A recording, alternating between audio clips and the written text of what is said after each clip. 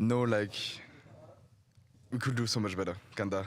We lost so many rounds, like we didn't lose for so much time, and we didn't put the effort on it, the communication, the motivation as well into the server. So it was kinda weird to play against Legacy. But after that, we have to bring back the energy. We are playing the major, so we need to prove that we are one of the best teams in the world. And we having against Nemiga, we show it like a great face. We had during the Legacy game, Apex taking a few timeouts early on. He sounded quite frustrated with the communications in the team. Can you tell me what that experience is like when you're so used to dominating your opponents, you got that win streak going, and then these emotions are coming out? Like, can you just tell me the story of that game from your perspective? Of course, we are not used to lose a game like this. Obviously, it's best of one, so for us, it's not kind of losing because it's only one map. So our confidence and our motivation didn't went down at all.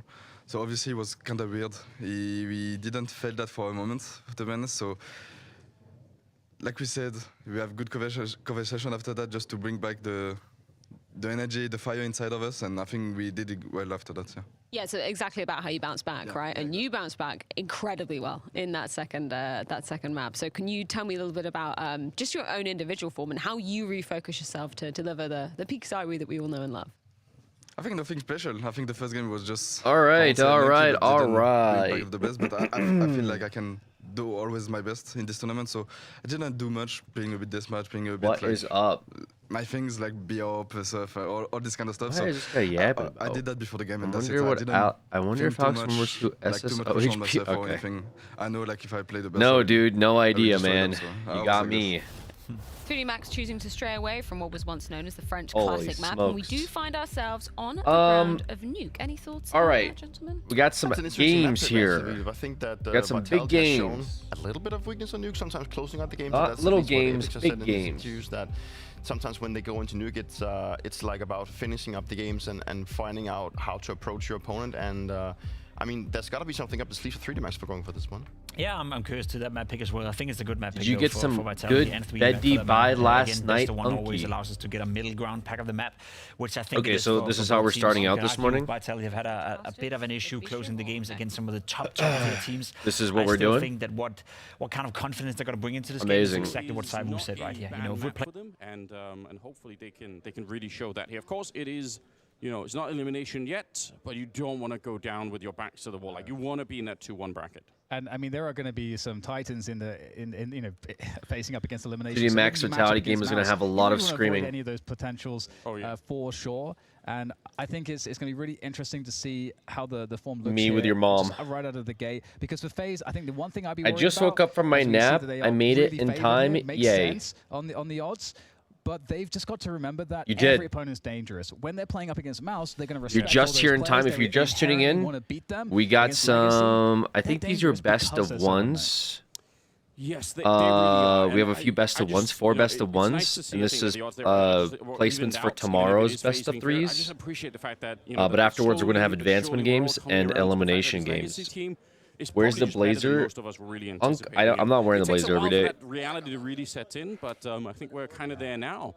Some fist bumps are coming up, some high fives, and we'll have the blazer for the playoffs. Finally get to watch FaZe match in full. I work every time they played. Yeah, we get to Legacy versus FaZe. They played before Legacy. Best of them, 2-0. So we'll see if FaZe woke up a little bit. Hopefully we want them to stay alive. We want them to possibly win because we don't want them to go I think Sadsin, into the bad. We know that there's no game that they haven't been bad going into with great preparation. All the teams so far have been really prepared going into these matches. Prediction? And doing a great job in their round selection.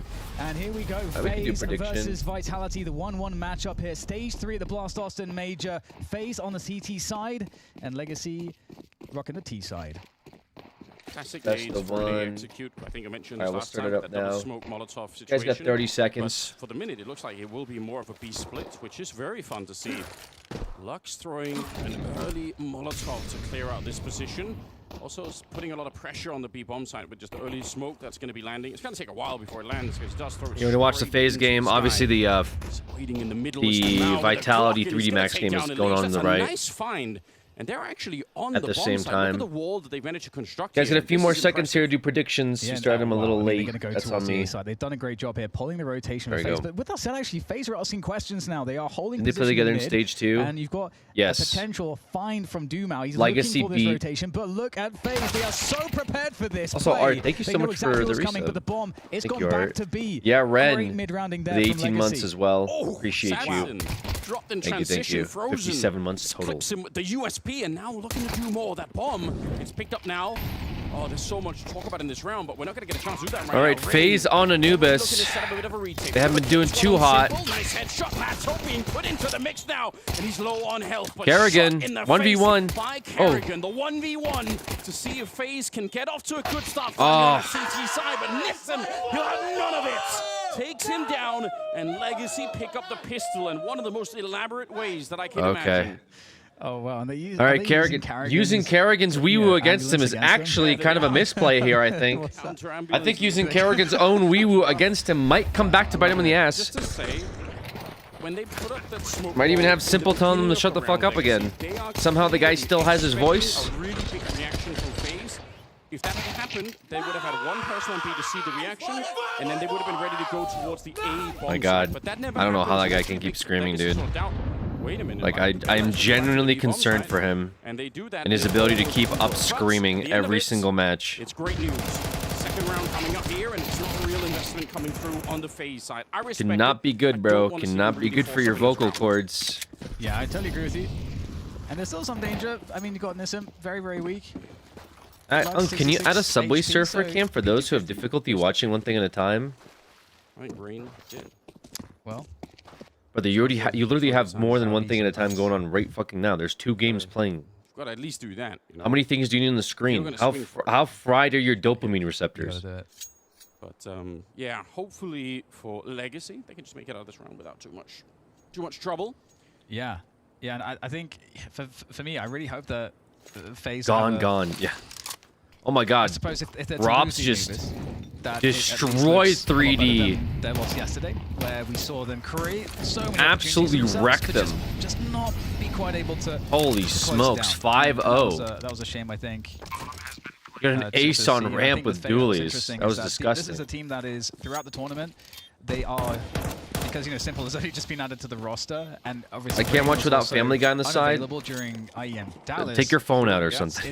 It's kind of like a day-by-day thing with this FaZe roster, but they have such a caliber of players that can play on a big stage that if they can just iron out some of the kinks as we go game to game, if they can survive that far, they can be super dangerous. But Yeah, I mean, another big reason why I think winning this match is so important for FaZe, because then at least you have to play 2 best-of-3s before you leave. Yeah. Guys, You so actually get a lot more games. the thing is, into like, the I don't major, even so mind the I screaming. know this is Like, pretty, let's get hype. I love to see they have that. to But kind of screaming work over everything out live a on the post-pistol stage, eco which round is a little tough crazy. position to be in. Anyway, we It's like a round that you have no business losing. Not the most impressive one. We've got M4. You know what I mean? MP9 on Simple. Is the MO just like get in your opponent's head? Like, yeah. Let's you get back into CS, Alex Privet. Or however you write it. Yeah, what's up, what's up? Well last time on this map. Yeah, CS has been pretty dope. Hopefully that won't be the case. Rain had such a struggle. I think he was 1-11 in the first Sorry, half, but in I'm the a game little they had low yesterday. energy. I'm just Hopefully not going to be the case. waking up, Early getting grenades, some some coffee shots, inside of and me. You know what? They chip away a little bit, and it's still worth it. Just getting a couple of people down to the 83. We'll get online soon. I think it's, He does scream it's for nice every to mix round. those Needs to M4s keep the more. adrenaline up. yeah, we have the setting of the default for Legacy, showing this A heavy default, holding on to that B main control at distance, and Must get exhausting. also giving FaZe some conditioning to the pace. So around that 110 mark, we're going to get that pop flash into the push on A long, trading out Simple. Good work from Simple there. Kerrigan asking questions, but it's all a bait. Looking like they're pushing A long, but it's just part of the Bait default. for Frozen. Taking some map Oh. control, and another Damn. peek there from Frozen this time. It's going to go right for FaZe. So this is looking rather weak so far from FaZe. Unable to get anything going in this round. From my point of view, both those peaks coming in, both on Frozen and Kerrigan, had this, texture of just not quite being ready. You could just tell that they weren't, yes, they were peaking, but it just wasn't with enough focus. And Frozen, I mean, that sort of jump at the end of it is also a big sign that, all right, something has gone horribly wrong there. So Yeah. unfortunately. Yeah, because we're I think the rooting play for a Simple phase, is actually boys. fine. He's playing the front for that very reason. Yes. He's actually expecting that they're going to try and Molotov or flash Wanna him out see him or in the whatever, and he's playoffs. going to be ready to swing. So that part is great, but yeah, It feels as though maybe it almost smells like a miscommunication. For example, Yeah. like let's say someone who it was playing A long and died there was like calling that it was a much heavier investment than it was, because from what we could see, they took the position, they weren't pushing into the side, they were still holding. By the way, 3-0 start for Legacy. let's go. They are absolutely pumped. And hey, it worked against Vitality. They were really giving it off the start. In fact, the Brazilian teams, or really in general, South American teams have been very loud. And Anyone stage 2 picks got absolutely fucked? No. Everyone. hey, how can you steal? Everyone's stage 2s were really good. That seems. Yeah. Were yours bad? Bold, Listen, maybe this is what the match Best is of for. 3 We elims? just keep the ambulance, Yeah. winner takes all kind of moment. This isn't Why not? this isn't We're best of 3 round elims four yet, here. guys. They're not going to be able to buy, obviously. So Best FaZe of 3 will have to, elims will be, unless you mean the pistols. title. Yeah, the title is Nice best of 3 grenade. elims and advancements, but that's right now we're doing best of ones. This wasn't one of the big. Sorry, I forgot that's in the rounds for title. FaZe this last one. It was And that's just a a- round this is a where best it of sort felt one like even in the 4v4, they for, could have played it a lot more for slowly placement and probably brackets would've come up tomorrow. with a little bit of a better opportunity. But this is also the life of what it's like to play on the CT side of Bad, I it. just got You here, have to ignore me. accept that you're probably going to be No, taking you're some good. losses like this, and then There will be best of hopefully 3 you can elims manage and best of 3 something else advancements later on. today. I'm actually not worried yet for FaZe. Yeah. I do think the next They did good in their Anubis of where we're going with this match. last If it's gonna time. be a really hard struggle of a comeback, or if they have something cool that they can show us early on. And interestingly, in Legacy, they're running the exact same timings as the previous round. The clearance of A long at 110. Vitality's up ahead. Box threats, but You're a fan of the best of 1 format? I don't. don't. That is mega If damage it was best on of these 3 players. every matchup, it would And fucking they we'd be here for they years, dude. actually poked E-Box at the same time. I'm totally okay with best of 1 for best of 3 deciders. I mean, you just always Teams have close 2 opportunities to win 2 temptation best try of and 1s. Take those peaks on the CT side because you want to know what's happening. Like, it's such a big indication of what To the figure teams out are where doing, they're just to going, look I think down that's there. totally fine. And then best of 3s to And, decide I wouldn't blame them afterwards for it. is I also just wish totally they would fine. have taken those peaks. If every game versus more like sharpness each than other we was best of currently 3, holy see. fuck. Right now, 32 mission for teams, FaZe to look for exit rifles 3 stages. more than anything else. We'd be here all Obviously, not gonna try year. and win the round here, but you just want to see if you can steal something away. Okay, well, Rain's dead. Okay, Rain. Frozen, he has indeed collected that Galil. Now, We'll be saving it's gonna be again. interesting to see what FaZe actually do, because that E-Box Vitality's line is 0-4. important, but with the way that Legacy are playing, they Vitality are looking ready good versus to 3D. swipe down anybody that's going to be challenging E-Box. Almost a little too good. And at the same time, Legacy have been showing that 110 A-long clearance, but they don't go into A with it. They may go back to A. You just felt like on a Nikudas was later the only timing, one popping off. having For cleared OG, that yeah, position. Nikudas But did that's really gonna be good one of the versus... dilemmas that FaZe will have to figure out. Just about in these everybody, gun rounds actually. I is mean, when Nikudas Legacy are did showing pop that off, default, unironically. What does it mean? Are they actually just doing the clearance and then pausing like we've seen, or are they going to contact through that? Because if you don't have the right response, you're going to lose the round if you're FaZe. Well, if you missed the Aurora and FaZe game on this map, just to recap what FaZe were doing really well on the CT side, they had these great pushes going from connector down the B river and sort of aligning with an A push. Like, they had these very aggressive moves on the CT side. The thing is, Legacy will have seen that game, and it's dangerous to do Frozen, expecting that the smoke was going to go. He heard that smoke land, and he's just looking the wrong way, unfortunately. And in the last it's Damn. Sadskin, the youngest on the team, said it a little bit nervous, perhaps. Absolutely no nerves showing in that fight. Lux will go down. It's not looking super hot right now. That's a good fight from Carrigan outside E-Box here. Really smart call there from Legacy, but hang on, we got the push from E-Box, a retake from Elish. That's Okay, a big Elish. move there for FaZe to deal with that position. They actually now, with taking the initiative there, are gonna put It's gonna be a Legacy in big position where a lot Elish rides angle on this, here. on Doom out. He's managed to find his way through the cracks. Have FaZe any cognizance of this? Absolutely not. Carrigan goes down, and with that, Elish is now completely isolated in this position. And I mean, it might very well be the case that we'll see Legacy move to this B site. So it might all be on Elish here to give an opening Yeah, for Elish FaZe. kind of versus World. You should hear him. Offer rotate. If you can get that offer, it's 100% winnable.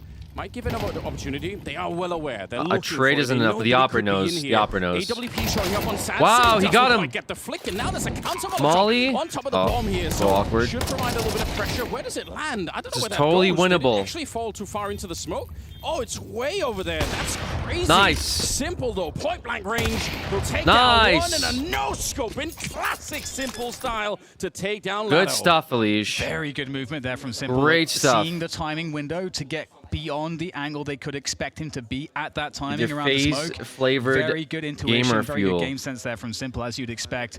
Maybe. And of course, finishing it up in classic Simple style. Great pick from Satson, and this was great round selection too by Legacy. We talked about these slow A-heavy defaults. What do they do the next round? Well, they bring Satson in with the AWP, looking to snipe from the B main position. It could very well have been a CT push there as a response to A-heavy defaults. So the calling is on point here for Legacy, despite losing that round. Yeah, it's really on point, and I'm still surprised that they didn't know that Dumao had made his way in there, because Simple was actually holding CT spawn that whole time.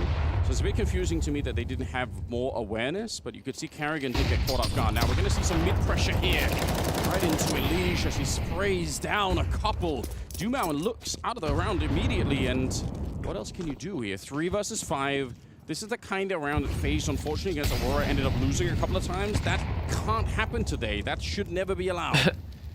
And interestingly, Anders, I think the way that What was that game chat? B hits when they were the T-side was Somebody in the Vitality game was asking hold here, Carrigan on the other if Flames played Minecraft.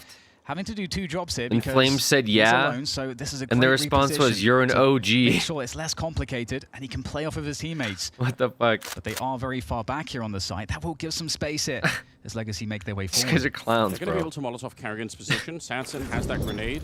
Yeah, right on top. Nissim, it's a really good shot. But Carrigan did actually get a headshot before that even happened. Does that make you a super OG? 1 versus 4. I doubt that's going to happen. You trying to be banned or what? We're going to play a factor to be in a round like this one. 40 seconds. I do love the fact that he's taken just a moment to see if anyone's rushing up behind him there. But yeah, so much work ahead of him here. Trying to clutch this one against some legendary players on the server. Rain and Simple. You trying to be super banned? Trying to even get closer. Rain just tucked in and raiding. He's just holding this position here. A good round That's from actually so quick. FaZe. Gonna be smoking him off. It doesn't get any easier here for Sanson. He's looking for the lineup, but I don't think it's gonna be the right one. They tap the bomb. He's not able to do it. Picks up the AK, tries to get the spray through, but it's Simple to shut it down. And they'll hold on to the round here, FaZe. Kerrigan said vamos. Hell yeah, Kerrigan. Wow, what a shot there from Simple, finding that one through the smoke. Nice mid opening from Elish. Still, that shot, I feel like onto Rain from Sanson was pretty incredible, but Kerrigan's I mean, feeling it a little bit. Workmanship coming out of Simple. Man, I mean, they're taking the ambulance out, but he's taking their language, Anders. I love it. I mean, bro, you can't steal the ambulance like that and not expect a response, bro. Yeah, they want to go for it here. Simple getting hunted down. You're absolutely right, Dan. It was lightning fast. And they just catch him.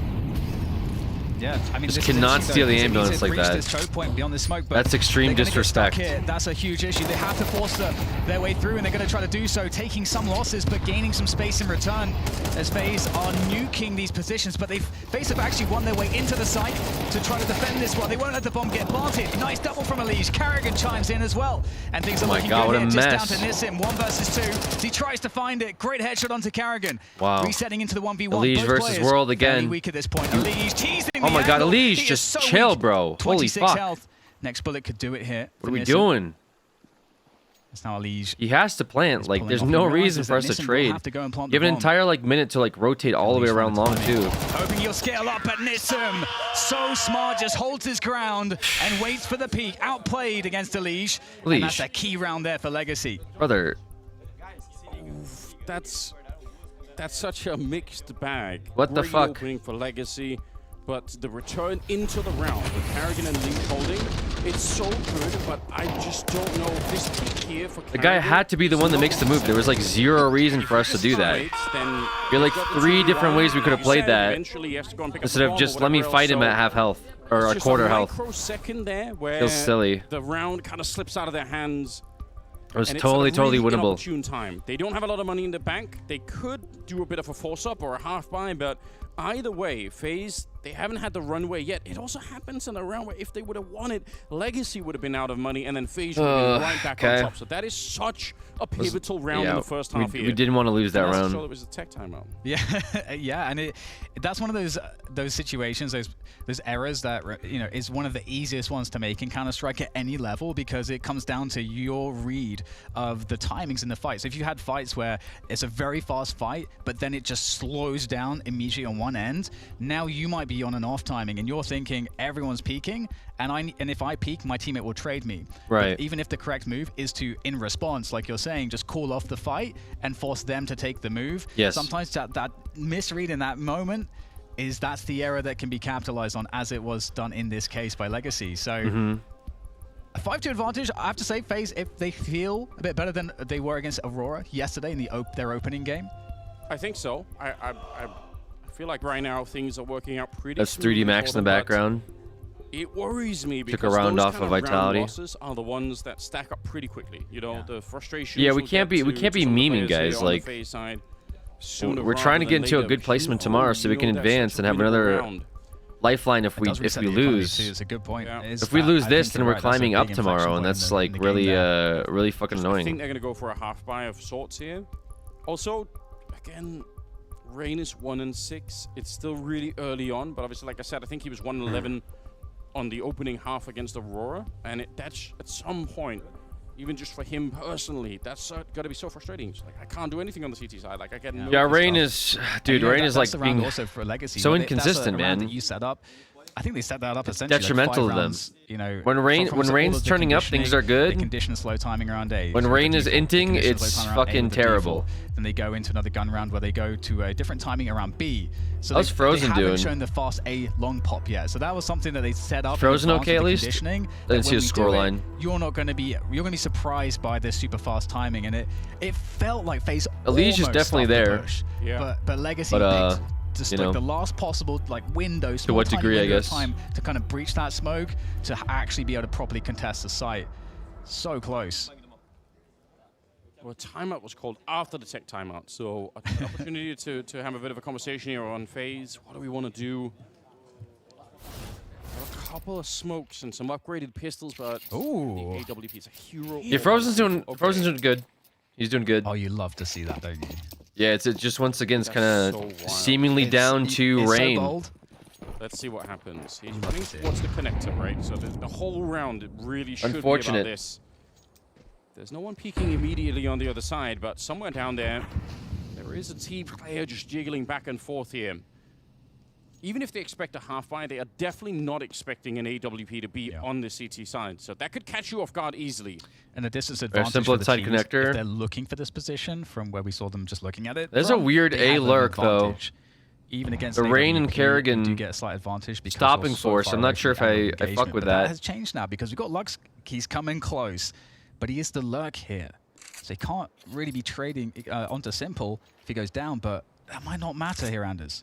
Yeah, and you're almost always going to Molotov it, and he will. Oh, Simple Nice pick. pushes in front and destroys Sanson, who must be so confused. Why me? Another Nice. kill comes in. Simple. Wait, this will is take down huge. Lux.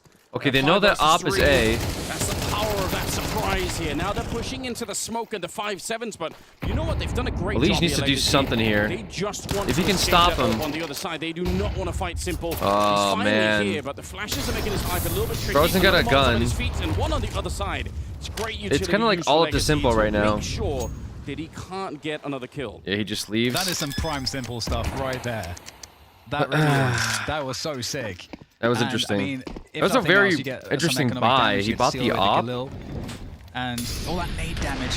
On their ego? Unfortunately, he's going to, of course, prevent That's kinda Simple from crazy. thinking about going for that in the end, but really, really nice. That's so dangerous. Yeah, you could tell if they'd actually held the Simple smoke cooked. with the 5-7. Yeah. That's it. Like even one kill. Yes. Even just one They kill is literally, one kill. like, Kerrigan or Rain just needed one kill That there, and it would have been probably, doable. If anybody ever wanted to go back and do some, post-match Like, analysis fuck, of this man. kind of a game, that probably would be one of those points that would be worth picking up and talking about. Is like that's another big opportunity for FaZe to do a lot more damage. Just needed literally 1 kill on site there, and it would have been doable. But down Legacy. Instead, it's 6-2. Which again, if you zoom out, is not really a terrible position for FaZe to be in. It's actually pretty savable at this stage. But we just can't have any more freaky losses. Like, some of these... Like, we need to catch him off guard. Like, they knew there was 2 picks on B from Simple. That music once again. And you knew they were going to come to you.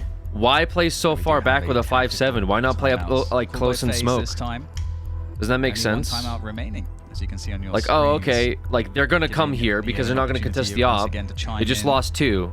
They're gonna 100% come to this site. They threw a smoke. Let's play far back and get shot in the head by the AK. Your support player can do that.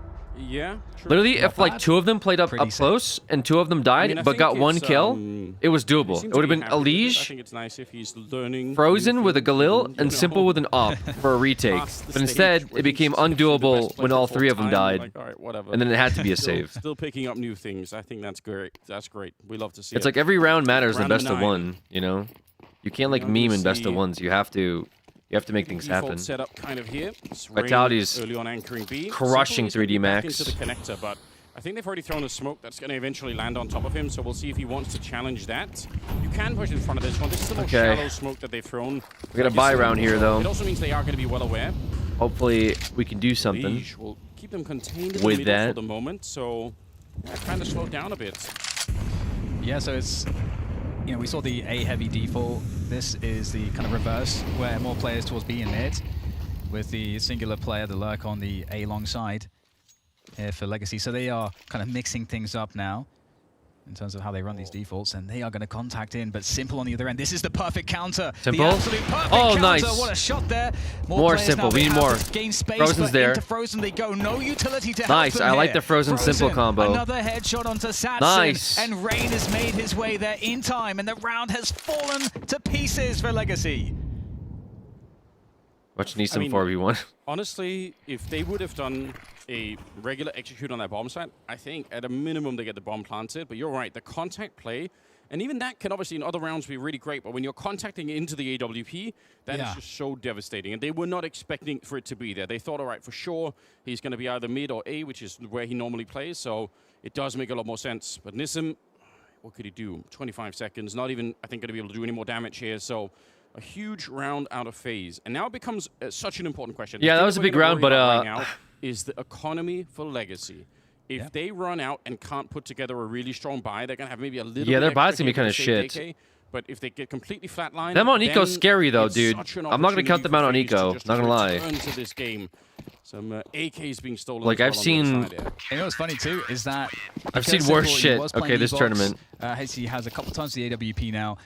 That smoke that they launched at the beginning of the round, that essentially forces Simple to reposition, and one of the likely spots he goes to is the B main cover. Timeout taken. So they've almost, encouraged Simple to make the perfect play here in reposition with that smoke, which is the name of the game. But like you say, you don't know where Simple can be. He is an AWPer that moves around the map, and so it's hard to ever know how to account for that with accuracy.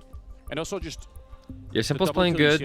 That's good to see. Any other time, definitely good to see Simple playing good. Otherwise, running out of a Molotov, and they're going to be shooting. It would be pretty awkward. Of play this game. But obviously, again, the contact nature of what Legacy were trying to do. Oh man, they're in a weird position here. So Rain waking up would be huge. Money is going to be super questionable. Huge. I almost feel like. This would be one of those, if this was yesterday against Aurora, this would be a round that FaZe just lose, and then we have to have a whole conversation about how you can't really win Anubis if you give up these easier rounds. For FaZe, it's... Vitality, 10-2 halftime. Very convincing. They should be able to win it, and if they do, then it probably even gets almost easier from there. What's interesting is that I think Legacy can entertain the idea of trying to run some of those really fast rounds again on 8 long. I think that's something that is gambly, but they already have 6 rounds. So playing some of those gamble calls, if you're not sure what the best call is to do, isn't actually the worst thing in the world, because if Simple's not on the other end, that can just work quite well.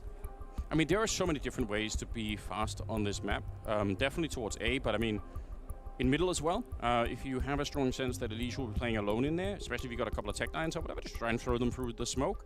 And obviously the other play that sometimes happens is you actually pretend like you're rushing mid, and then you jump out through the window into river, and then you run straight to the B. No leash pick, huh? If Simple's going to be AWPing there, if enough tech lines come at you, in theory, that should work. So there definitely are opportunities on the map to be I honestly feel like faster than it would seem, but yeah, we'll see I what think Legacy the Kerrigan end up doing.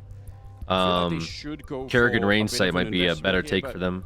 It's also kind of risky for them because IMO. if they invest too much and get wrecked, then maybe though. Basically phase up to 5 rounds, which is already great. I think Simple's a threat for them right now.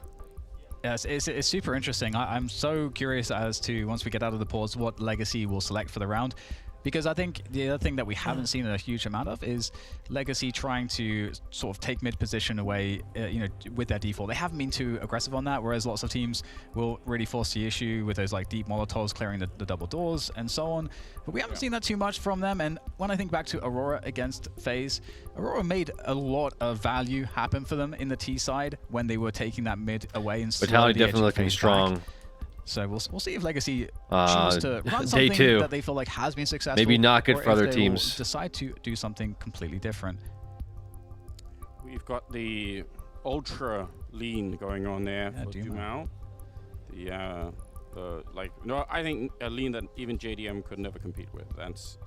He's pretty far back on that chair. Yeah. We are just restarting one PC that apparently ultra lean had a bit of a hiccup on the Legacy side, so we'll get him back in. This is also just an interesting kind of thing. Like, I think, you know, speaking about nerves and when they set in, obviously Legacy have already impressed us beyond belief, really. Oh, yeah. But having this kind of a timeout could also just be, that's one of those things where, like, now you actually get time to think more. That doesn't always have to be a good thing. I think if you're a Legacy, you just want to play high momentum, high octane Counter-Strike. Like, you really don't want to be slowing the game down too much. For FaZe, on the other hand, they've got so much, like, a ridiculous amount of experience. They're going to care about this. They're going to say, all right, fine, we've been here before many times. Exactly, yes. I think that is actually a great point because, yeah, you're totally right. When you have less experience, it's easier for your mind to be distracted and for those thoughts of things that could, you know, relate to, oh, yeah, there is a lot of pressure on this. Oh, yeah, you know, this is like a really big match. Like, things that aren't helpful thoughts that actually get in the way of you performing. You have to be able to turn it on and turn it off in terms of your mind when you need it. Yeah. And when you're playing, you can just focus on each task. It's like a checklist of stuff you have to do, and it just makes it so that you're totally focused, and those thoughts that are distracting and because those distracting thoughts, Anders, like that might be a bit of information that you miss on the mini map. That might be something you don't, you know, call out as much. You might be a bit slower to react. How's it going this morning? What's up, yeah, Goose? Incredibly focused. It's going well, Yeah, just stay what is that thing a player holding his hands between rounds? I think they're just hand warmers. I think it's been a really good first half for them. Like, I'm happy to see that, you know, every time they show up on the server, they come in with that same energy. They are so hungry to win these games. Like little heat packs. Really impressive stuff. So you get blood, which is Legacy. You know, going in their hands. If FaZe get to 5 rounds, if Legacy can finish 7-5, it's not too bad. Like, it's still very winnable on Anubis. So we're gonna see, and they actually don't invest too much. And I think that's based off this idea that they don't want to give FaZe an easy path to 5. We've been seeing it like all tournament. We have the hero AK. We've got a little bit of utility, but then we'll try and make this. I don't know why Texas is. That's the game plan right now. Disgustingly hot right now. They're going to be pretty quick in through main. You already mentioned it. They're going to try and rush this down and change the pacing of it. But retreating from the fight, I like it. Elise, Rain, and also Simple here, trying to make sure that nobody can make their way through. Smoke getting blown up, and yeah, they've absolutely crushed this. Okay, Elise. Alone versus 5. It is Rain, nice. All right. Even Rain being allowed to get a couple of kills. A little bit of a scuffed eco, but good for sure. Yeah, that fast A long pop. It makes me feel like they'll be less likely to try to run it on. Yeah, hopefully Rain feels a little better. They just showed it there, even though it was with pistols. Yeah, probably don't want to go back to that same well, especially because now we actually see FaZe responding really well. They're like the retreating grenades that are getting thrown out, like flashes to slow it down. That's kind of what you need to do if you're FaZe. If you swing into that fight and die, you open up everything. And now, okay, Simple's moved position again with the AWP. He's in that mid spot where we said that maybe Legacy would try to put some focus, but look at Kerrigan running down the river. Kerrigan. These aggressive fights. Whoa, He's Kerrigan. back to the flash. He's still going to find the kill onto Lux. Still more players here, though, looking Kerrigan. to respond, trying to take down Kerrigan. He's out in the open, picks up another one. I think that's a Jesus. good find there for Kerrigan.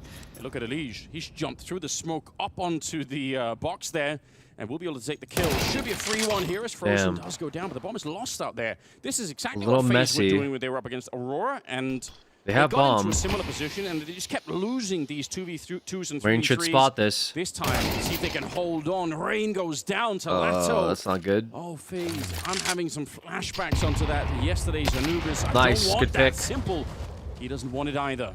Tactical. Keep up the good work, OG. Tactical, thank you so much, man. I've already heard a couple of footsteps there. Repositioning a bit, and it's a nice Simple. Simple takes Tactical him down. FaZe win the round, and now they are right back on track. Well, For your boy to sit here and reliable on the AWP, hitting all the hard shots. And look decrepit, tired as fuck, and screaming in his monitor. Thank you so much, Tactical. Hope you're having a good morning yourself. As we had some good work as from always, there to make that happen, winning that 50 is just too much. And then You've just been giving way too much in general. I appreciate you. Of all the potential Thank you. angles that they can come at, and we want to make $50. Thank you. And Simple is just going to connect all the hard shots, so it doesn't actually matter, and that is so sick to see. So confident, so stable. That's 5-6 now. You know what, guys? We haven't heard any Wii U, which is bothering me. I want to hear some Wii U. This is just spectacular work. I think they want to put some pressure on the middle early on, and But we're not getting that right now. Trying to do that so much, but it's a bit of a different setup, right? Elige isn't here this time. Instead, it's Simple with the AWP. So they've changed the configuration slightly, FaZe. And the question is, are Legacy going to be ready? Are they going to contact into another AWP? They will. Through the middle this time. Simple, more than ready. Picks up 2 now. It's got the Deagle out. Can we get another scope? He's suddenly going to try, but he's overwhelmed. Wow. Rain swings back in from that forward position. All right, we're going to see a 6-6 here, guys. Just alone, miles a lot better of a start. Right now. Oh, what a great first half again. Or a lot better than the start that we saw. 12-5 with that AWP. That's just brilliant work. It's definitely what we want to see here. And he's doing it in situations where he's under a lot of pressure. We're going to be on T side, so we'll see how that works. He's getting high impact kills. It's sort of going to be the Kerrigan show here next half. And that's going to be a great recovery. 2-6 at the end of the first half. Yeah, great job, guys.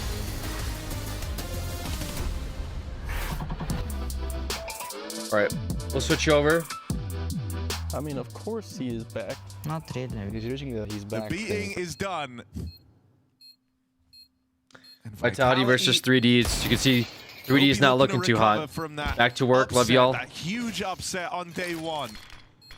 At least stabilizing to 2-1. Hopefully work is going good, Tactical. Appreciate you. In that next round. Yeah, exactly. Not much to watch here, unfortunately. If nothing else. That's why Vitality's just kind of doing what Vitality, I think, is expected to do, which is to completely close out any other team that's not even close to Tier 1. Which, to be fair, 3D is competitive, but obviously not competitive enough here against Vitality. But it didn't put Vitality in our crosshairs.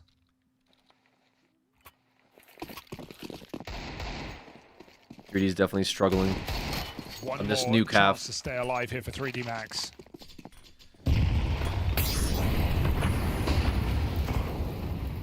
No, full buy here. Well, not even a full buy. Never mind.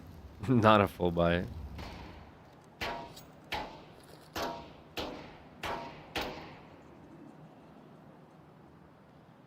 Yeah, they gotta be a little disappointed, right? With no info. You probably want to do a little better than this. Apex actually has full room on this half of the map. No one's dropped to lower yet, but his team taking away control over the yard. This is Vitality just kind of securing all possible win conditions here. Every avenue to it. They've got control over lower, control over the yard. This is a lot of room to have. This round could end anywhere. And all these fights are good for Vitality. Like, that's why they're taking them. Heaven, main, your favorite with these AKs, with these Galils. Robs gets a double kill. There's a lobby push. It's a nice reaction, but winning the round from this point is still difficult. Vitality have sped up on lower with info on one more player, and so this is the post-plan of their dreams. Locked out at ramp with more util to spare. Oh, he's coming through. To slip the knife into the back of 3D Max. All right, Apex will get dealt with. His team just have to lock this one down. There's a second player flanking the ramp room. And so hopefully Mezzi and Zywoo just able to buy flames a bit of time here. Might not even be needed. as he will get overran. But ZywOo not over-peaking this. Gravity left in a real rough clutch, and there's the swing. Even more dominant than the L they took day one. Vitality dish it out the other way. 3D Max gets steamrolled in this head-to-head. Usually a very fiery series. This one is dead quiet from 3D Max and full hype from Vitality. Yeah, the most dominant BO1 yet in stage 3. Vitality make it look so easy, and it's great to again see that championship. I've been enjoying your mentality, CS streams, co-streams. I hope you're able to do more events in the future. Sure, they beat Namiga as well. Me too. Vitality sitting 2-1 Junjun. Yeah, I sky is the limit for this team. obviously had to get permission for Blast TV for this particular series. Even if they face but like I Am Dallas, I think that was like co-streamable. In the future, I'll definitely be applying for stuff like that. 3D Max, though, it's awkward Assuming now. we continue Backs to against the do wall more throughout CS the content remainder and of stage watch 3. these They go down matches. to the dreaded They've been really 1-2 fun. position. They're gonna have to battle I've been where really every enjoying it. BO3 It's been cool watching the could be their storylines and last. watching the teams that For I a haven't squad seen that in you've many seen growing a years and compete. improving, getting better, It's getting been really beat enjoyable down for me like too, that to so now find themselves I'm one having step just as away much from fun. So thank you elimination for is tuning in and rough stopping by, finish. and hopefully it's making side, your day a little bit more enjoyable as well. For Vitality. Mezzi, Appreciate the kind that's words. more like the Vitality we know, right? Yeah, I mean, it's nice to have a good start like we this. gotta switch back. We gotta switch The back. best one, of course, Rops is... Vitality smoke 3D. Now switching onto the T This is side big. of Anubis. Halftime for FaZe versus Legacy. I don't think Lux saw that someone made a bit of a run for it, so good information otherwise for Legacy. They're kind of FaZe is on T side now. It's the Kerrigan show will be tested really versus Legacy. Rain gets the opening kill. That might be enough here. I feel like they should just keep going. I know there's dualies on the other side, but you might not get a better opportunity. Bit of a setup around the corner. It's Liege with a nice connection on that headshot. Kerrigan takes down Nism and Zadsin and nice. Lux. They are far away. That's a big round. Quick on the rotation, and they're accomplishing that at the very least, but retreating from it, the flash doesn't really do anything, and now the swing is in for the T side. Frozen gets a couple of headshots. Nice. And it's Wee-oo. the pistol. Hernandez, I love where's that move from Wee-oo? FaZe using the decoy as a fake flash because because as a CT you turn away and you're like, wait, it hasn't popped yet, so do I turn back? So it like gives you that extra, just even if it's a few hundred milliseconds. Good pistol round, yeah, good pistol round here for FaZe. That's going to make the difference. That's what they needed. The other trade your teammate quite as quickly, and it makes all the exactly difference when what they needed. 3 or 4 Ts just running at you. So I love that. It's such a simple thing, but it's actually so sick. And that's a 7-6 advantage now for FaZe, looking pretty solid positioning-wise to have a strong run of rounds. Legacy actually go for the buy-up. Now, if you remember, this is what FaZe didn't do when they lost the pistol in the first half. They didn't want to risk it. They wanted to get into the real rifles a little bit earlier on. If Legacy lose this round, then they set themselves up for a potential position where, they're really far behind and all the momentum will be on FaZe. So I don't know if I think this is a good idea. Legacy risking it, I would say. One player on the site and not ready from the looks of it. This is kind of awkward. Just from the movement, okay. Even before then, that he had no idea they All right, were that was a little scary, but that was fine. Yeah, and it's perfect for FaZe and for Legacy very quickly now. The objective is keep hold of these weapons, these Kevlars. You will need them in the next round. Yeah, you just want to go like big on the buy rounds. FaZe, like you want to save up eco as much as possible. Out on the mini-map. You really want to punish them The dogs are out. economically here. There's the find. Okay, lots of damage done by Frozen, softening them up for Eliminations. It's actually perfect, making the money with the Mag-10. Good. They're simple. Well then. All right. It's good work on Eliminations. Love to hear it. In the middle two in the first half, to be honest. Simple sounds happy. That's good for us. Locked into good for us. Game. I feel like obviously we know from a mechanical point of view he is a rock solid player, and that's I mean it should be one of the big strengths of this team. Is to have somebody like Eliminations just do so much of the core rifling for the team. I really think, once they got all Eliminations should carry for sure. If Rain doesn't step it up. But it is the Kerrigan show here with callouts and executions. Maybe some people expect. Hopefully Kerrigan's got a good read on these guys. He might have after their loss. He might have a better understanding of what they do and how they operate. So Rain might get a chance to. But I mean, it's going to be down to like the gunfights, right? Into this one. They're still kind of saving, though. This is his job as the Mag-10. Find the information. Here they come. Trying to isolate the angles, but the HE will deal with him. There's one in return from Kerrigan. That's nice from Kerrigan. Nice. It's going to make things easy for the cleanup. Okay. And FaZe looking very good at the moment.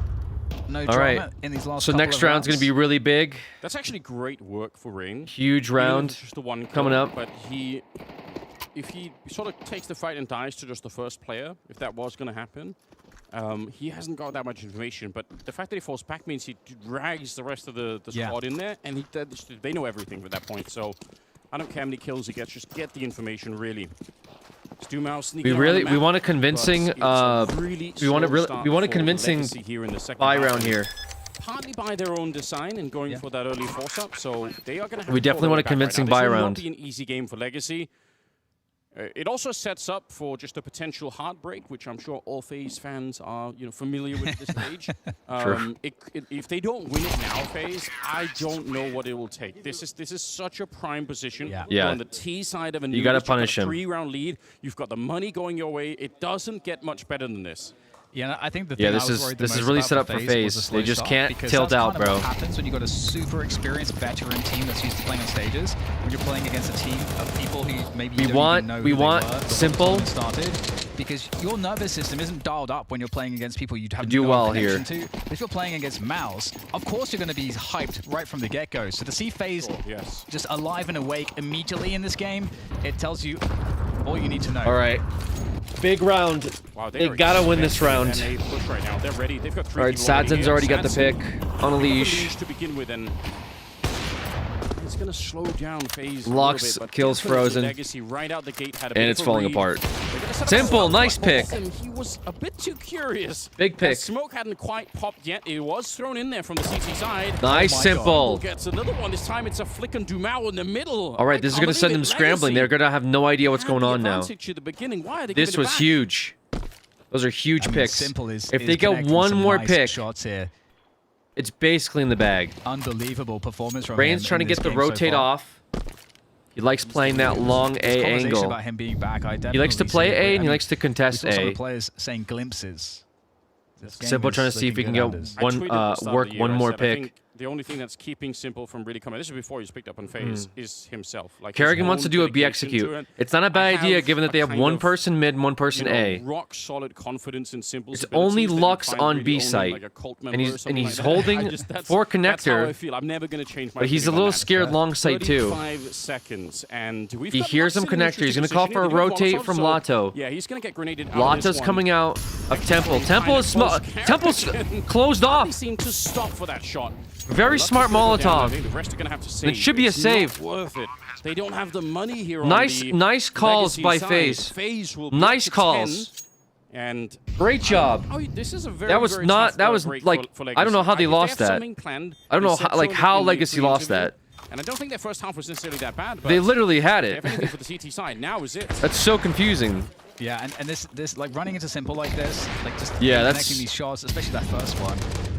You know, Legacy are like, they were completely set up to win that. There was no reason to. This is like a different level than what they're used to. Yeah, that was a little free for FaZe. That can you feel like you have an advantage, but then you're just I was mistaken. You know, that's the kind of stuff you're up against, and I think any fan of Counter-Strike should be a part of that cult, Anders, because any fan of Counter-Strike should want Simple's presence on the server to Simple saying we fucking destroyed him. I mean, we're gonna feel that honestly low-key kind of true though. But the fact is, there is like a whole generation of Counter-Strike viewers and there was no reason for them to toss it away like that. He's not wrong. I can't even fault them for it. They pushed for no reason. They pushed smoke and then they pushed middle while Simple was chilling in water with an op. Crazy resurgence of talent. Since then. Obviously, it's halfway through Cywu joint. We've got people like Donk now. It's, so there's a lot of people to be fans of, and I think Simple has to kind of please to win some of these fans back or make some new ones potentially. Lux goes down. Kerrigan, that's with the AUG, taking a couple. He's stolen that. He is a fan of that weapon, and now he's actually robbed it off the CT side. And unfortunately for Legacy, this was one of those big impact rounds, or it needed to be. Lato's going to get dropped next. They're just falling all across the map here. Kind of a disaster for Legacy. It's very tough. Trying to get active against FaZe, take the game to their own hands. It's a good kill against Kerrigan, do something. But the bomb is making its way up middle at the moment, so FaZe are going to find a free A bomb site if they keep going. And I think they do have the information that that should be free. They're going to slow walk in the A site. Yeah, they definitely do. Should be basically a free round for them here too. To trade into that site. Legacy's going to be really pushed against the wall here on this. even when he threw the Molotov Carrigan, he heard just the sear of that Molotov, so he knew there was going to be a CT on the other side. I think already they had such a good read on what was happening even before Carrigan went to check. Frozen's doing some weird Nothing stuff. to do with Legacy. Man, One more bullet. Rain just gets him. Last one. Rain up to 10. That's very nice to see. CT side was not treating him very well, but he started to get back into it. Dumao, he would love a save right now. This is going to be a hero M4 into This has been good for Dumao's voice, though. Very good for Dumao's voice. There you go. There it is. There it is. There it is. It's back. That's the danger. That's the danger of stealing it. Is now that he's using it back, you're like, oh yeah, I guess maybe I should stop. I love it.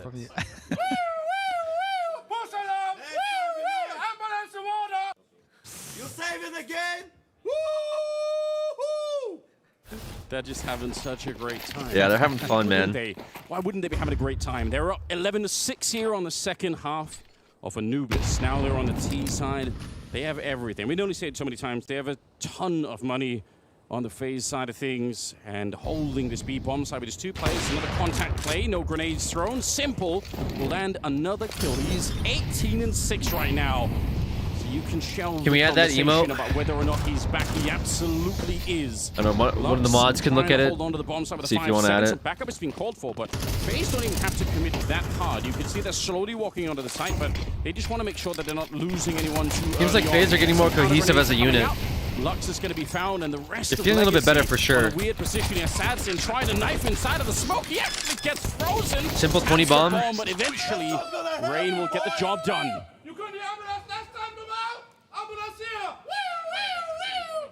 Right, he's turned up the volume on the ambulance. He's so committed to the bit, you got to respect it. Alicia's over there just like, what is going on? But this is awesome. Yeah.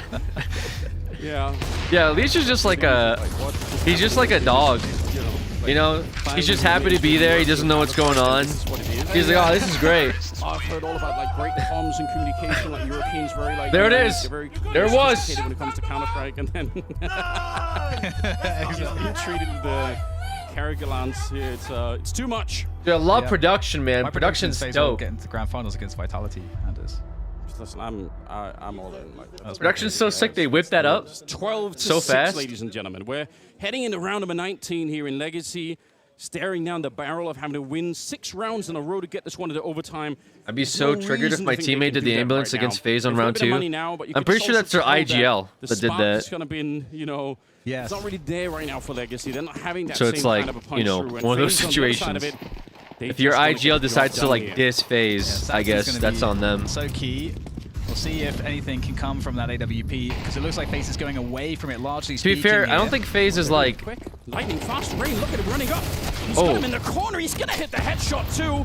Even Lux gets him afterwards. Wow, Frozen on the punishing follow-up. it. It's another 3v3 here, and Simple's controlling the rotation on the other side. Sadzen goes down, but if Frozen can find the bomb plant, then Simple can try and hold them here. Frozen, unfortunately, gonna get caught by Dumao. Legacy, Simple versus World should be saving. Right when they need to. Yeah. Simple now. He knows what the bomb is out there. They've got 1 minute and 10 seconds, but like FaZe isn't how scared are they? Looking super strong. Simple back. This might be one of the big tests for it here. I mean, currently he would be able to find this clutch. So look at this position. I can see people underestimating them for sure. Great effort from Legacy there. I mean, just really. I can definitely see teams underestimating FaZe. I think it might be a question of if they have the right ideas as to what to do to bring together these round wins, but they definitely have the fearlessness to put behind the plays. Really well but done FaZe here by really them. needed this round. They want to go into best of 3 advancements and not best of 3 losers. Key, but Legacy, that's the big thing. they have more legs for this one. Legacy's gonna have to really dig deep on this. Ask. They want to bring back the next 5 rounds. That's a big ask. A really long road, and especially because hopefully Kerrigan they just have the money for it. Can route something good here. Easy at all for Legacy to continue. Legacy are pushing A long again. It looks. He clapped. Yeah, he clapped for them. They don't drop 5 rounds on match points. I mean, it would be that would be a big ask here to drop 5 on FaZe. If FaZe play a really slow pace, there's a chance FaZe could catch a push. Yeah, I mean, FaZe would have to kind of low-key int a little bit, which I could see them doing that too. That something could be happening. If anyone's watched FaZe play, you know that they have high int potential. B side of middle, I believe. But hopefully they lock it in. It really, I mean, all they need to do is just get like a pick or two and they're in it, you know? Actually checking, because sometimes people can hide. They get 1 or 2 picks and they should be good. Absolutely no one could be there, but there's no one in middle. And we've got about 50 seconds here. Or take a lot of patience from Legacy to not over push like they have been. Are now finally that's their one they understand one folly is that they like to be a little too aggressive, a little too quickly. Forward. Oh, there's an engagement very close there. Outside E-Box. Trace coming on in. In fact, no trace possible for Karrigan. It's going to be Lato to take down the kill. 3 players left. They're stuck outside of B here for FaZe. It's going to be very difficult to get in now. All the CTs yeah, it's going to be almost impossible. The flick. It's a good attempt, but Simple takes down Simple, and there is no movement here possible for FaZe around this bomb site. They've got to fight their way through this position. There go the CTs. Legacy. All right, picking boys. Up 1 more. 8 to 12 now. We're low-key griefing a little bit. Yes. Yes, Simple. Agreed, brother. Okay. Focus up. So we got some calls coming out from the FaZe side. Well aware that there could be some pushes coming in the mid round. So worth waiting for. You know that they can push you guys. There's no reason to get like over feisty, over aggressive. And like they're still a threat. It's going to be all for nothing. If they can get it though, obviously it'll change. You can hear the team talks sometimes when the camera pans over to them. They cut their audio and you can hear them. They need 4 in a row. Not always. FaZe setting up for that slow play. They really want to see if there's going to be a bit of a challenge. Simple. He's out here looking for anyone that wants to challenge him. He's not afraid of that AWP on Sanson. Why would he be? In theory, FaZe could run a similar round to the previous one, but instead make sure that they clear this A long position first to just put the threat on there, because that was really a great punish from Legacy to just have a deep position on A long the entirety of that previous round. Just gave them all the info they needed. Look at how long they're waiting. Another slow push. I don't mind the slow pushes. I like that we're running the clock down. That's good. Find a little pocket here. I don't mind running the clock down at all. That's I think what he's gambling on, but so far that hasn't really happened. Like we want to catch Legacy out. We want to see them make mistakes. Right, Rain catches Lato. Sazin trades up though. Now under some pressure if he misses the shot right here. He could be a big miss. Flash him out. Flash him out. Oh, no flashes. Fuck. Nice. Big pick. Dumal, though, holding it down. Almost a warrior. Elysian Simple. Very winnable here. Just need a couple of more kills, and they can get rid of Legacy. Good Molotov. Buys a little bit of time. Simple should have spotted him for a second. He didn't, though. Simple doesn't spot him. He's trying to coordinate looks on the other side. Oh, that's bad, though. They heard him. Straight into the crosshairs. He made way too much noise. Shot for Simple as he gets to 19, and FaZe, they just need the Simple kill. should Nissan know. on top, and he's running out of time. He doesn't have the kid. He's got no more teammates with him. FaZe looking to get the job done. It'll be the headshot from Elige. And this is what happens when Legacy runs into the mythical on FaZe. All right. Perfect. Incredible stuff from FaZe. Day to day, match to match. They're getting better. I think I don't think you can question it. The reps here, the live tournament reps, really helping them.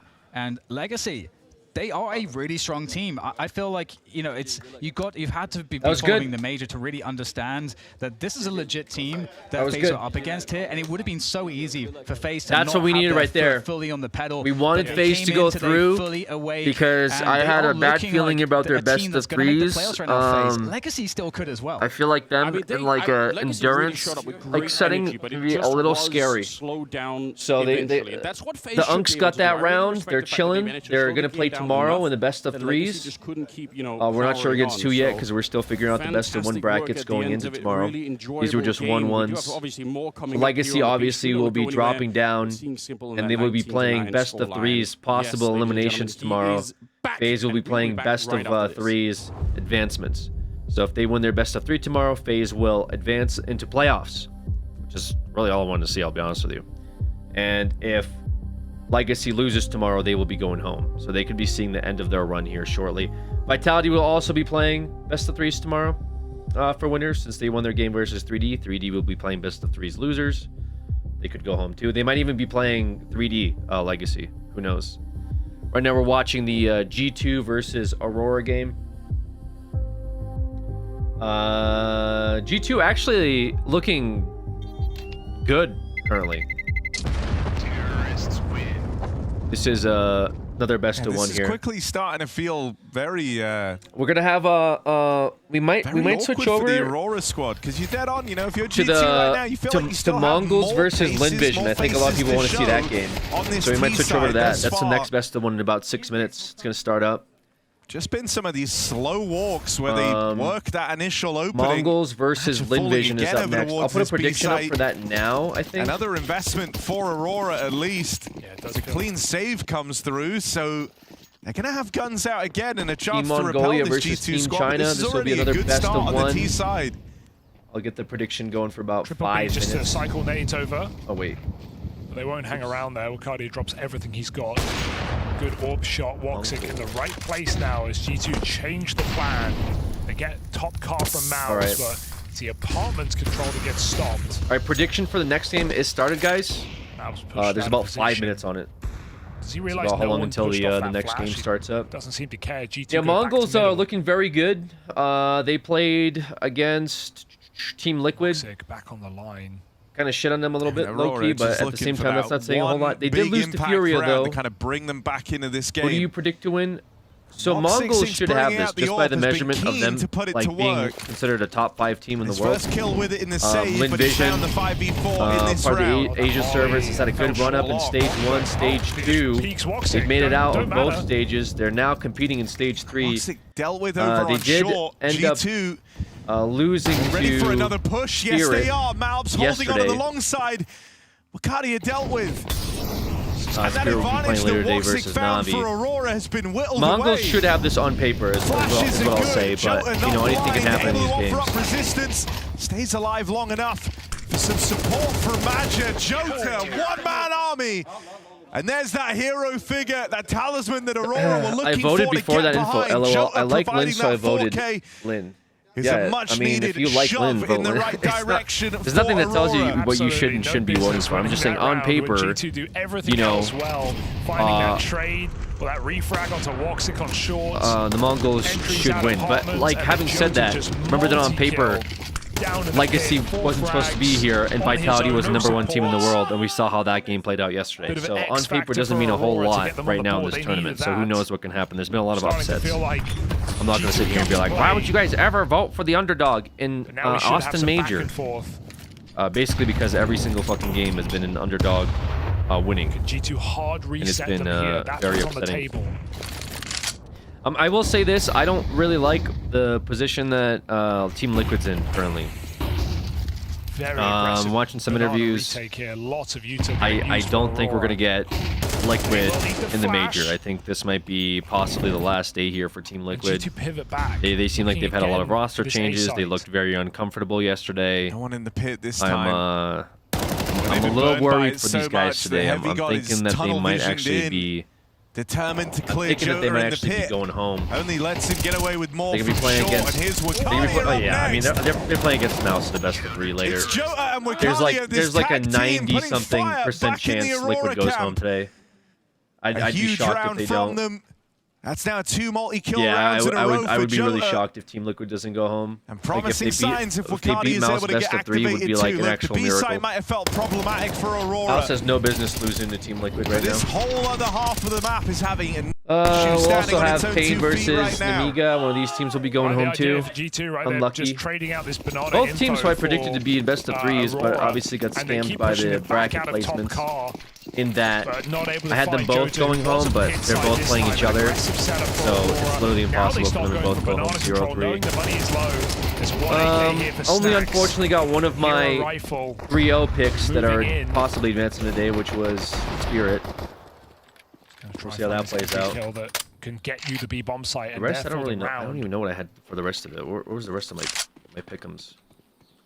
And there's no smoke here for G2, so this position extremely I had Na'Vi advancing. If he can remain in it. Okay, as long as Na'Vi doesn't win versus Spirit, G2 should hit the wall. We'll see. I have VP advancing, so Fury will have to win that best of 3. No, that smoke blooms nicely. Mongols have to advance Mouse.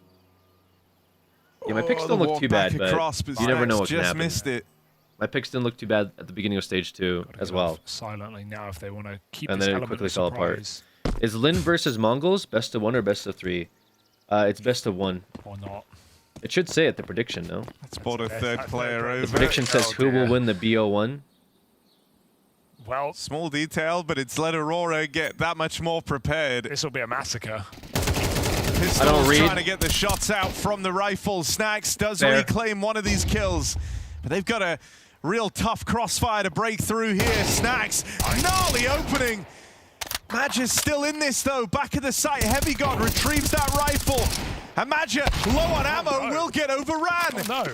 Snacks has carved a path for his team back to this round. Oh, that's a wild shot from Hunter. Sheesh. Fakes out the plot again. This is going to give Woxic a bit more time. They have to commit now. He's plotting over. Oh! Whoa! Heavy God picks it up. He won. And that is a very G2 way to win this round. I thought it was over. I thought it was completely done. He literally stopped the plant. Like G2 do it. No. What? They have you. He had 1 second left. The last second of the round. You never know. What the fuck? Oh my God. Bro, he literally just had to not do. He just. Still, Heavy God gets that last Bro, second what? shot. Great dig for Hunter, dude. Everything about this round is a nightmare.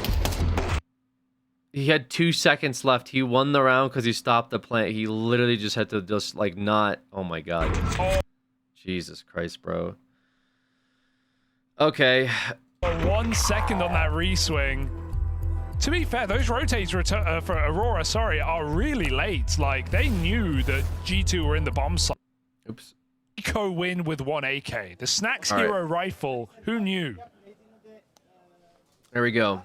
We're going to have the next game coming up here, guys. Ladies and gentlemen, we are back with another game, and this one sure to be just as exciting as Mongols versus Lin Vision. We're best of 1, so I'm looking forward to it. And already we're just powering through the veto. We're going to be on Nuke, which I think is kind of interesting. Don't know if I fully expected. I think it's one of the 3 maps that I thought we could play. It was always going to be very hard to guess the veto here. I really had hoped we'd played Ancient, but I don't get it. And it should be best of 1M. Wait, what are you guys saying? I'm confused because you guys are not. That's also why both teams are like, what the fuck are you? What's going on? I added. They mapped part to avoid confusion, but I ended up making more confusion. Dan, how are you feeling on this one? Yeah, I'm feeling great. Wait, I'm really curious to see this Nuke specifically because guys, they just play one map, and the winner recently, as we look at the odds, advances to best of 3 winners tomorrow. Loser goes to best of 3 losers tomorrow. They have that's it. That's it. There's no need to make this more complicated than it is. Just the best of 1. It's 1 game. For us to witness. I think they made a lot of adaptations. What if they draw? There is no draws. They will play overtime until there's a winner. So perfect that they had that as a run up to this. There's literally nothing. You can like draws.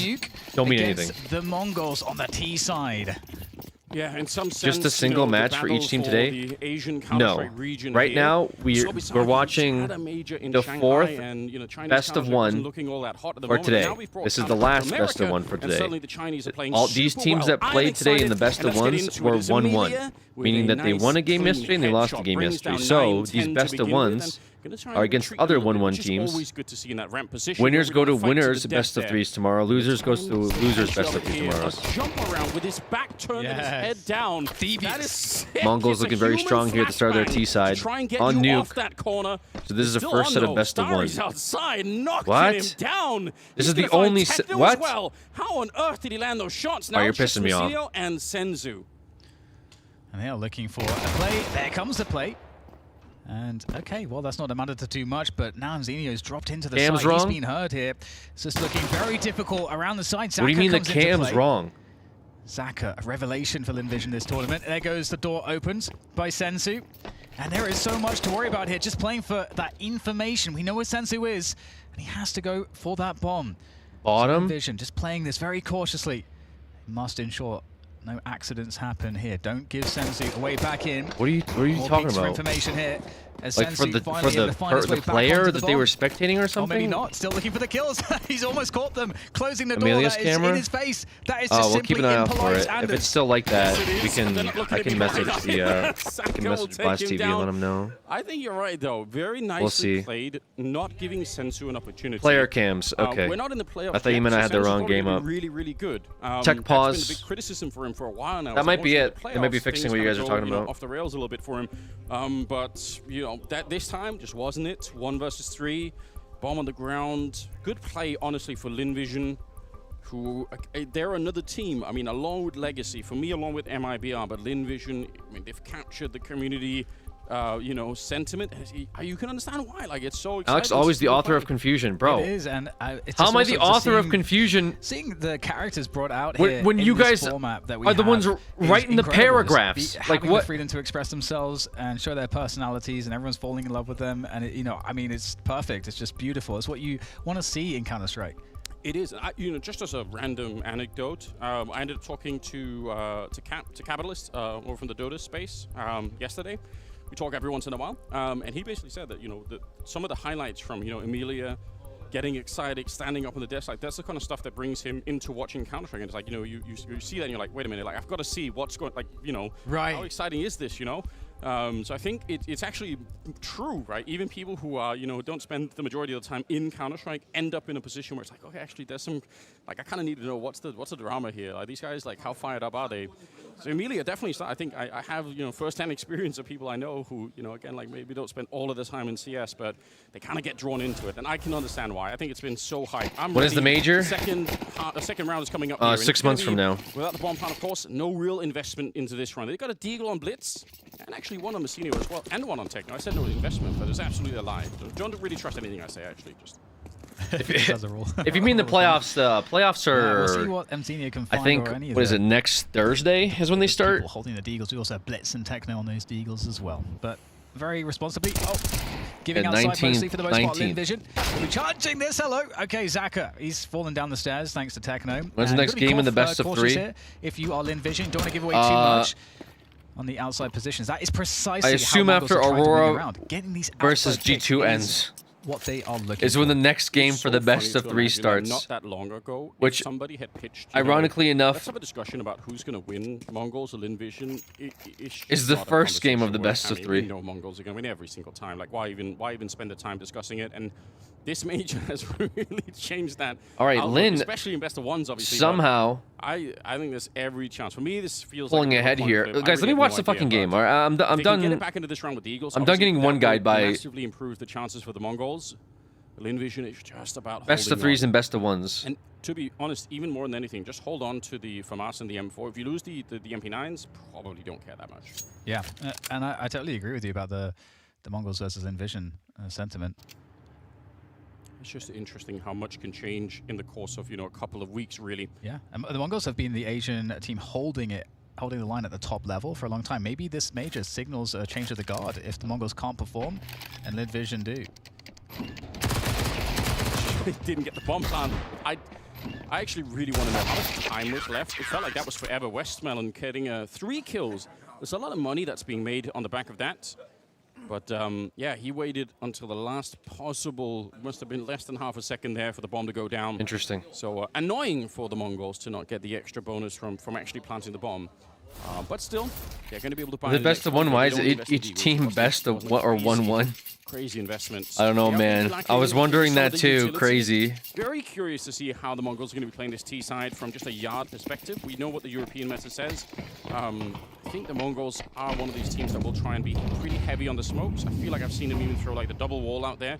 But we're going to find out right now. Saka already in position with the AWP. That's close. That is close. And Zaka has hit some stunners this event so far. But in the meantime, the Mongols shimmying their way outside. And they've got to be very careful. But the Mongols will make their way down with a lot of players into that lower site. And what is on the other end there to defend that? The Mongols are able to actually clear so much space here, down lower. Now, Lin Vision, are they aware of this? Yo, is that an expensive AK? Case hardened with Titan stickers on it?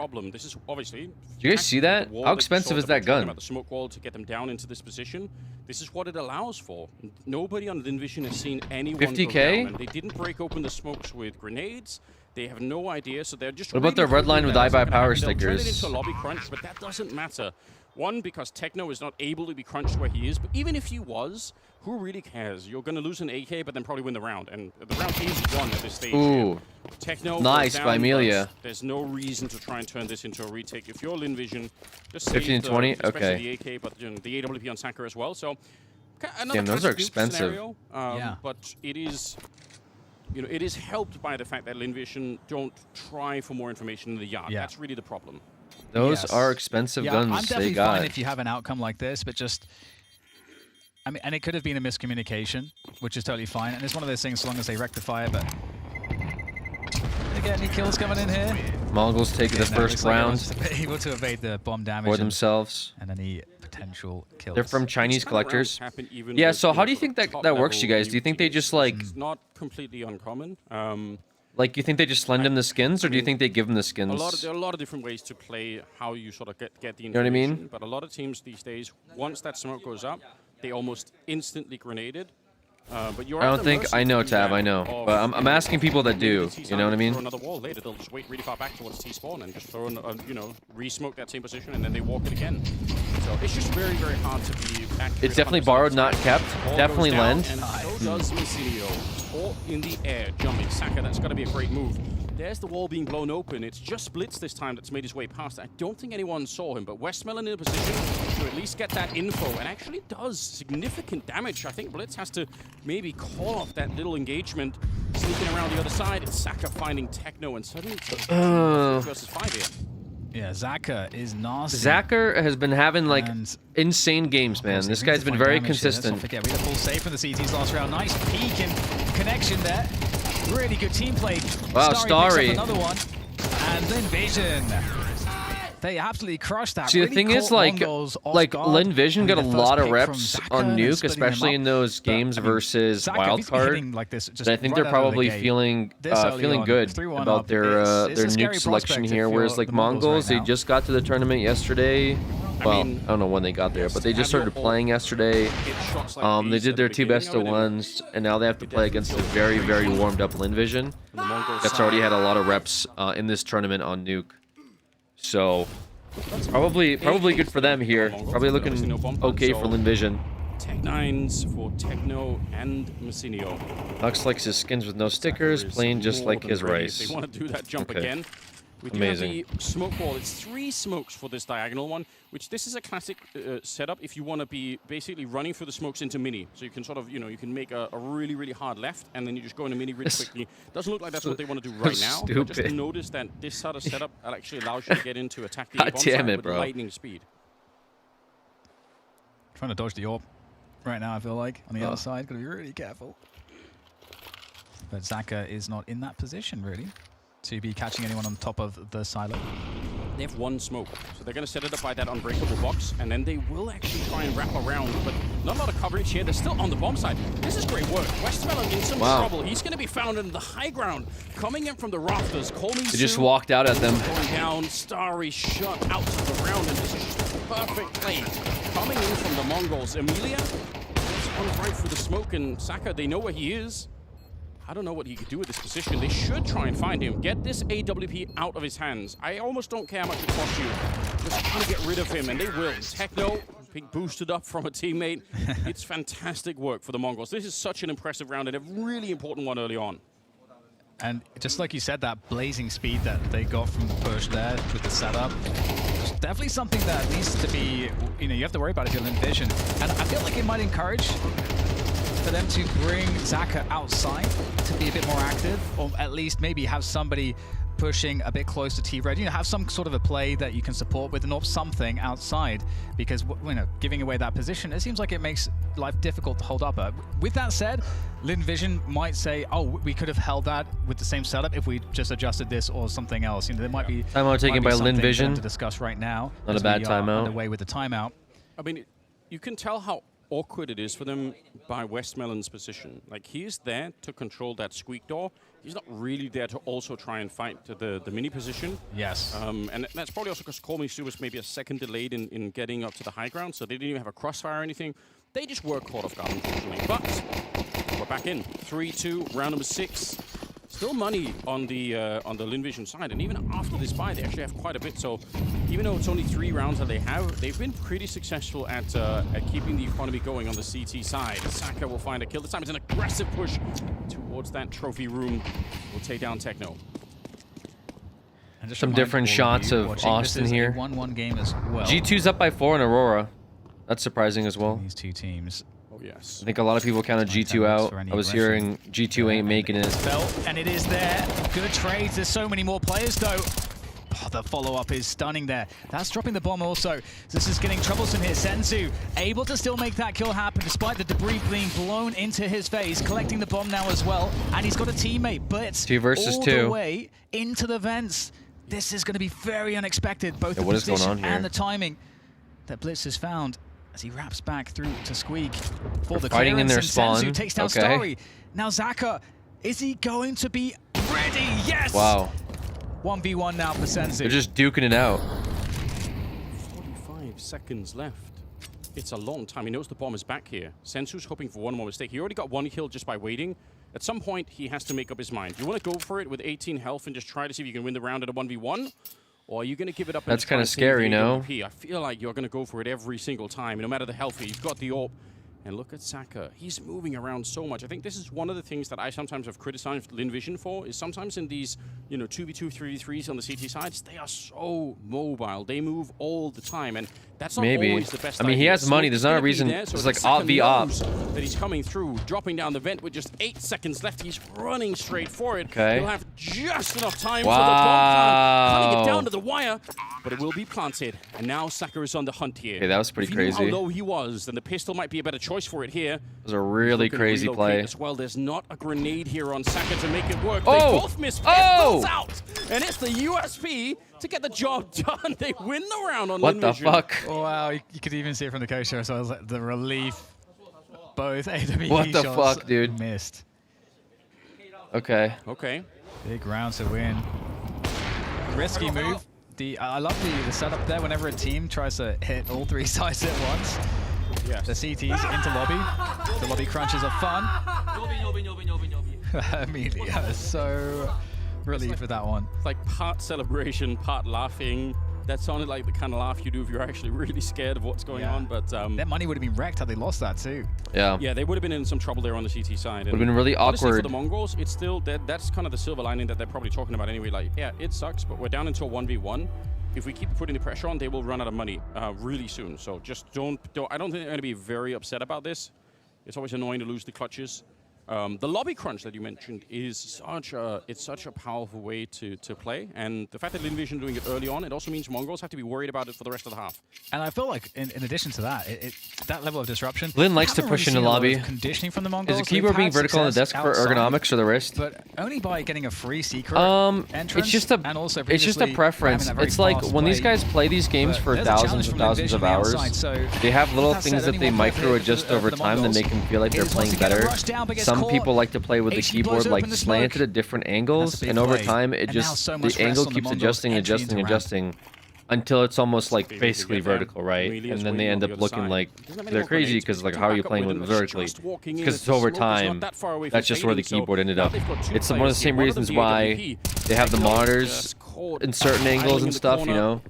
He will end up going down, but it's a very good shot in return, and that does kind It's just whatever's more comfortable for them and whatever makes them feel like they're more locked in, right? Mongols would love, if nothing else, to do more damage here. Just make sure you get 2 more kills in You might have more like supports with their like elbow more on the desk, you know what I mean? Grant us that much. There's like many reasons why they might be playing the way they are. Westmelon on the other end of it sees the shadow. What a strong position. And suddenly, we used to see it was like controller players too. Amelia's found the back of one. Ooh, nice, Amelia. Tragic. That's the bomb down as well. If you guys ever watched like Halo 3 tournaments or Call of Duty tournaments, nice round. You could see how people used to hold controllers, and you'd be like, how the fuck are they holding the controller that way, right? But it's like because they've played for so many thousands of hours, That's just the way their body naturally holds onto the controller now. For them to feel like they have the most like control, you know, of the controller. It's the same thing with the keyboard. It doesn't start out with them just, oh, I'm gonna buy a keyboard. Let me turn it 90 degrees and play like that. No, it's just over time they adjust and adjust until that's just how they comfortably play now. Because they keep getting pushed, and then it just goes into these weird trading scenarios in the mid round. It's gonna be fast towards the ramp.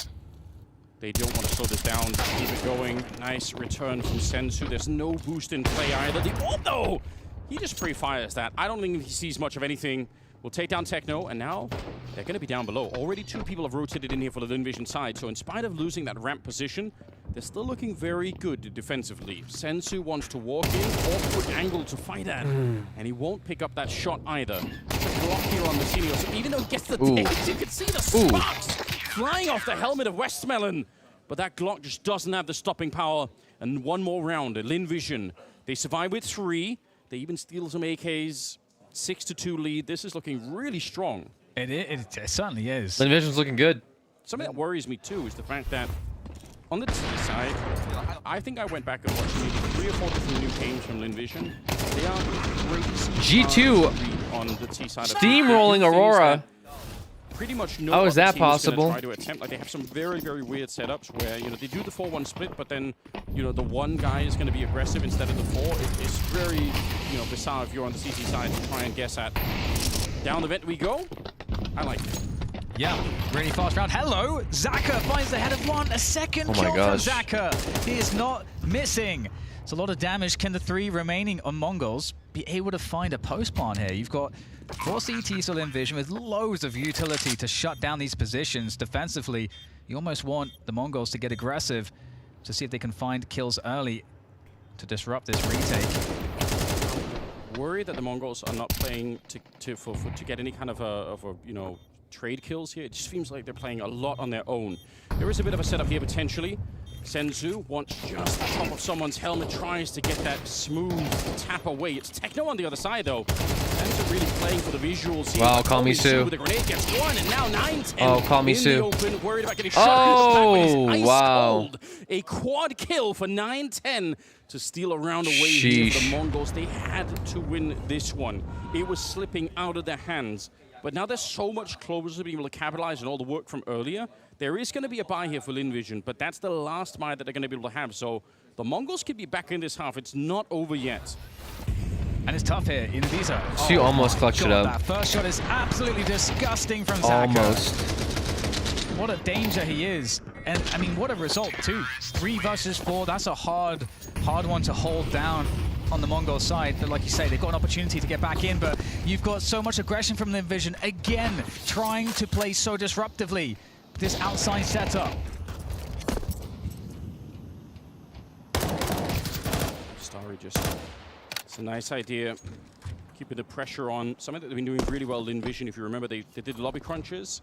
This time it's out in the yard, just trying to make it hard for the Mongols to feel very safe about anything. Blitz going to try and make his walk across. Yeah, they've been doing a good job. Just the 2 smokes here for him to get into the garage. Your coach must be frustrating. Yeah, probably is. You can't talk until there's a timeout. Shadow already showing. He's going to end up going down. It's going to take just have to like sit there and watch. Here for Linvision. They're going to have to make something happen to get back. Sit there, watch, and pray. With all the control now in the 5v4. Come on, guys, you got this. No utility for Linvision to play retake with. So they're in a very tricky spot. Westmelon with the CZ. It's going to go to Decon. See if he can get a good reposition here. Making a lot of noise. Techno's going to be able to hear from above. And there's still the capacity for the Mongols to go back up the vent if they want to, with Techno holding that space. Yeah, they've got pretty much every option available at the moment here.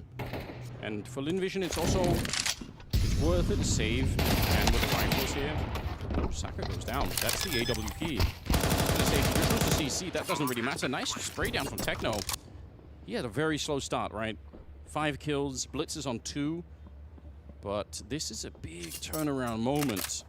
No funds on the CT side. So the Mongols, they're going to get to 4 here, but they are likely to instantly make that a 5 rounds. And that's enough on the T side of Nuke. You're going to be quite happy with that. We'll see if Linvision can find some way to surprise and upset the situation here. Otherwise, this great lead that they build is slowly evaporating.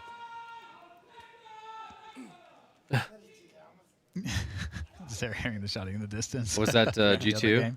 Yeah. Yeah, it's definitely a great G2 moment. popping off in the other game. It might have been the last possible moment. They're on match point, so find a way back into this game, stifle the momentum of Linvision to make this actually feel uncomfortable suddenly. Linvision was so close to having so much dominance. Just to say, the last times they played Nuke, even though we have to go quite far back into 24, they basically played it twice, and it's 13-3 and 13-5 in favor of the Mongols. So it's not even a question, right? They just get blown out the water. But today already, the Invision are improving on those results, and it's no surprise. Yeah, let's gotta be really coordinated on their T side. I'm a little afraid on their T side. I'm not gonna lie. Something in the yard here. This is a 4-1 split as well, but it's little afraid for Linvision's T side. Lobby, and then 4 people pushing outside. It's been spotted. It's actually an enormous amount of damage from the USP. What on earth is going on? Starry pushing in. They've got more bullets to take down Masinio. How could this fall apart? There's nothing here on the CT side. Ooh. And yet, they've almost blown up the round. M4 on Starry. Similia loves something other than a USP, but he can't really pick it up here. Ecoed, sometimes it'd be like that. Mongols, they have to convert this. Bomb's been picked up now. He knows that peak is likely to happen in Starry. Prince Stream. His head taken off, but Techno, stat track, don't Prince die. Stream. Oh. That's so scary. Oh my god. Zaka, I think he just got dink, dink, dink with that USP unbelievable damage. And this looks is like Chinese name so tags on him. I don't know what they say. You cannot possibly give this. I assume it's like you guys are saying they're collector items or something. They've cut enough time, cut enough noise that it could suggest that they could have done anything at this point. So that is forcing Linvision to consider their positions, playing essentially one to a bomb site at the moment. So Emilia saw them go down. He calls it into Saka, or Starry, sorry, who's down here.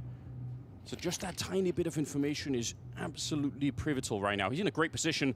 Heads are going to be walking in. He's looking for it. The spray down is there, and the one he's trying to duck away. It's great work, Starry. He found it somehow. Amazing counter-strike. Holy. He knows he has to get Emilia into the fight, or he can still lose it.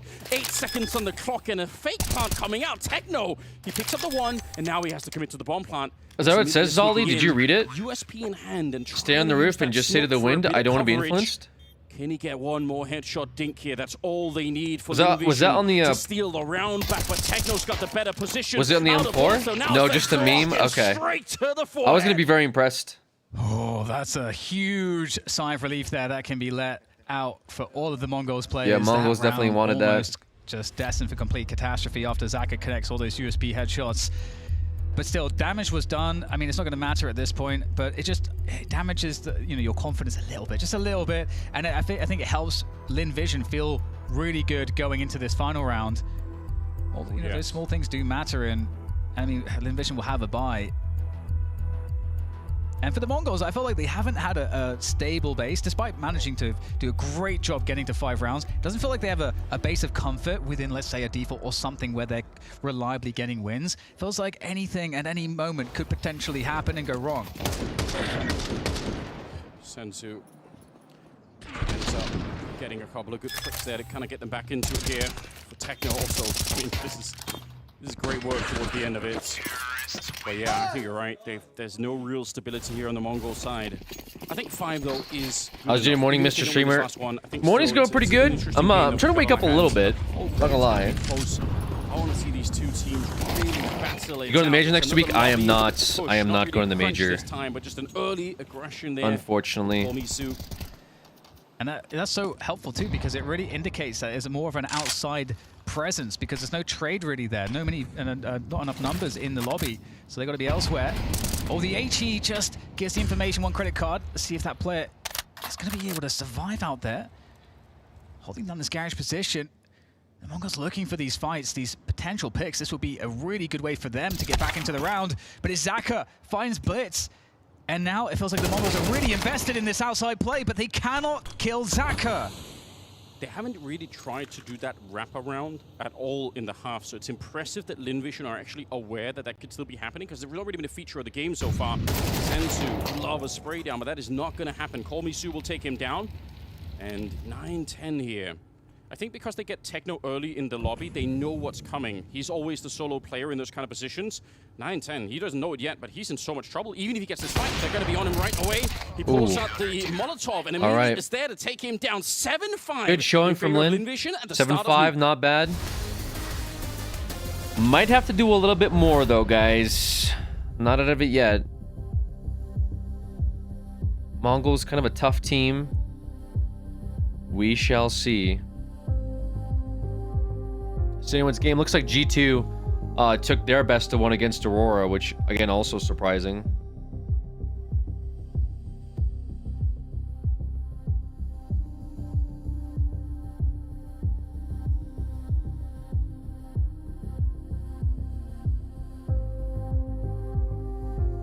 Aurora's so emotional. Maybe they'll do better in their best of 3s, but yeah, I'm actually surprised that G2 took that. I think a lot of people were counting G2 to be out. Liam Forrest says 25. I dare not to speak anymore. Oh, okay. How did you translate that, or did you actually look?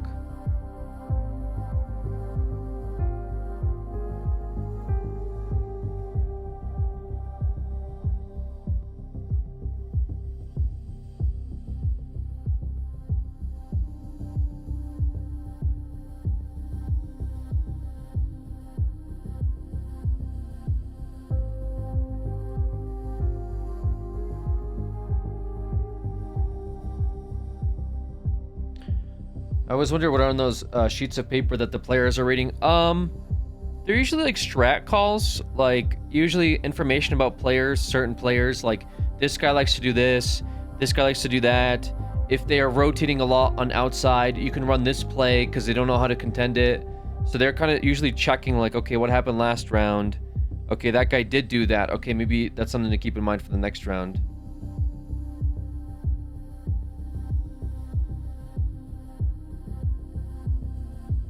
It's all written by the coach, generally.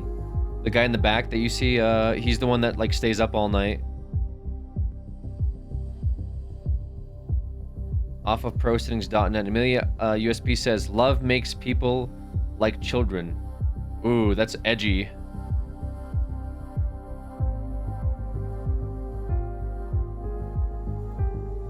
Do you have a copy of their notes? No, I don't have a fucking copy of Lin Vision's notes on the Mongols.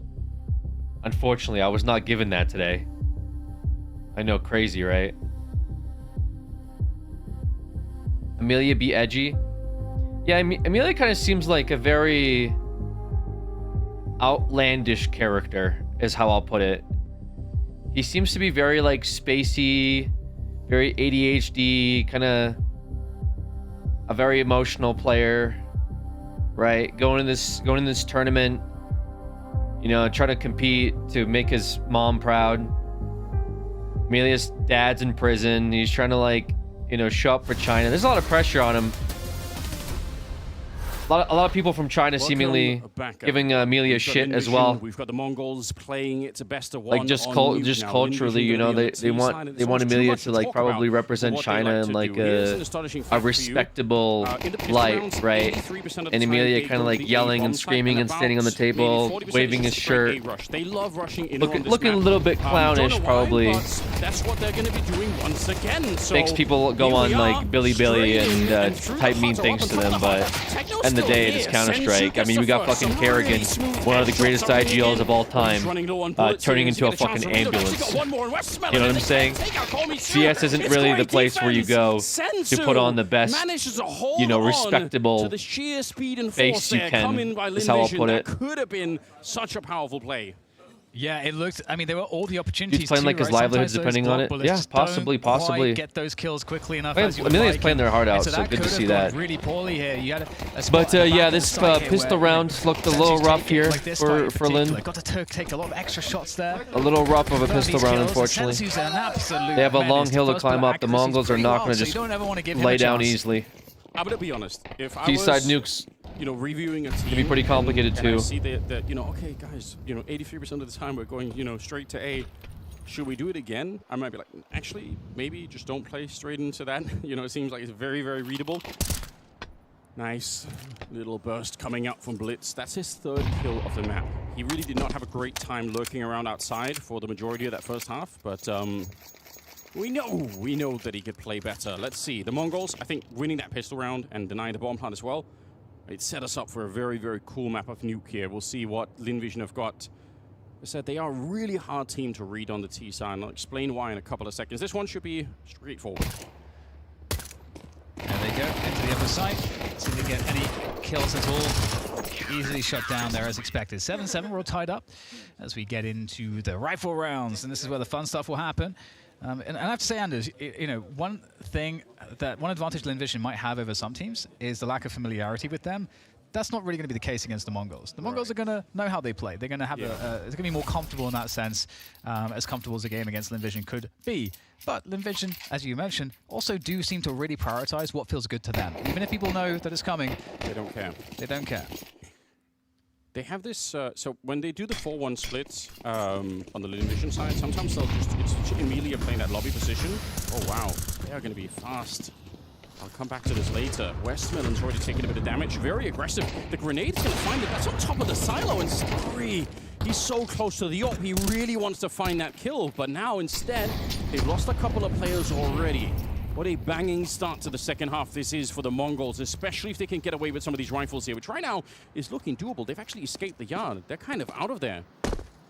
It's definitely comebackable, this situation, but it's going to be so difficult. I think the AWP is always the problem in these 5v3s for the T side, because one big advantage you have is your element surprise. They don't know precisely where you're rotating to, but that means to maintain that, you have to walk into angles, and the AWP is the absolute counter to that.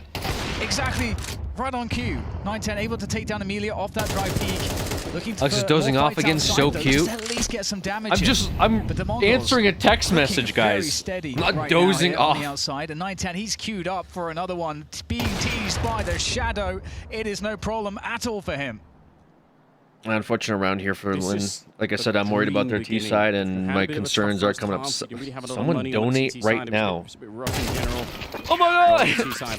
Whoa! It's different. No, I'm literally answering a text message, guys. Even better, you my friends are talking about Warhammer.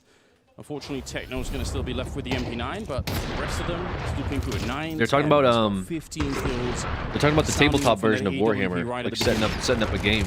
Yeah, and it's they're out in California. That goes far. So I can't play. Really so I'm feeling a little FOMO. You know what I mean? Feeling a little FOMO. I mean, with that said, it on your phone at work. Sorry guys, my bad. Don't tell my boss, which is you guys. Tech 9s with that pace that you can get. Old man needs an afternoon nap. Trying to play Gundam Warhammer. But outside, you got Blitz once again. Why is it Navi versus Spirit, bro? Ready with some of those pre-nades, trying to catch. Yeah, I know, right? It's gonna be a tough game, good but evasion there from Linvision to get ahead of it. But Star, were you did you bet 3-0 Navi, 3-0 Spirit? Is that what happened? I think someone else did that yesterday. You can tell it's not happening. Yeah, pistol round here for Lin. Gonna be awkward. Yes, I did. Okay, there's a few people that did that, so I don't blame you. It's like my Pain versus Nemiga game that's coming up as well. I bet for both of them to go 0-3. Some people that bet Navi to go 3 and Spirit to go 3 probably are not liking the matchup. At least you get a guaranteed pick 'em, right? At least it's not 50-50. At least guaranteed. At this point, you know, might as well take something. Will be taken down.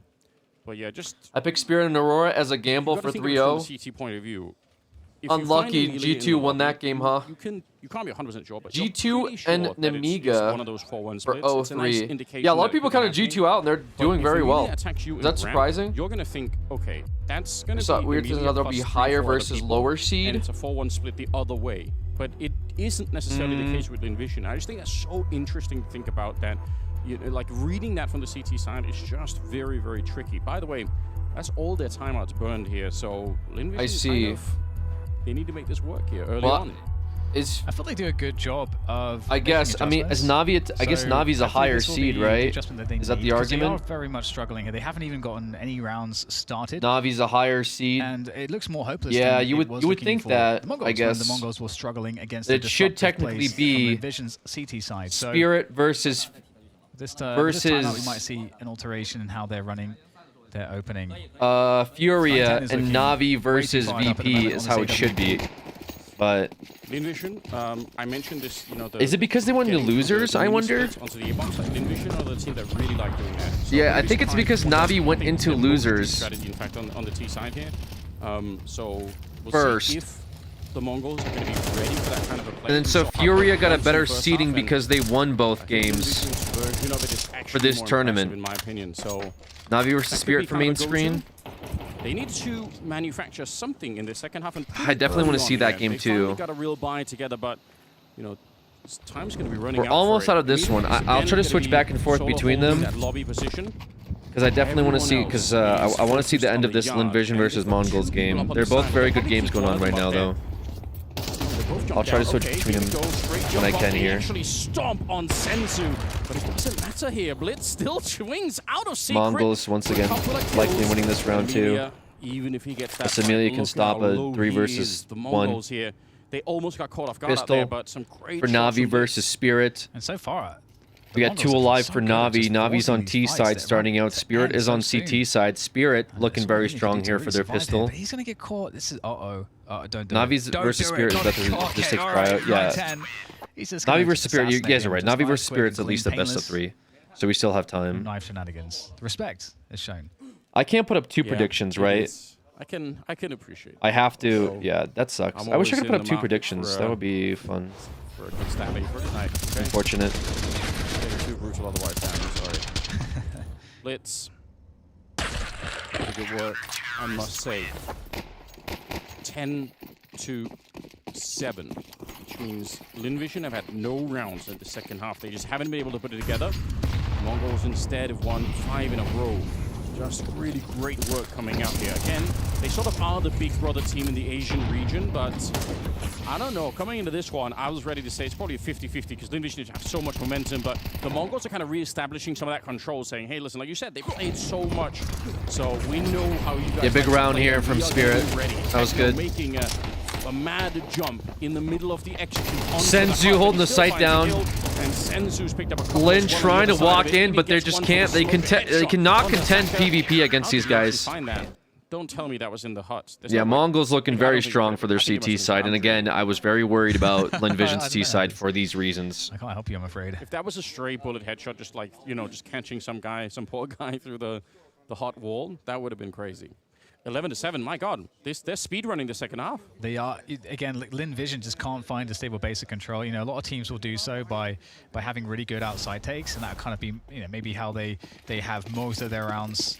Like the majority of their defaults will be there, and then they'll have like versions of like lobby defaults, and you'll be able to like play something off of that. But Linvision can't get to that point, getting shut down time and again. And this time it's more of a lobby-focused defaults. They want to go for this ramp. The fact is nobody's really holding it for the Mongols right now. I think Vicinio was kind of in the area. You might just take a look and say, okay, I wish somebody would hold me as strongly as they hold down A. There are no CTs here. There was a 9-10. He went through lobby and then all the way into the B hallway, so he's playing all the way by secret now. Ain't that some shit. But again, like people have said many a time, the ramp is not a bomb site, so you don't have to die for it on the CT side. Yes. And just let them have it. And the interesting danger is potentially, you know, trying to wrap through the upper position, because the Mongols are respecting this, playing basic Counter-Strike. They've got 2 players that did drop lower to just, you know, respect this ramp take. But Linvision, it looks like they're not going to mess around. They're going to keep it simple too, going straight for this ramp position. But Senzu, he's been a nightmare. How do you escape from the Senzu? All right, they're going to smoke it off. Someone say donate. No, Tactical. Nobody said this, okay? Tactical, you're good, please. Tactical, please, you gotta save your money, man. Please. 35 seconds. It's too much, dude. Thank you, Tactical. Amelia is ready on the other side. Wait, too much. Not buying whatever he was trying to sell there. 3 versus 4 now with a bomb plant and a quick kill for Tactical. Tactical once again showing a generous support for the stream. In a second here. Linvision now down to Lin, the 3 versus 1 now already. All this is doing is buying more time, and he knew eventually. And it looks like we're on match point for the Mongols. That's the Mongols up to 12 this second. And that's why they're a team that you can just not walk through. Well played there. Love the bait at the end. Unfortunate for Linvision. I mean, showing that, you know, even if some space is given, even finally if some map control is there to work with, for Linvision, it's still so hard to win a round. And it's really cool because Linvision did have the opportunity to do a lot. You know, after, you know, throwing the smoke down into control room, getting the pick, they could still have tried to go back upper. Like there was still the possibility to do that through the ladder, and so definitely stuff there for Linvision to work with. But the Mongols really heated up at the moment on the CT side. But here we go. At least the last chance here for Linvision. They have a good buy to work from. So impressive for the Mongols. Just.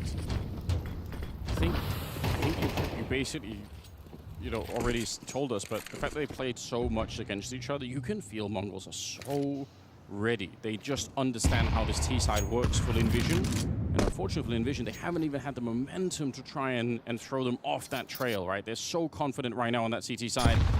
Back to work, a few stops. Let's go, Tactical. Sort of one of those, you got this. Mini main splits that I was talking about earlier here. They're setting up some of the grenades where they got a lot of people, and they're not really by the red container. They're a little bit closer, and they run through their own smoke when they do it. It's Amelia, again, engaging a little bit in the ramp, which, like I said earlier, is kind of just put me through an ad for that dono. That's crazy. What the fuck? If you're the sole, wait, that's kind of annoying, actually. Worker, you're just trying to stay out of any fights. You just don't want to be engaged at all. And like you yeah, say, that's weird. Lynn needs a... Lynn needs to really indication of what start opening up these rounds. They got one pick here, Mazzino, which might be enough. Around outside towards the CT spawn, 9-10. Definitely seeing that one. Westmelon ends up going down, but it's a pretty decent shot as well. Techno's going to be dropping one, and 9-10 with the kill on the Sacker. It's down to 2. Holding on to it. The 2v3 now just was a 2v4, but the clock is running out on this one, Dan. It's not looking good. 24 seconds here. The Mongols, they just might have a clean run towards a victory on Nuke. I don't know what Starry and Call Me Sue could do at this stage. 15 seconds. They're not even on the bomb side. It's lost outside, and so is the map. Sensu at the end with the final kills, and an absolutely beautiful CT side from the Mongols. Yeah, as soon as they hit that second GG's Mongols. They just look so confident, so comfortable. Of course, it's going to be hard to play against Envision on their CT side when they're playing so disruptively. They're forcing all these fights, they're dictating the pace, but they weren't able to do that on the T side, and that's very interesting. But that's Nuke. That is Nuke, and that is the Mongols showing their class. Yeah, and that's nice to see. I feel like there's been some doubt about the Mongols recently. Some high fives are coming out, that's good, but yeah, just unable to really get anything going, unfortunately, on that T side. Lin Vision, I would have loved to have seen that. Okay, no, different, all right. That shows you something about, you know, the sort of camaraderie between the teams. I appreciate that. Great work, obviously, for the Mongols. They're a step closer to the next stage of the major. They haven't qualified yet. They've got to play best of 3 at some point, but we're slowly but surely getting there. Now, our next game here is going to be a best of 3. That's going to be coming up, so I'm really excited for it. We'll see how it plays out. It's in a couple of seconds, so stay tuned, and we'll be right back. Mongols won. Yep. All right, we have Spirit versus Na'Vi. It's the start of the best of 3 winners brackets. Winner goes to playoffs. So is Lin eliminated? No, guys. Lin is playing tomorrow, but Lin will be in the losers brackets tomorrow. Meaning that if Lin loses their best of 3 tomorrow, then they will go home. Alternatively, because Mongols won, they will be playing in a winner's best of 3 tomorrow. They still have a chance to lose and I think get dropped into the next day, or they can advance tomorrow. Best of 3s. Advantage for Team Spirit. And this is winners best of 3, Spirit versus Na'Vi. Into this B site. Magic slides it just started. Na'Vi super valuable. Looking strong. Just keeping that advantage ticking over for Team Spirit. Big nade for Ema. That's going to open up the route to the plant. Zontix and Donk are both super wounded here. Yeah, I think Shiro would have gone through that smoke on the plant, but instead he doesn't get a choice. Just gets blown out of the round, and both players low health have to hit instant headshots if this is ever going to be. But you do have Donk alive. Zontix, he can't avoid the nades. Brutal. He doesn't run back in time, and so Donk unlucky. Out of the round, out of the limelight, probably looking to save that AK as Na'Vi do get rid of these back-to-back force buys. Spirit's rifle round is coming, but Donk has yet to have the chance to win the round. Crazy skins. Yeah, I wouldn't be surprised. Did Lin win? No, Lin did not win. Na'Vi stick the landing. Lin did okay on their CT side, but just kind of fell apart on T side. Technically, 2 force lost by 7. Team Spirit. Such a swift turn from Magix, but well traded by Na'Vi. Protocol's looking good right now. Ooh, yeah, I mean, if he ran, don't know if he'd even make it out there.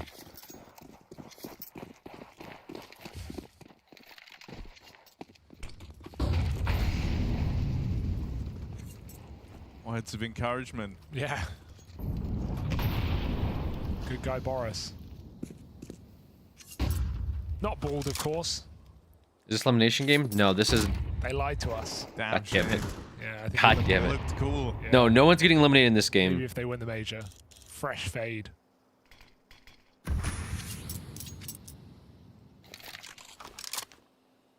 Elimination games will start after... All these rounds have been so slow for Na'Vi. It's been nice. Bleeding out util now for Spirit. After the VP versus Fury game is when we'll have elimination games. Again, this one because it's losers best of 3. Anti-flash because Shiro refuses after last time. But Na'Vi are going to flush him out with a Molotov here. He's going to have to force a reposition. And oh, it's a deep molly. He's fine behind this fire. He can fight forward. Chopper swings off of him. They're trading contacts. Zontix gets 2 kills. Chopper really just playing with his food right now. That reload gives Ema a chance to isolate. And he goes in with the Glock. Chopper lets his teammate down again. Wow. Somehow Ema's recovered this. The flank is in. Donk doesn't miss that, but he will on the follow-up. 7 health. Ema's 3 kills deep. He should be dead, trying to escape, evading with that bomb, and he drops Con as well. Ema is doing this all alone. It just needs to hold the fort. Ema gets this plant down. Bit takes space away out towards the spawn. The bomb is not planted for Bit. And both players back in the temple. This means Ema can't die. He needs to stay in this. Bit has to get on this line in time and hold for the cross. Moving back around, Bit does get here on a good timing. Magic's not aware of that, not ready for a player out past CT. And Shiro's nade falling just shy of Ema in the sight. That is a crazy turnaround. Ema evading capture in mid, keeping it alive long enough for Na'Vi to carve a path back into that round. Oh, Magix was right. He is him right now. Absolutely wins that round alone. Really awkward for Chopper, who had a couple of bullets, didn't need to force the reload, and the audio cue just makes Ema re-peek his teammate. I feel like that's a really weird mistake. He could either re-peek off Zontix's contact with those 2 bullets, try and force 1 more kill, or just keep the pressure on. He's backed out both times, letting his teammate die, and that's after Zontix gets 2 clean kills in the corner. 5 on 3 for Team Spirit, falling short. Some disastrous rounds in this game right now. And Ema just eats like 3 HEs and survives them all. Which is insane in contrast to the other round that Na'Vi picked up, where it was 2 nade kills that turned the tide of a quickly spiraling out of control 2v4 anti-force buy round. Spirit still invest. Donk's got a rifle. Everyone else MP9s. Og sleeping, yes sir. Triple B and leaving mid open. As Chopper gets Me just passing out. Across. Fury versus VP is also next.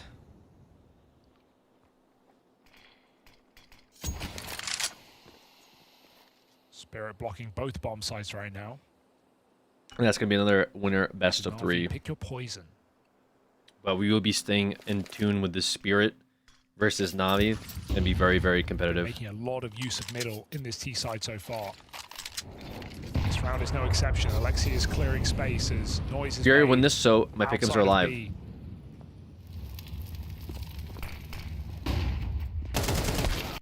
Nice fight for Donk. JL found early. And that might free up a rotation here for Team Spirit if they want to re-clear middle together. Wouldn't be a bad call at 30 seconds that Na'Vi might have a player posted up, and that's exactly what Alexi's doing. Bomb outside A, faking this B bomb site right now. Donk trying to get more info. Alexi creeping up. I think he made a step there, and so Donk dialed in to this mid control. Gonna swing on a timing with his A players. Good stop. Wonderful left is the last man here for Na'Vi, and look who's closing the distance. Donk is barreling towards Wonderful. Playing this all alone though, Donk. Faith in himself, sure, but it's just the dink Actually down dinked range. him. Wonderful, low on health, but armed with his weapon of choice. Nice. Can't quite locate Shiro. It's a cut Good down stuff. on his way to the 1v3, or pick up for Shiro as well. Some water, chat. And a second round found for Team Spirit. Donk's a guy I'm never going to criticize for making that solo play in a 3-on-1, right? He's going to run out on his own. He's, you know, it's a losable round. He only gets the dink. It's good damage, but that's what you have to trust. You have to trust his decision-making, his aim, and he trusts in it, which is enough for me. Gets the damage off. At least Spirit don't buckle in that 2v1. That would have been unforgivable. And Spirit find their second. It's not too late to turn this around.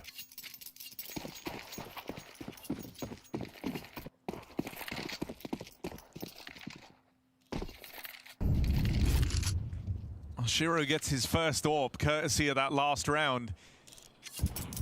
And it looks like he might get to put it to work straight away. There's the opening kill. Shiro lines up too as he goes in for the repeat. Uh-oh. Magic's ready for the spill out through main. And Na'Vi feeling boxed in. They need something to give here. They have this player down towards lower.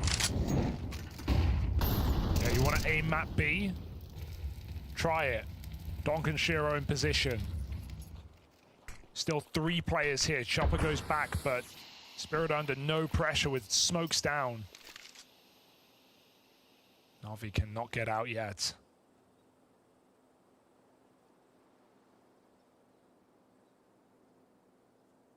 Confident posture here for Team Spirit.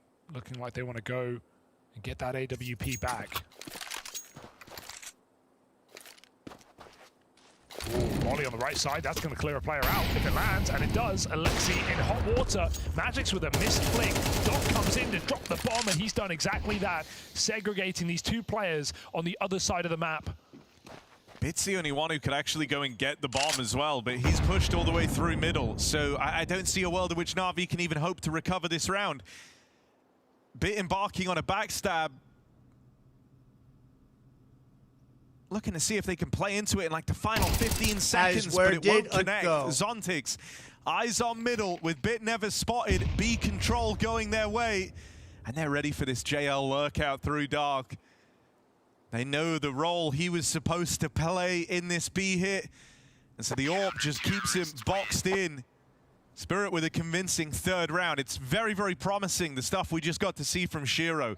That was a beautiful double kill over towards main. And, you know, even though Donk is the big eye-catching piece of this Team Spirit squad, I think it's actually in his teammates and guys like Shiro that the success of this Spirit squad actually lays.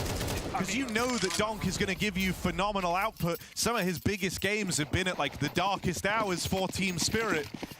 And so you want the guys around him looking good. And we've seen from Shiro over the course of this year an effort to be a lot more active, a lot more involved, going for more opening kills. He knew he had to adapt and kind of rise to Donk's level if they want this to be a championship level duo. Absolutely, and you know, if we're not talking about major finals, the biggest step up has been Shiro as an individual.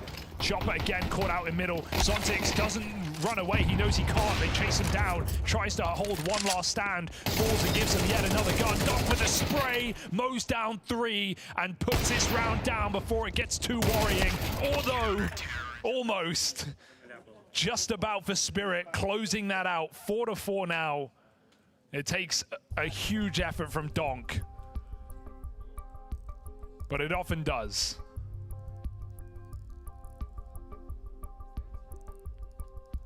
I still like that Na'Vi are trying to punish middle, and they keep getting into good positions there. That's the first time they've really like gung-hoed, sped up. Thing that's feeling a bit rough though is that early grip they had on this game is very much gotten away from them, right? That's now 3 rounds in a row for Team Spirit. Scoreline leveling out. That's Spirit on the CT side of Anubis as well. Na'Vi are losing that ability to keep a lot of pressure applied. But to go back to your Shiro point as well, because he has stepped up massively. We saw that, especially in Astana, where Spirit took the trophy, how many opening kills he was going for on both halves, especially CT side being a lot more active, a lot more mobile, not saving as much, being, you know, a much-needed addition of firepower to this Spirit roster, because we know he has the skills. It was more just the style that let him down at times. And we have hit a point where We needed more firepower on Team Spirit. That's why we were talking, everyone was talking about these roster changes, the Gusuke potential.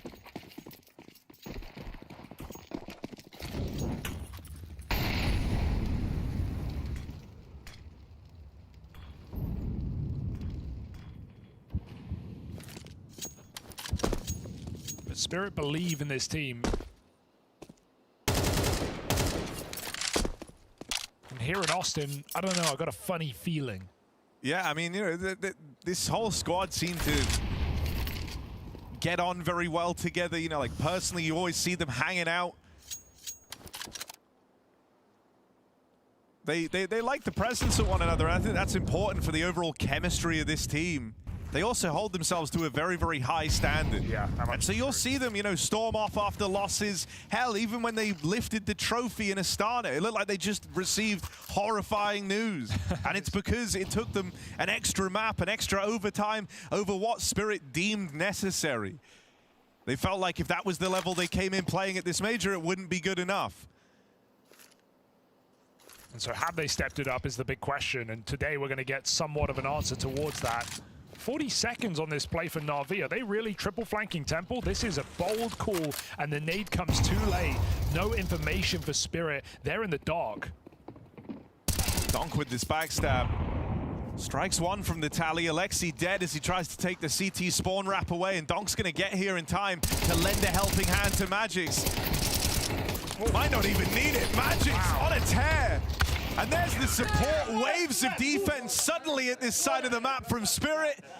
They're on the money right now. They are outmaneuvering Na'Vi. Yeah, I'm surprised Alexi just swings into spawn there, right? He doesn't know any information at that point in the round. Maybe just thinking he had a gap, but Donk covering this. They made it all the way deep middle without seeing a single player. You have to be prepared for anything at that point. And you know, if you're Na'Vi there, considering the fact that like you've thrown in the camera smoke, you've done everything you can to delay the speed of this rotate, you kind of feel like, damn, Spirit really are moving faster than we are right now. They're out-positioning us in these moments. This is super. You had the camera smoke in. You had every reason to slow that rotate from Spirit.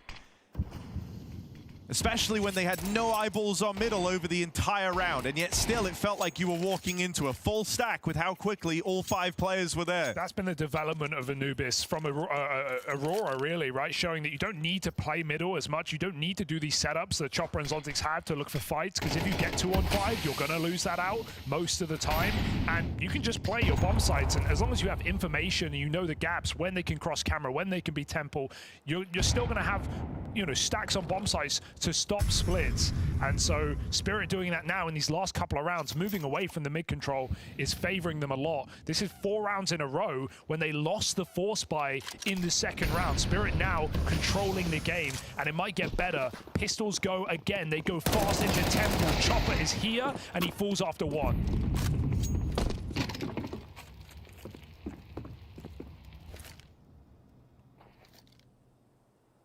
Double backside setup for Magix and Donk. Oh, this could get out of control. Magix tries to reel them in, but the Deeks connect. JL and Ema open up a route to the plant. That nade comes in and cuts it down for Na'Vi. No bomb plant, no follow-up. Spirit might lose their 2 B-side defenders, but once more, those rotates get there so quickly.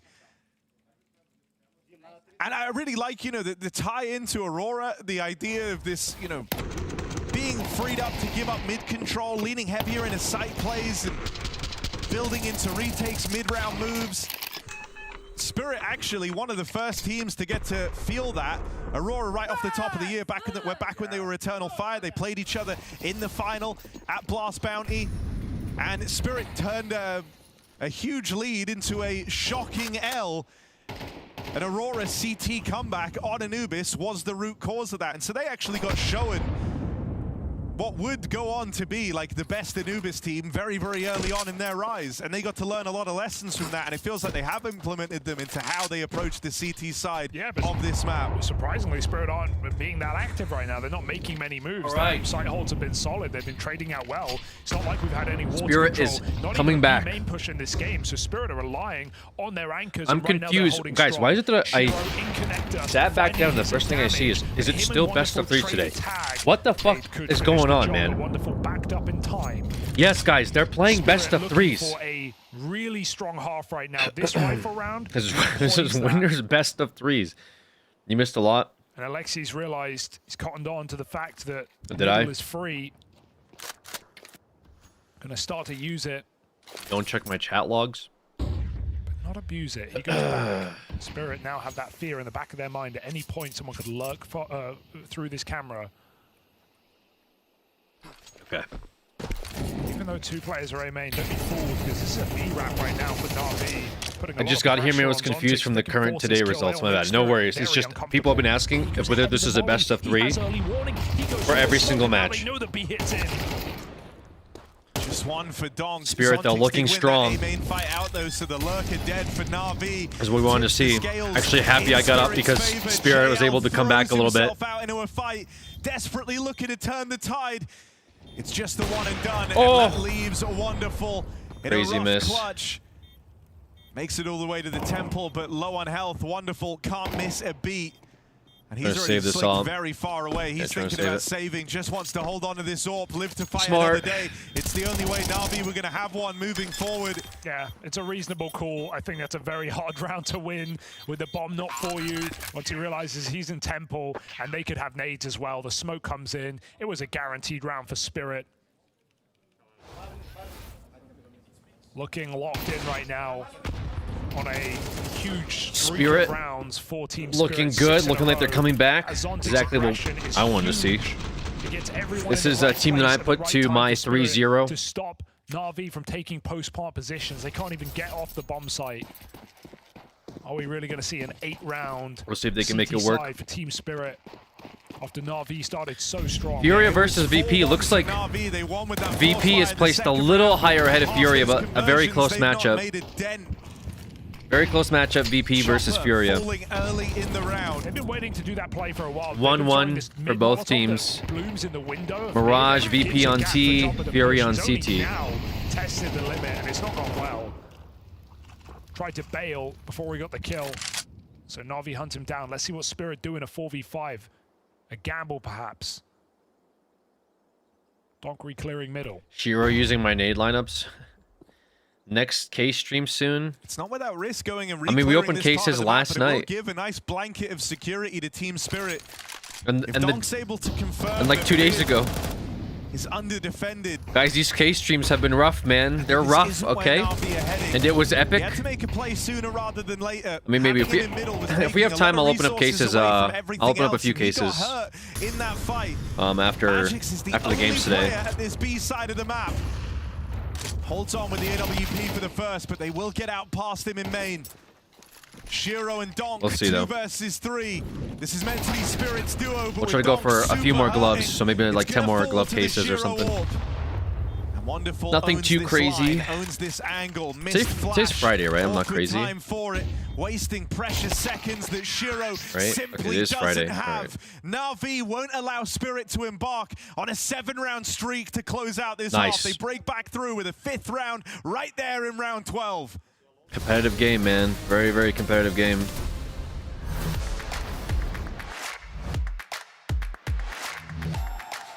We'll see what Spirit can do. All right, we're just going to switch over for this halftime. See what the VP Furia game looks like on their Mirage. Just there's not much to talk about here. As long as Furia don't make mistakes, which Tav, your band's about to be a best of 3. There is a bit of a push towards the top mid position, but that's Molodoi, so we don't mind that. He's got the MP9. Who cares if he's pushing? If he dies, it doesn't really matter either. So I think just sensible, reasonable counter-track here coming out of the Furia camp. They're going to get a bomb down, and I mean, there's not a lot of Molotovs or incendiaries. I think that you'd really like those for the retake here if you're Furia. So it might get hairy if the bomb gets planted too easily. I feel like the lack of armor is going to make it very, very tough. Yuri in an interesting position, and all right, very well handled. Back just in time. Nice headshots. Yeah, they suddenly just managed to get themselves in the right positions right in the nick of time. What? Not even able to make it out the choke points. So they did a lot worse than I thought they were maybe able to do.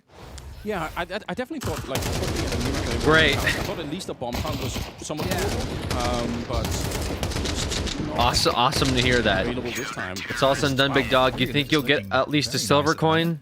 It's also back-to-back At this rounds point, where I can only nobody pray dies for on the CT silver. side. So in some sense, VP have managed to construct a pretty bad position for themselves where, again, the CT side has a lot of money, the momentum is with them. All I can do is hope. This is the map pick of VP, and like I said, the win rate for Fury on this map is just not that impressive. Not that it always has to, you know, play out that way, but for VP, I think they are expecting to come into this map and saying, all right, this is our map. Like, short train is going to be hard as a second map, but this one, we've pretty much got locked in, and right now they're having to reconsider that whole mentality and think about just one round at a time. Just try to get something on the board here. They've got 4 kills. Yes. Well, okay, we've got mid control for VP, working on that at the moment. Now, Molodoy is towards the cap position, so they might walk straight into this one. There it is. And that's always a danger. You don't know where the AWP is on that CT side. And there will be a boost into the window for VP, so still trying to gain some space, but it's going to be questioned here. Yekindar knows what's possible as he moves closer. Here, do you have a silver coin? No. We might. I don't know. Push from the I'd have to check again to see. Might still have to do it though. Trying to get in there.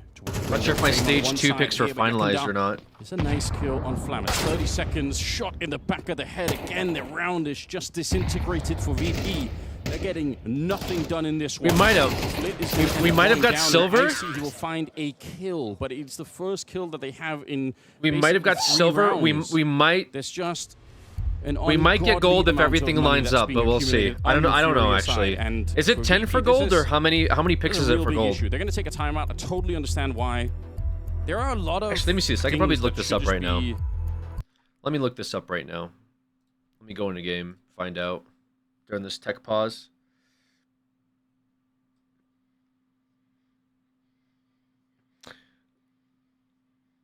When will we get so if off if VOD, fifth if an outrage? What?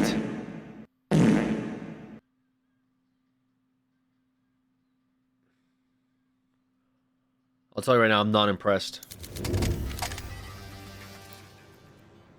11 for diamond. All right, let's see. Oh,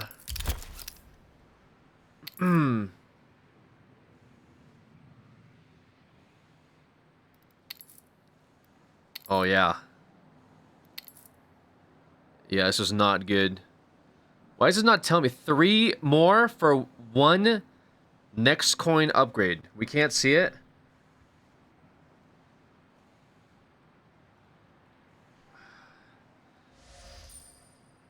So we're still bronze. Is this real?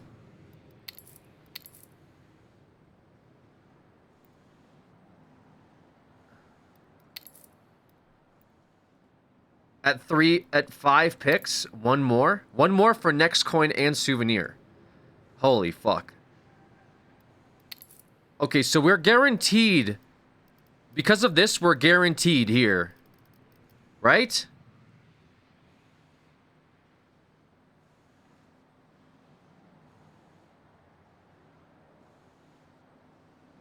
Oh, we didn't pick before stage 1 started? Wait, real? I thought I did this. Get 5 correct pick'em predictions on stage 3. Okay, well, we're guaranteed. From one of these, we're guaranteed here. Or, sorry, here. And then we're trying to get Spirit to win. So we can get this. And then is... After that, so what's the max here? What's after this? So this is silver, right? So we're guaranteed silver, right? How? What's gold? 4 more for gold? You have bronze? I know, but we're guaranteed silver. Like 100% we get silver from this. This is 100%. So then, after that, we'd have to get 5 or 4?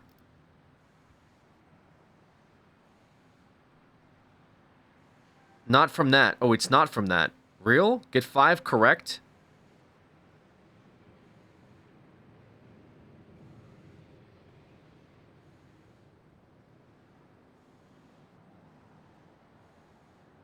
You get silver 100% if you play 7 for playoffs. Oh, what the fuck? Wait, real? Oh, wait, it's not even based off of these? Oh my god, dude. Oh my god. What the fuck? So then...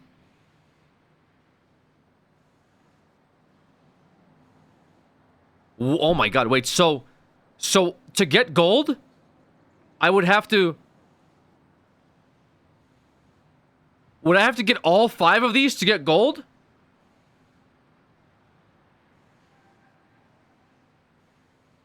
Because one of these is silver. Oh my god. Dude, place 2 correct in quarterfinals, 1 correct in semifinals, and correct grand final for gold. Are you fucking out of your mind?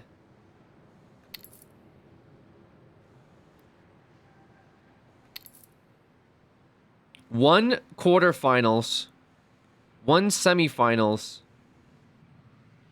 Oh god.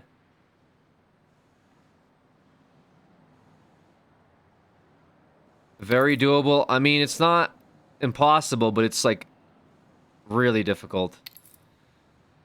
I wouldn't mind gold. I'll be honest. Like diamond, I'm not diamond hands at all on this. I can't believe I didn't do this though. This is fucking... I swore I did it. That's kind of scuffed. I swore I did this, but I guess not. I guess I waited too long. That sucks. To be fair, I wouldn't have gotten this one, obviously, because we inted. But I would have maybe gotten this one.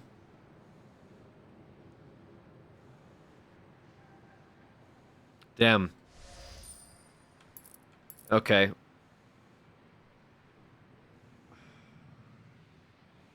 Alright, I see now.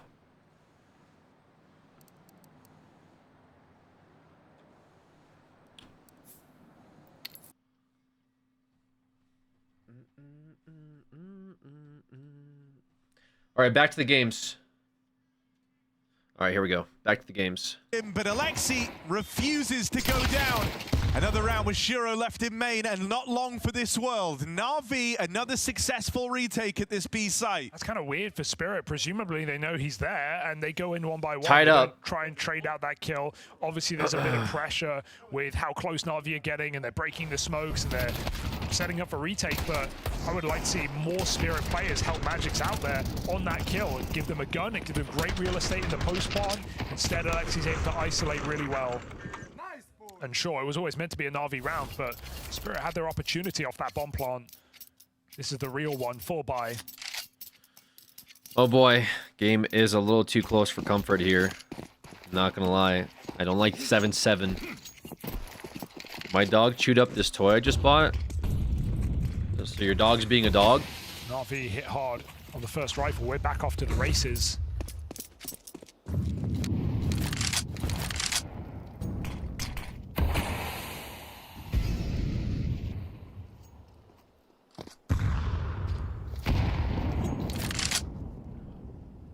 The stairs smoke from Na'Vi have put the fear in Spirit. They're playing very slow. Even look at these clears in middle, checking out the water, making sure that Na'Vi haven't taken any space, but it's middle where Na'Vi group. Ollie goes a second too soon. That's frustrating. Na'Vi were grouping up here in mid. That Molly would have slowed the roll. The Spirit might have even let them get a little more comfortable and situated in these crossfires. JL was left walking across to the double doors on a timing that Na'Vi simply didn't have. Shiro, great flash to support as well. Wrecked JL. Now Spirit just trapped his Yeah, they heard the Alexi tag as well. He knows he has to kind of force a play, force a fight, and Alexi does well to get out with one. Put in an awkward position. Donk out through Dark, ready for both players back at the site, and he makes it look easy. We need Donk to turn up. To a lost B site. Only armed with this FAMAS. Knows that Donk is roaming around somewhere, don't know where he's gone to. Oh, there he is! Stellar 3K, low health in that final fight. And Donk seals the deal with a clean tap on Fury Bid. 8-1 versus VP. Very surprising Mirage. The util they need, but it's Donk who steals the show. Coming out of Con, hearing that molly burn. All right, we need more from that. We need more. Site. We need more Donk here in this game. Almost pre-fight For sure. on that swing. Peek's advantage, they say. Donk denies logic, and Spirit take the first gun round.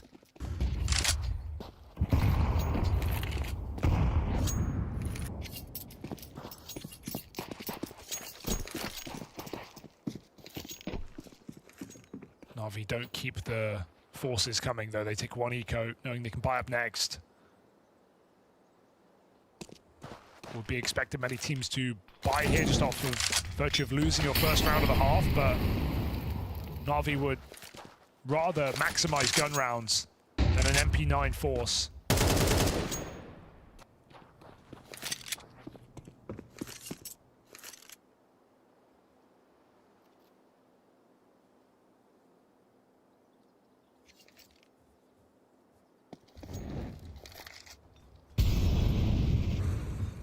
Camera molly in as Na'Vi stack middle. Spirit should just be able to waltz into this bomb site.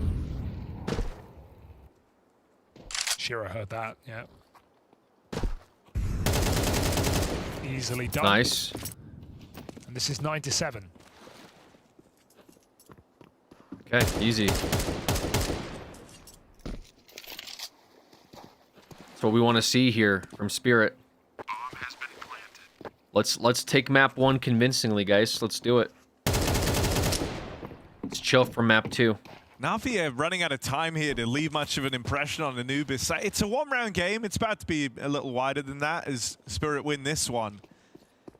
But I think the scoreline is painting a far closer picture than this game has actually been. It is, unironically. All of Na'Vi's success coming from technically pistol rounds. Like, sure, they won with the force buy in round 2, but then they find like the conversions from that, and that's what carried them through to their round wins. Can't win it, but he can make them scared. Tap that bomb. No problem. Outside of that, they've won 1 rifle round in this game. Ooh. All right. And so now on the harder half, that's where they have to try and stake their claim to this comeback. That's where Na'Vi are going to have to grind away back in to Anubis. Timeout taken. Meanwhile, VP down by 6 to Furia on Mirage. Fallen with the fallen angle and op. Fallen with the op. With Train up next for Na'Vi, a very intriguing part of this matchup as well. Only the 4th time this Na'Vi squad have played Train. First time it's ever appeared in this head-to-head. Any thoughts on buying your Prince Stream field tested rather than opening case? You look pretty factory. New nowadays could save you a ton of money. That was Furia back in Astana. Yeah, but what's the fun in that, right? I don't know. Like, so don't need to. They know that the few games on tape that they have is like if we sell the how much is the field test? Like 100 or something bucks. I'd rather do a case opening versus knew exactly how to counter them. Yeah, I'd rather do a case opening rather than spend $100 for a fucking. I'd rather open $100 worth of cases. You know what I mean? You're dead on. Like Furia are one of these. That's more fun to me than spend $100 on a skin and be like, I have it now. You know, that map should be played. That's kind of where I'm at. In Astana was fantastic. The only other thing that I would consider doing is like selling skins or trading up skins. That they had to have been meaning that, like, for example, we sell the knife and we trade up for like an inventory, but I kind of like the knife, so I'm probably gonna sit on a knife for a little bit at least, unless I get like some banger offer on it. You know what I mean? Like 2.5K. I don't know. On the wheel too. As you said, only 4 games. Yeah, the wheel 2 is definitely this one today will be there an idea, and like I talked about the. I don't know when we do it. Maybe sometime in August. I'll have to see how everything lines up for a wheel 2. Electric Boogaloo, the wheel back better than ever. It's definitely not going to be the way you think you guys. The way you guys think it will be. Especially with just like, yo, I'm gonna put on some dog shit game. And then when Alex lands on it, we can watch him crash out. It's going to be like community voted for sure. It's going to be community voted games. Maybe we'll do like tournament brackets or something for games. And when it lands, we're going to play the game. right? Donk wiped off the angle. I don't at the think very we skip. first swing. Name my boo-boo. Guys, I'm not fucking naming any more of your la-boo-boos. Trying to open up the back door. I don't even know how I got put in this position to begin with. Pressure on. Wonderful fights on the USP. But Magic's has snuck all the way out in this downtime. Plant coming in. Heaven player. On average, you need to open up 625 cases to get the red. Upwards to that. If you get the red, you want to do those figures. Get wild quickly. Yeah, dude, you know something? On average, when you go to Vegas, you fucking lose too, but you still put money on red, right? I don't open up cases to like hedge my bets, all right, on percentiles. If I did that, I wouldn't be fucking up. But they were committed. I can't talk, man. I gotta go get my. I gotta get an MRI. I think for my brain. But he will go on to win the round. I do it for the love of the game, okay? It's like playing gacha and being like, you know, on average it takes you 100 pulls to get anything good. So why would you play gacha, you know, right? Why not just buy an account with all the 6 stars you want? You know what I mean? Oh, you play it because it's fun to open up cases. It's fun to pull in gacha. In this game, like I get it, yeah. Landing on a red is difficult, but when you land on the red, it's hype. What was the percent on average for me to get that knife, right? 0. We still got it. Factory new. Phase 2 Doppler in our inventory, sitting nice and comfy. It's fun, man. That's it. I'd rather open up cases. It's more fun. I don't do it because, like, I mean, having a cool inventory is cool. Right. So let's see if that's enough to give Knives them are 1 in 4,000. Yeah, I didn't open up 4,000 cases when I sat back down. It's a costly round to win. They've got 2 MP9s. It's a green Labubu, if that makes you want to name it.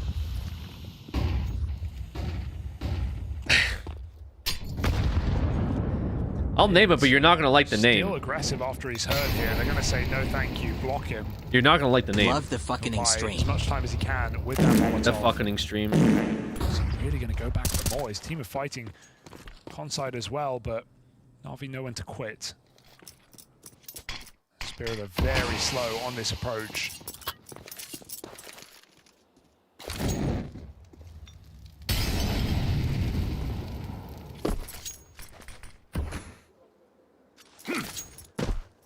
Push it phase 1 against Legacy, yes sir. Do you like minifig unboxings? What is that? Wonderful makes a hasty What's a rotation minifig? to B, or to A rather, after mid is blocked. Bit in dangerous position, still gets out with 1. Legos? Knows he's getting reswung, knows there's more fights, but Bit's been able to elude capture, gets out of there with a 5v3 for Na'Vi. That's certainly going to change the game plan for Spirit. Bit siphoning 2 from the ranks. That's Donk and Zontix both dead on this push out towards A. New options have to be explored. New pathways have to open, and to do that, they've got to get past Alexi. 1 for 1 from Na'Vi's captain. Keeps the advantage firmly with Na'Vi, and there just isn't time for Spirit. Quick case opening tip, brother. I don't need case opening tips. Give Na'Vi the respect in this round as this CT side starts to build. That's 2 in a row now for Na'Vi. Awesome, Haven. Great job. And the money starting to run dry for Team Spirit. I watched the fucking entire video and was gaslit into opening up kilowatt cases, and that was the worst opening of my fucking life, okay? I'm not gonna like, you know, these are better, and then I sit there $300-400 later, and I get dog shit in my inventory. Okay? We're not doing this again. We go big or we go home. When will you like mini Vig's openings? Guys, guys, I'm losing my mind. I'm trying to watch these fucking games. I don't even know what happened in this entire half. That is even early. Spirit just took a timeout. Like I'm getting like overstimulated here between fucking minifigs, labubus, and case openings. Just like, let me watch this game. I want to see what's going on. Lacking. AWP, AK, and pistols will force around it. Don't win this, you're letting Na'Vi in a huge way in this map. Yeah, they're letting them come back. Damn. With the unknowns of Train coming up as well. The upset alarm. Donk said, I'm unsatisfied with my performance last round. That was a rough translation. Faster round from Team Spirit. As they're donning a bunch of Tech 9s here, they're going to let Donk on the rifle try and lead the charge. Oof. Play gun game with this AK till the round is over. And so lacking a lot of resources here. Might just be something a bit more cut and dry for Team Spirit, less fakery, less mid-rounding, and instead just an all-in onslaught over A. Tech 9 of Zontix gonna open the round up with a convincing kill downwind onto JL. Donk. There's Donk playing in tandem with Zontix as that entry. And they get out with a 4v3. Should just save here on their And friend, advantage Na'Vi. Well, they're trying for it. Don't want to give this one over. You kind of want to go fish, see if anything presents itself, but it just doesn't feel worth it. They're thinking about it, but You're yeah, they're so going to far call it. removed All here. right, There's so much nice. ground to cover. And that encapsulates Spirit, right? When you think you have them on the chopping block and you have them vulnerable, and if Na'Vi win this gun round clean, they're going to put Spirit in the dirt. Yeah, but those are the rounds of Spirit pull out of absolutely nowhere with 3 pistols. They charge into A. Sheesh. Zontix entry, and Donk just trading perfectly. JL completely caught off guard, dropping his smoke on the stairs. All right, blind Spirit took in it. the open. Nice. The timing of that hit from Spirit completely catches Na'Vi by surprise. Needed that, for sure. Timeout Na'Vi or no? Seeing Zontix lead in a lot of these rounds, right? Where it's typically, if you go back, been Donk. More recently, seen Chopper do that a lot, with Donk just trading him on maps like Dust 2. Now we're seeing Zontix, first man in here for Spirit. Trying to find a new solution to the struggles Spirit have had in taking trophies, trying to level up for the last I came in this Furia versus VP game.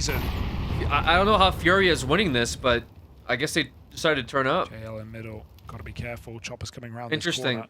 And Shiro's flashes have been supporting him, but Shadow is pretty blatant. JL will take shots, and Chopper is given a chance to escape. He'll take it. Again, Zontix leading this into A on the jiggle. Bit's going to be caught off guard.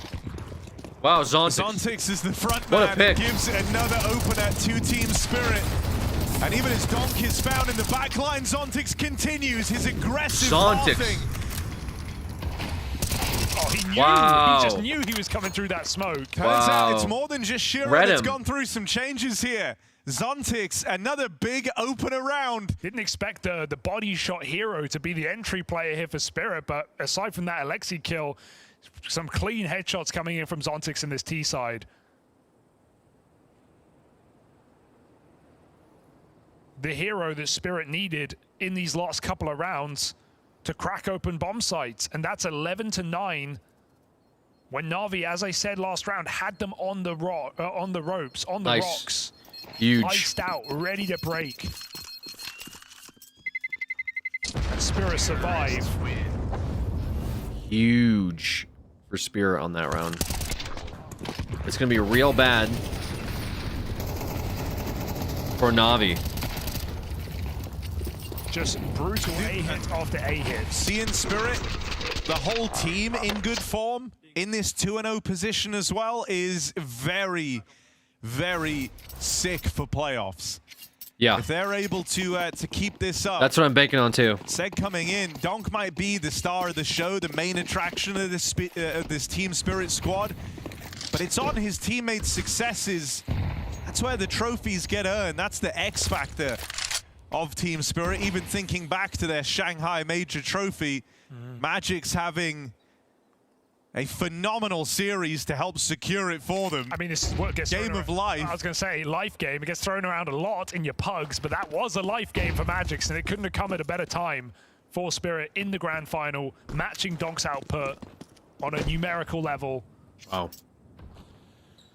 They're saving Na'Vi, saving for overtime. Not the position they want to be in. Spirit's just going to slow play this for I default. just refuse to doubt. They're going to see where the they're Spirit stacking squad right for now. their pistols because they don't want to walk into Na'Vi them. know that better than anyone. Flash for speed. That would be an L. Spotted. Got to watch out. Magic's providing the cover here as they get closer. These pistols can be lethal coming around the corner. Magic's reflash for a fight. They line up. He does damage. He's still in a box. Can't escape this pizza corner.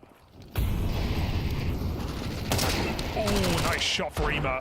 But this B split isn't even a guarantee as they go back to check info. Shiro cuts them down. Yeah, this is so awkward. You're just hemorrhaging players for Na'Vi, and you're not even in the right place. All that fight was for the side of the map that Spirit weren't even taking. They've got it. And so Spirit with both bomb sites under their control. 3 chances to take Anubis over the line. And there is this train pick to, you know, give Na'Vi a second chance. That's their attempt at punishing Spirit up next. A map that you haven't seen Na'Vi on a hell of a lot. One that they look to pull in for this matchup. Maybe been putting some hours in on the build-up to this major. But many squads have tried and failed to punish pick Spirit. Nice. With Train in the veto, an even bit hunted down, dead right at the close. Huge. You have to expect those surprise picks, though, right? Especially in a Na'Vi kind of falling apart here. I think back to Copenhagen, last few rounds. Infuriate takes the first game versus VP. Like I said, that's very surprising, but a map that was not meant to come in that series. And FaZe, I guess they just played better. Game took them down, eliminating Furia Spirit, just better. who were also front runners back there for a major trophy. And so, yeah, Spirit are not being taken caught off guard necessarily with Train. But how much work have they done, considering this is a squad that haven't been boot camping? Are they prepared? Right now, it seems like they have enough to get us over the line on Anubis. Like you said, 3 rounds to shut this map out. On the favored side. Na'Vi have had flashes take care, Tactical. On this first map, but consistency for Team Spirit.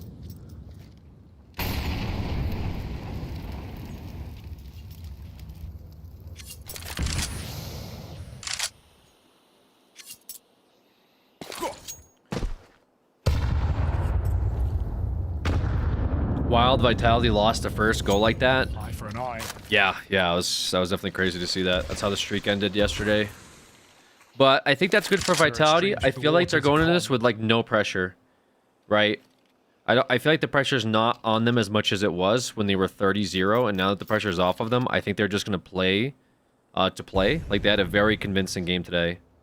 Like completely dominated 3D. Wasn't even close, so I'd say just based off of that, Donk attempts the entry. Vitality should have a very good run-up. They still don't know about this player up close on the pillar. Alexi gonna try and bring the fight down in the dark. And Donk will swing him wide to clear out Na'Vi's captain. First of all, again. To Donk in this last round. Donk again. Still more where that came from. Still more in the tank. Another crazy multi-kill round from Spirit Star. Jesus. Bit creeping up as the bomb looks to get planted for Team Spirit. A slight delay on that has lent Na'Vi a few more seconds. Bit and wonderful reclaiming kills. Player spotted out on jail. Are they ready for Magic's? Wonderful is. He's kept Na'Vi in this. The first chance to close out Anubis will not come through for Spirit.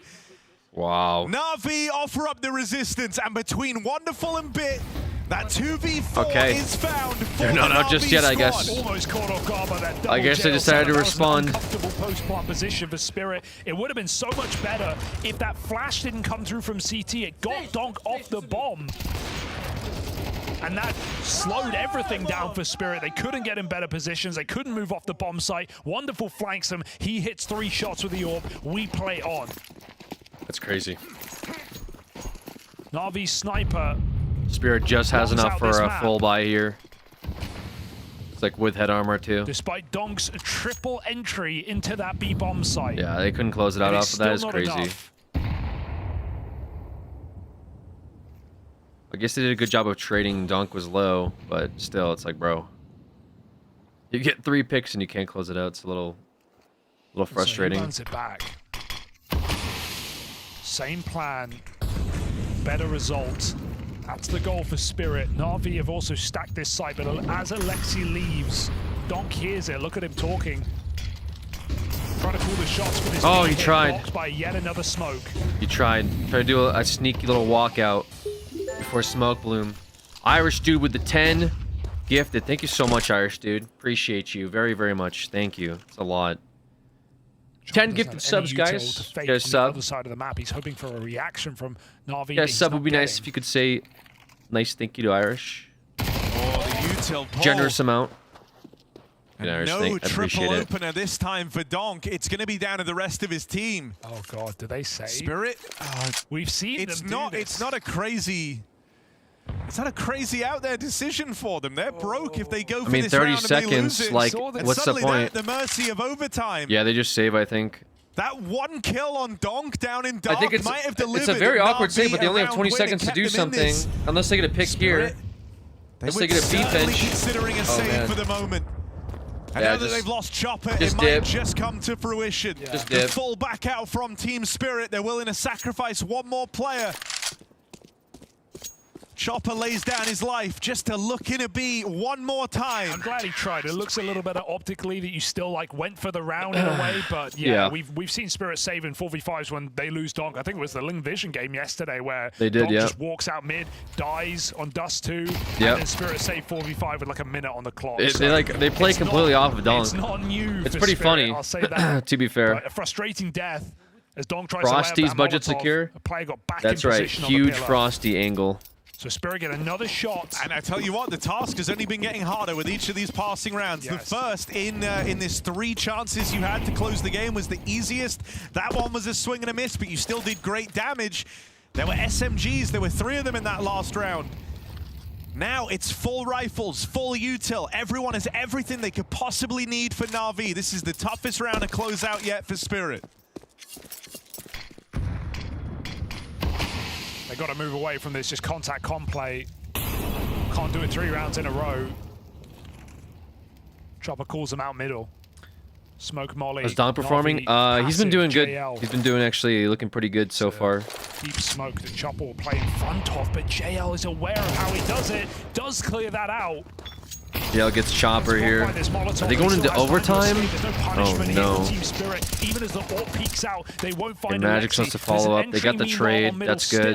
And so Spirit have to speed up. Gyro's low. It was Zontix and Donk on these Donk's still alive. Zontix, okay. Zontix with the walk up. That opening. He needed that walk up. With the bomb out here. Zontix has to provide cover. Oh no. Instead, Alexi Donk. the line, knocked out by Donk.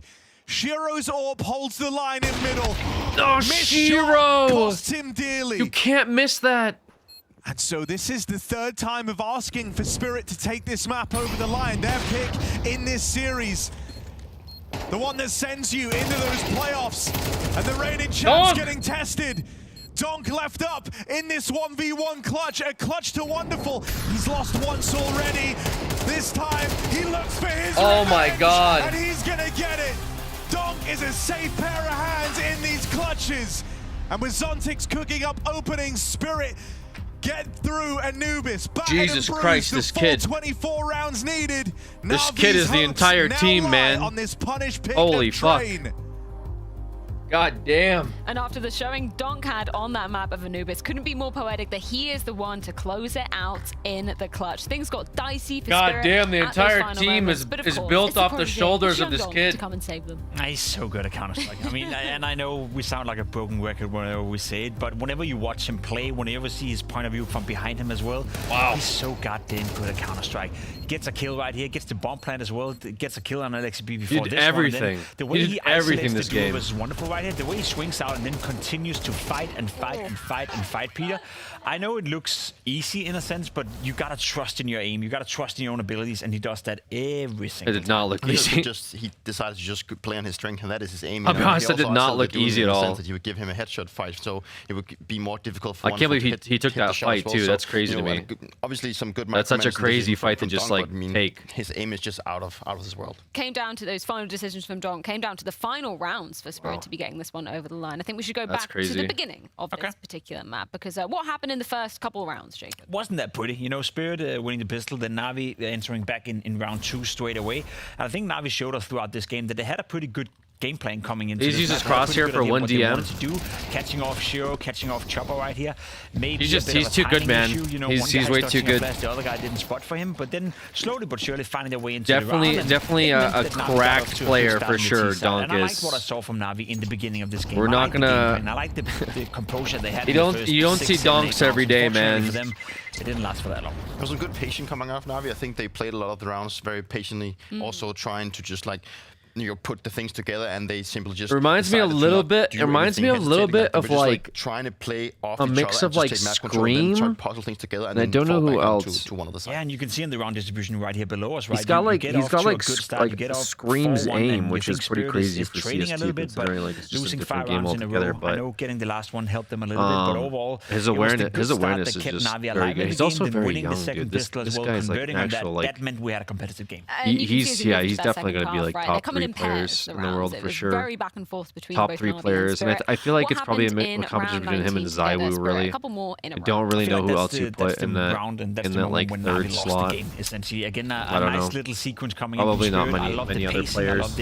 I guess it probably depends on the day for other players too. Prodigy, yeah, definitely, he's definitely a Prodigy for sure. After this round, it was m0NESY, but he fell off. I just feel like m0NESY, just too much pressure was put on m0NESY. I think they wanted m0NESY to be their version of Donk, and it just couldn't do it. You know, JL has to make the decision. Does he's a face of demon and just plays the game non-stop. I mean, that's ideally what you want from like slow down the a attack GOAT, coming right? into it, and he got Is caught in somebody the that middle. plays all day. I mean, capitalized, and then they end like up winning the round. Simple was considered the greatest player of all time, right? And I think it's a good read by Spirit here. I think the rounds prior to this one, Na'Vi have been going for more like aggressive style. They wanted to try and push out B main. They wanted to try and clinch, and we saw Bit also coming in with double kills from A main.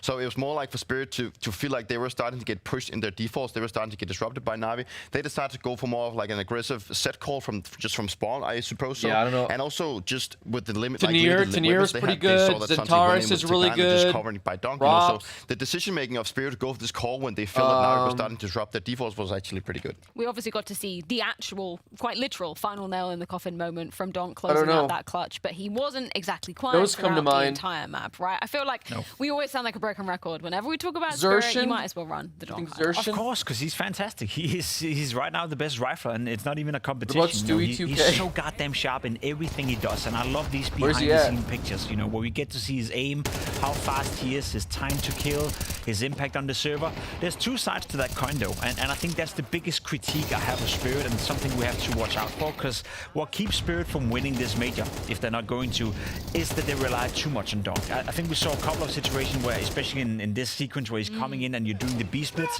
whenever Donk gets cave control, a lot of these kills comes from cave. Like, a lot of these kills comes out from Donk basically winning the round single-handedly. You mean being a stand-in? We also saw a couple of rounds where he didn't get the It's hard to have I mean, I'm not trying to BM. So these guys are way better than I ever will be, but it's hard to have a conversation about someone who's one of the best players in the world, and their current role is to stream and be a stand-in for other teams.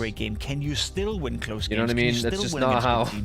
It's just not representative of someone who's in contest to be one of the greats. You know what I mean? Like not to BM or flame, I think but sometimes he's the one that would like to tip the scale for Spirit, because it's like saying, you know, in baseball, the way that he approached I was the best on my team when I wasn't on the bench. To create that extra space to Donk to work with, but also Shiro for that matter.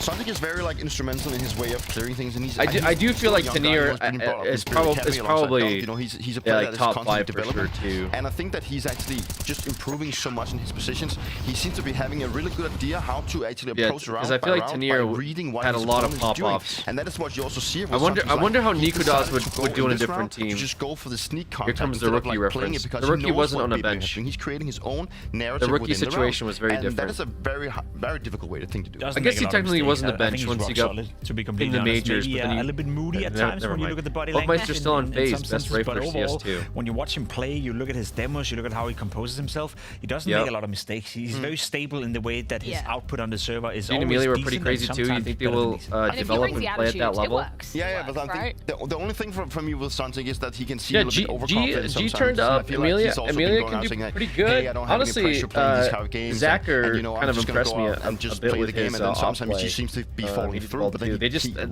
aren't like coordinated enough, and their T sides are very weak. Maybe the one thing that could that he sometimes so it's hard to gauge a team off of like when they perform well on CT side. He puts up an outside of like when Amelia used to pop off. Because G was supposed to be the one that secured them picks on T side for Tyloo in some of those games, and he played very passively. How do you view that as a Counter-Strike? He had some good rounds, but overall, you need. It's like having somebody that's consistently good is very difficult. Like somebody that like old rain, you know, like Tanier kind of gives me like old rain energy. That's why I kind of bring his name up, because I saw a lot of consistent, like purposely actually just trying to good rounds from Tanier. I mean, maybe it is a thing he's thinking about. Same with Xantares. I did see more of Xantares play, but Xantares kind of popped off a little bit low key. His characteristic, but it was actually scary having him in the lobby. And if he styles it out, he styles it out, and it definitely worked on map number 1. That is Anubis going other than away. that, Robs is pretty consistent. Thanks to a clutch from Donk in that final round. But I'm very excited to dive into the second map. Bit of a curveball I don't know. It's hard. Donk's aim is just kind of crazy. He has like an insane like headshot percentage. That's what makes him like kind of a beast. And as like an entry fragger, that's scary. You know what I mean? Like an entry fragger with a high headshot percentage is scary as fuck. That's why he literally hard carried them on T side. Like, did we just watch the Spirit game? They don't win that without him. He even walks in, gets 3 picks, and they still lose, and then he clutches the next round. Like, that's insanity. Switch games? Yeah, my bad. Sorry, I'm still like a little bit uncomfortable here, and Yepet actually not even moving. That was crazy to watch. So they're moving closer in through that team main position. Thinking of who else would do that. It's going to be from Icon. It's going to be Flammers going down right afterwards. Yeah, Xantares is definitely going to be like try and get it back, but they're dropping low already. Fame. Maybe top 4 even. I don't know. Do here pushing forward into Molodor is not enough. Because I do feel like after this performance, Monasty's got to be bumped down a little bit, right? That's very nice again. Furia just looks so focused. They already look like they're gunning for playoffs, and to be honest, as well, like you say, I think Zai was still likely. You drop into Bane's pit, probably the best. You're down there with a bunch of like hardened criminals. Elige also had a good showing too, but it's just we have to see more of Elige in general. I don't think you got to be so cautious. It just gets so treacherous. So Furia. But when he's on, he's on for sure. These rounds are dangerous though. We'll see what VP can do. Flames. Again, if you had a lot of confidence in yourself on this map, I don't know if it's worth it to force buy in this round, but honestly for VP, why not? Yeah, I don't think they're going to be very confident on the CT side of Train. You know, if you can get in early here, then that's a source of celebration. That's a spark that can get the team back online. Think of Twist's performance as of late. Okay, Serranto, it's a nice little flash to know. Just to set up for a bit of a peak here. It's really good too because it's so common, I think, that we see these Liquid's crunches from the CT side on the force by trying to push in and pop at the same time. Liquid's about to get BO'd out of the tournament. Eliminated that possibility. So I don't think that's. And VP don't have any relevant, crazy setups. It looks rather standard at the moment. But maybe I'm being unfair. You know, I talk about Nico Dawes on OG, and I mean he had a record game, so it's kind of like maybe that is a conversation. But I haven't been really paying attention too much to Team Liquid. We all know this setup by now. I watched him for the first 5 rounds of the Mongols game, and then it literally all went to shit. So I stopped paying attention. So I don't have much of an opinion on Twist. Flips out here. You can see eventually they were going to be able to hunt him down. Unfortunately, Flick just can't really help out his teammates. Really far away there. So bomb going to be planted in safety. There's nothing Flick could do. Yeah, Electronic's been doing good too. That was chaotic. That looks like it has some potential for VP. Is Flick gonna try to Electronic's find been doing well. There's certainly AKs to be stolen. You ever done a sober stream, brother? Did you not make the same comment yesterday? Maybe you can pick you up got some of those one guns, person to laugh at it, which I'm pretty sure is like a fucking Trainwrecks reference. You gotta come up with your own original stuff, man. You cannot be using other people's Twitch comments on this side of the map, so that is kind of a for chat karma, like. Okay? Don't disagree. It would have been nice to pick up an AK, steal I something. believe in you. You can get up, dudes. They're all the way out here. Actually, with your own original jokes. Anyway, Just look at Haven. Haven comes in here every morning with his little notepad, and he writes down a bunch of bangers. Happening at the end of the round. You know? I have high hopes for Furia on this map because Fallen is a player. Try mentioning plain rice or something. Yeah, I mean that one always does well. About the map has been that a lot of those older strategies that I really love and I think make Train kind of an iconic map. We just haven't seen them from the new generation of Yeah, teams. look at me. Like, Yeah, look at Hero of Zoe. So every day asks where's wildcard. I don't think anyone's reacted to that single time. But god dang it, they're still trying. Old ways of Train. Yeah, you might see it. Keks per second plummeting every time he comes. Round as they did with dealt with the previous one. And we do get a similar opening. Cleaning up any inner pushes, ensuring that Pop Dog is cleared, there's no setups there. And they have managed to traverse those early dangers. And okay, so it's a later movement around the Pop position for VP.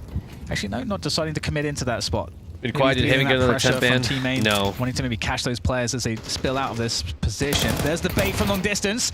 There's the close peek. VP looking to convert here, managed to do just that, taking down one player. That's nice early work, but it's going to trigger probably Furia working on to material. pick up the bomb and make their way in and out. And there is a very vulnerable player, Molodoy. It's giving up the AK.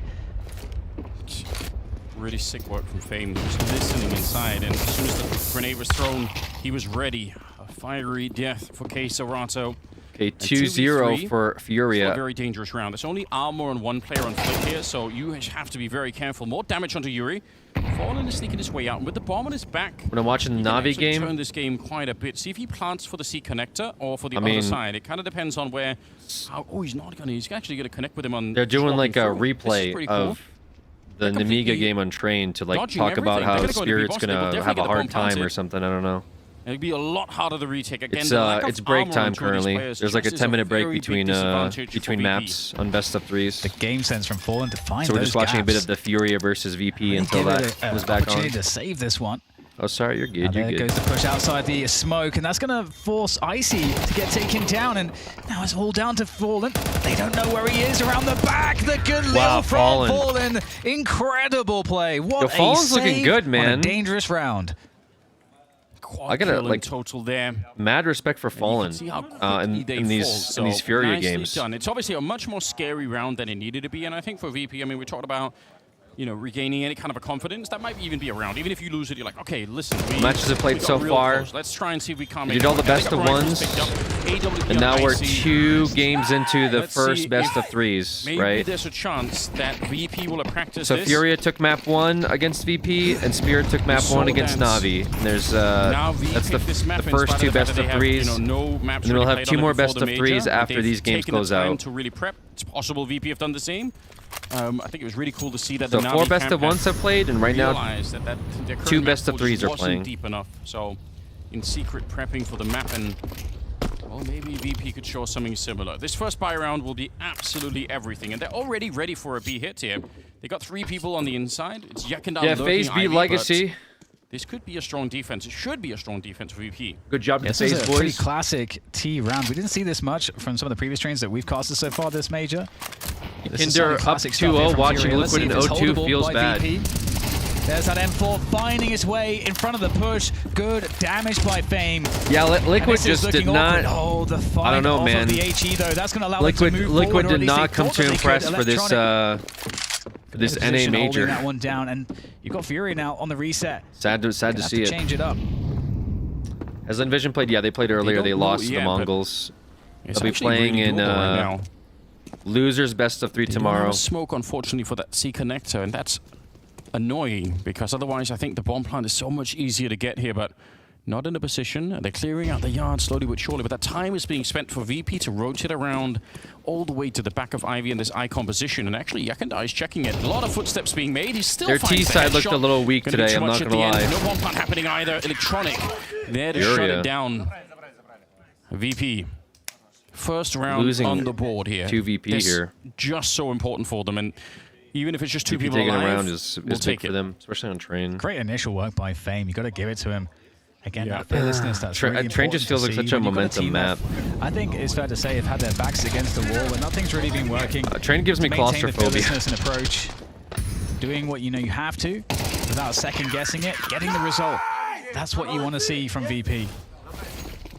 Earning their way onto the board, and I mean, this is a dangerous round too. Hero AK for Yekindar, and they're going out team-aim real quick, and Yekindar finds 2 on the entry. Sheesh. That's so crushing for VP. All right, we're gonna switch over to he loves those aggressive the Spirit plays. game after this round. One of the things that really both Train games bought a bit of a name for the second game for both Spirit and for Na'Vi. Yeah, because Furia lost so much in the previous round where they almost lost it. They just can't afford. Otherwise, they would have had a AK on everyone here, but VP did so much damage early, and then they won the following round, that it's kind of a nice setup for them right now. Looks like Spirit. We'll see what happens. Took round number 1. Icy very nearly lining up a 2-for-1 shot. Just be falling going down for now, but that's good enough. Don't really have to surrender yourself here. 3v3. Just a round for Furia.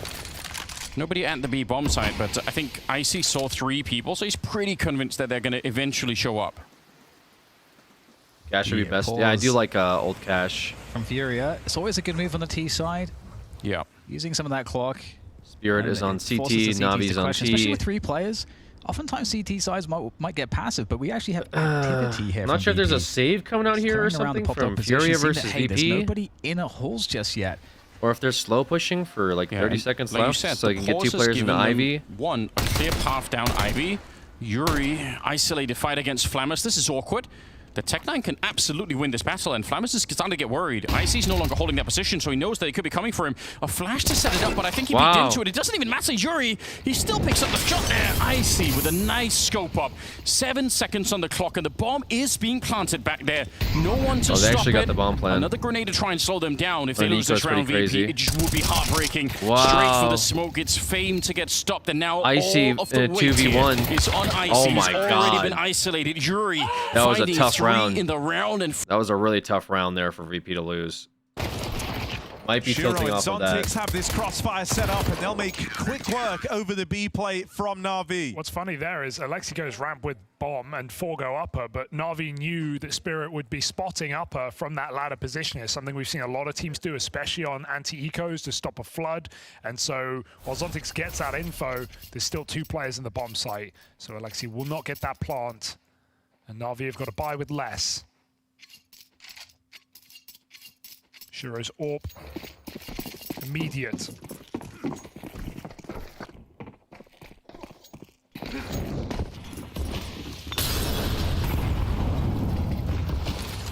Spirit is up by 2 rounds. First buy round coming out of Na'Vi here. See what they do with it. Na'Vi on T side, Spirit on CT side to defend.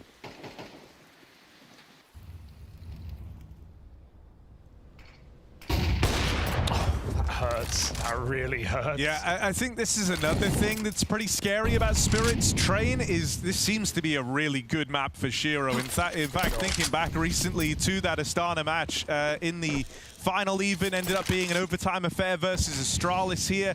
Shiro is very much the guy who kept Spirit in that long enough for Donk to get activated. This is a great map for Europa to excel on, and it's one that Shiro has really found his footing on.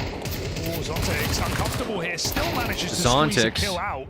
Despite getting spotted by Alexi, trying to hold it down. Stop him. Shiro's on a 3-piece right now, and Ema getting should be winnable. There it is. Spirit, big round for Spirit to start this map. I think this big is like round one for of the rare Spirit. maps where actually I'm going to be keeping an even closer eye on Shiro than I am on Donk. Okay. Because he gets a lot of freedom here on that AWP. Like this is, you know, we talk about the changes from Shiro, how he's trying to be more proactive, more involved at the start of rounds. This is the map where it's like that, but to the extreme. Shiro gets a huge degree of freedom on this AWP. You'll see him starting over towards Ivy a hell of a lot. It's kind of the go-to position for your AWP opening. But past that first point of contact, Shiro can disappear and reappear anywhere here for Team Spirit. Yeah, it's not the old train, but there's still a lot of long lines that are very favorable to Shiro. Less so than before, but what that does do is funnel Na'Vi into less positions. So Shiro's going to have plenty of shots to take. Zontix gets his deep B nade in and still escapes the fast approach from Ema. The rest of Na'Vi surrounding this A bomb site. 3 walking up behind the Ivy smoke. See that happen a lot. Was that one player keyboard sideways? That's an interesting way to play. Yeah, we talked a little bit about that earlier. Smoke, so Magic's got to be very cautious here with players tucked in. Right now the call is Ivy clear. It couldn't be further from the truth. But Magic stays aware. Deep camera smoke coming in. Will that draw Magic's attention the wrong way? Look at the nade deep rather than pop the smoke. And back to Ivy at the right time. He sees them coming. He knows there's probably more than one. They were already close. Magic's in hot water, gets out, but he's got the cover. Donk. Donk providing Overwatch. It's a very safe pair of hands. There's Shiro. And everything's accounted for there. Every player you think you're aiming for, you're actually taking a whole separate fight. The layers of crossfire is built up for Spirit. Tear through Na'Vi. And that's a really good realization for Magix. He only sees one player, but because it was Alexi tucked close in that cubby, he immediately realizes, like, this is multiple players. They're going to rush me. If I re-swing, I give them the chance to get an entry kill running with the Tech-9, and then they have a gun. And that's how the round spirals. Instead, he backs out. His team can support him. Nice way just to play it safe and allow Spirit to keep this game as clean as it is, because, man, Na'Vi are not making these rounds close yet. Only had 1 full buy. Here's the second. Wonderful. A lot is going to be asked of him to start off this T side right now. As his AWP is brought into the map.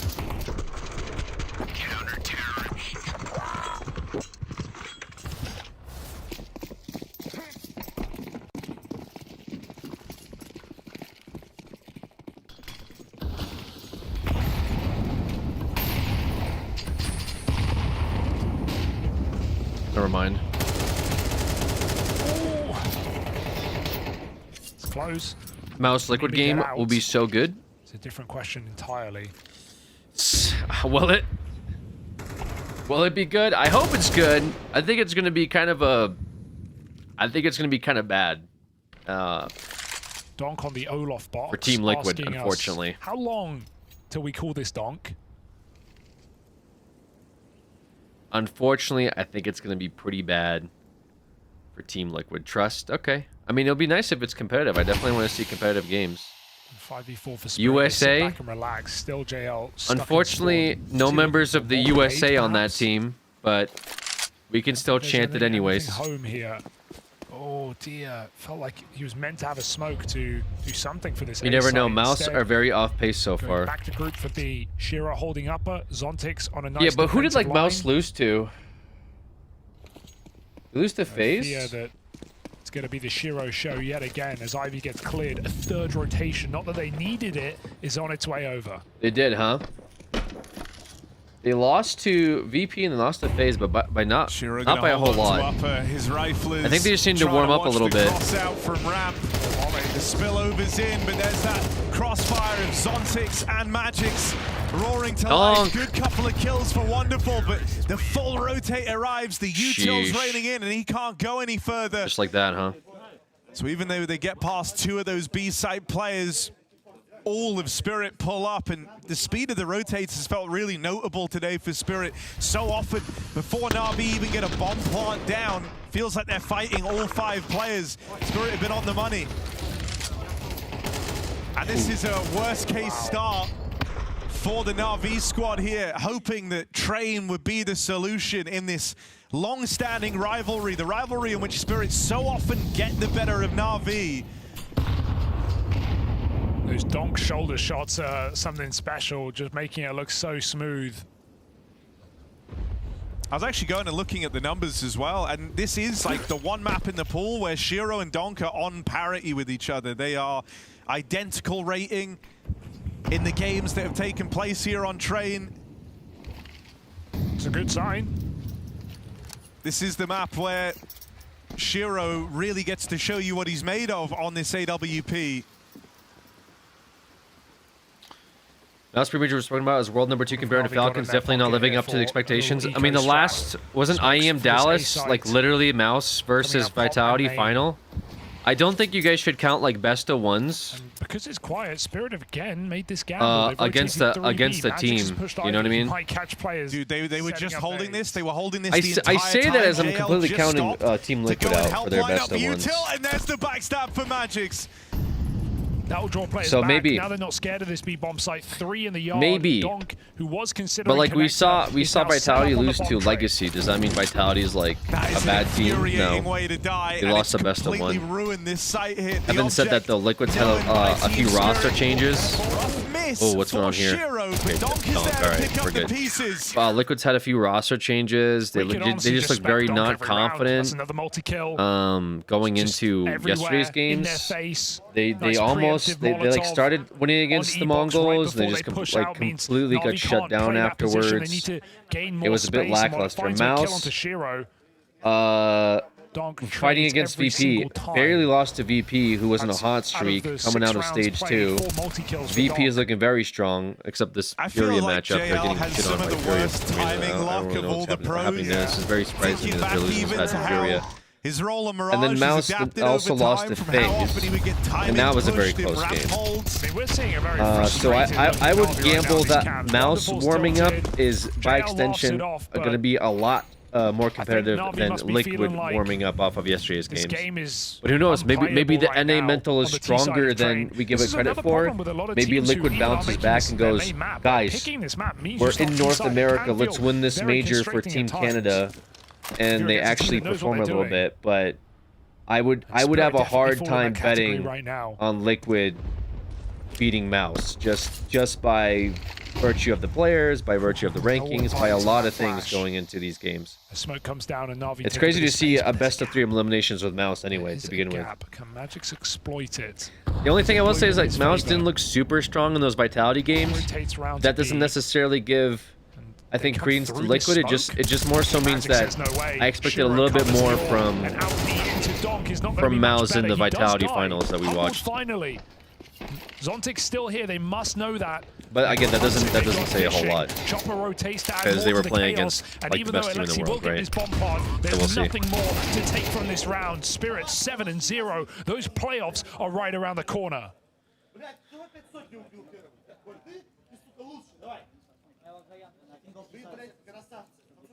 This is the highest looking ranked rough team for that Spirit Na'Vi have had to face on this map yet. And it's fast building to look like one of their most handy victories. Spirit's looking in very good form. That's what we want to see, honestly. And you know, the few times we've seen squads try and take Spirit down on this map across the year, we've always posed the question, what if this has a Cobra effect? And what if through trying to punish Spirit on this map, take advantage of one that was fresh to the pool, you end up making them a very strong, trained team. Just through the amount of reps they're getting to put into this map compared to other teams at the top of Counter-Strike.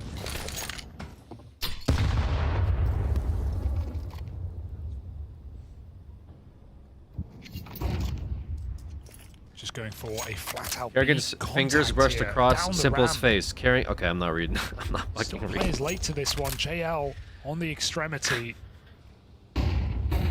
Right down they go. Alexi low. Zontix from upper blocks them from gaining space. That gives his teammate in Connector a lot more room. Donk keeps the pressure on, but he doesn't believe it right now. It's seeming a little bit quiet, a little bit fake. Oh.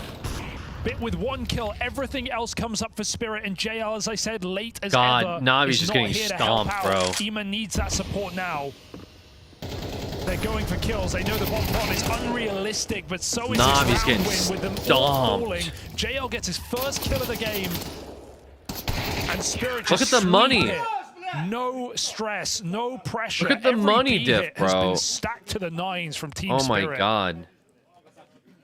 They're all at like fucking and you can feel like money the difference in just lived experience between these squads on this map. For Na'Vi, this is a new venture, and as new challenges are arising, it's like not even they close. Don't feel cut out to deal with them. Spirit in full control. seemingly always with the right read, the right move.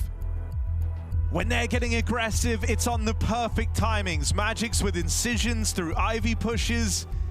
When they call for stacks, it's in response to these site hits, often before the utils even come out for Na'Vi. This is, you know, they're getting thrown around trade. Well, it can be a bit devastating for Na'Vi. It's a great sign for Spirit to have this map in their pocket at the major. Yeah, for sure. And how reliable this could be for them. Spirit's probably feeling good right now. Feeling real good.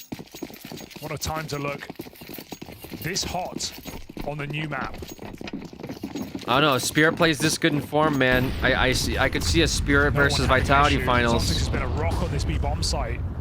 I could definitely see a Spirit versus Vitality finals if Spirit keeps up the pace. Better? They pick up the pace and they actually catch Zontic off guard. That's the first time that's happened here for Na'Vi. They've got to make it worth it.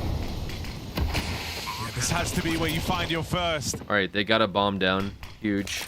An untraded 5v4, a gift that Na'Vi have not had on this T side.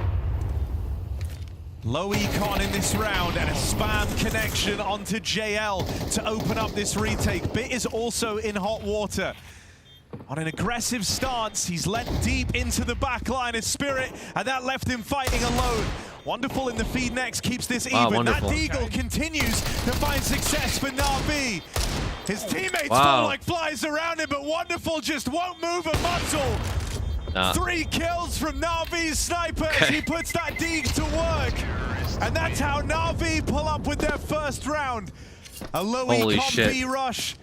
And on the wings of Wonderful, success finally found for Na'Vi. Just a straight up it's rush. Better late than never here for Na'Vi, and it comes off of the loosest round yet. They've been very drilled. They've been doing executes. They just run down the ramp and get Zontic off guard. Just a big rush. Hey, if it works, it works. Na'Vi will take it at this point. point. If it works, it works. Still a drought Can't of hate on rounds. it. They're going to need all 4 here if they really want to make this map winnable. Look, it's a wild Hail Mary on a low econ round, just the instant B rush, a pace change that Spirit weren't ready for. They'd been used to the slower style that Na'Vi had brought to the table here.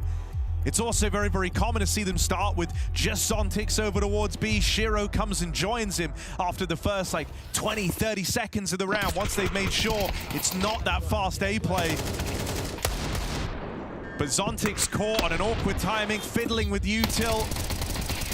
And that gave the path to the B. Zontix wasn't ready. A mistake we won't see again from Team Spirit. He was not ready. Needed these outer stacks anyway.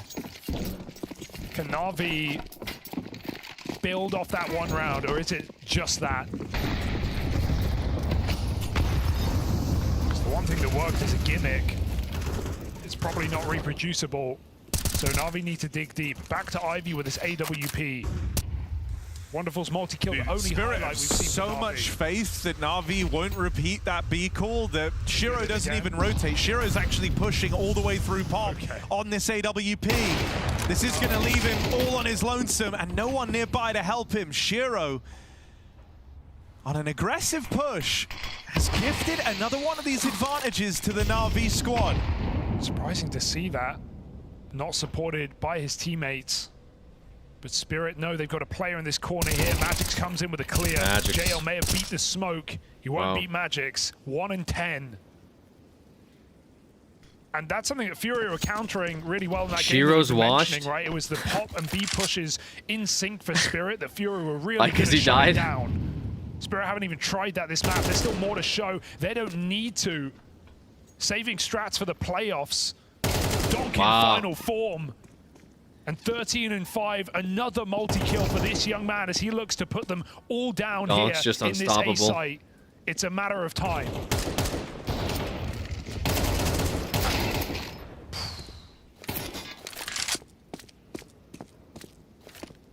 Wonderful's given us the one highlight clip for Na'Vi in this game.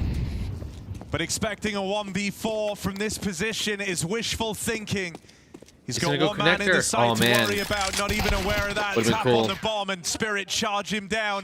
They're going for the throat on this. They want this to be a punishing victory as they are steamrolling Na'Vi every step of the way on trade.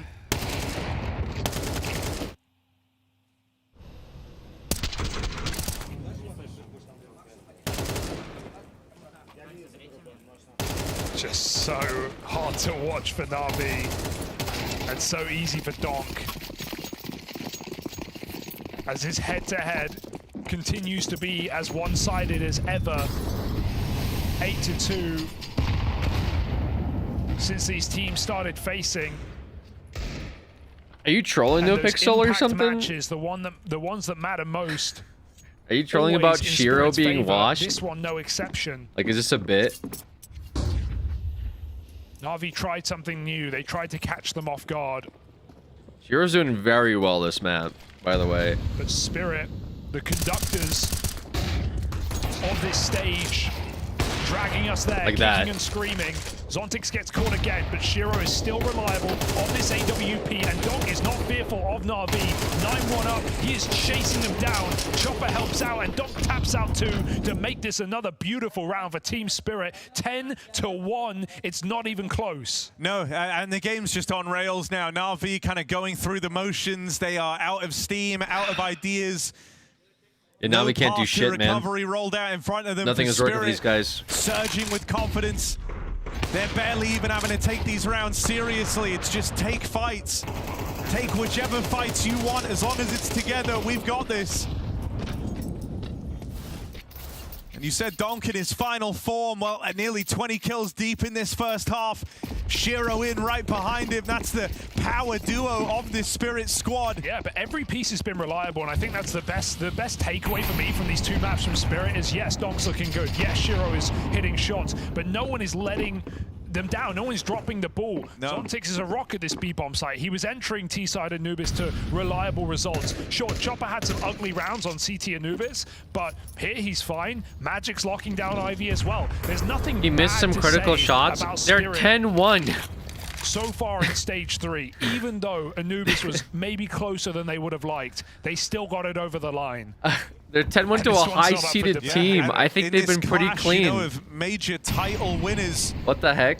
From 2024, what else do you want from them? Reigning champs, showcasing just how wide the gap has gone. I'm so confused by this bit. Fall from grace where Shiro is bad. And this season has been palpable and never able to. If Shiro was good, they'd be 11-0. Is that the argument? 11-0 against one of the best teams in the world? Managed to deliver. Shiro's on the washed. They're not 11-0. BO1s, but in this first BO3 outing, by the way, it's looking to go dominantly. The reason that they're Spirit's playing favor. is because both teams are 2-0 right now. For Na'Vi continues to be a very real thing. Spirit heating and they almost went into overtime last game. And this half coming to a close. Can Na'Vi get anything, a little bit of life in the last round, the last chance? There's only one guy on this B-bomb site. Finally, for once, Na'Vi have found the gap. They still need to get through Zontix. Dink are done onto Bit. It might be enough here. I'm just going to assume that they're trolling. The Lurker makes it in the back I think this is a troll. Shiro's orb continues to strike, and Chopper and Donk move in for the kill. JL and Bit are both wounded, both hurting. JL also a long way away and might not even get to play into this final round. Bomb's not planted for him. Ema's got to stay alive, but also has to stop this defuse. There's no right way to play it. Spirit, own train. Na'Vi find no life on that T side. Spirit sit just 2 rounds away from a flawless finish in stage 3. Yeah, Spirit could have done more there, I think.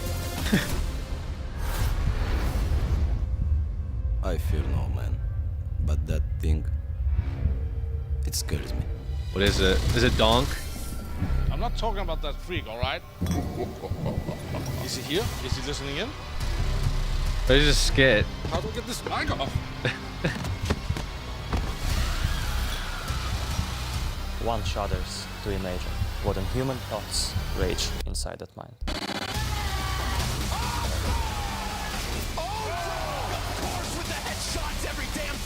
Dreams of chronic and sustained growth.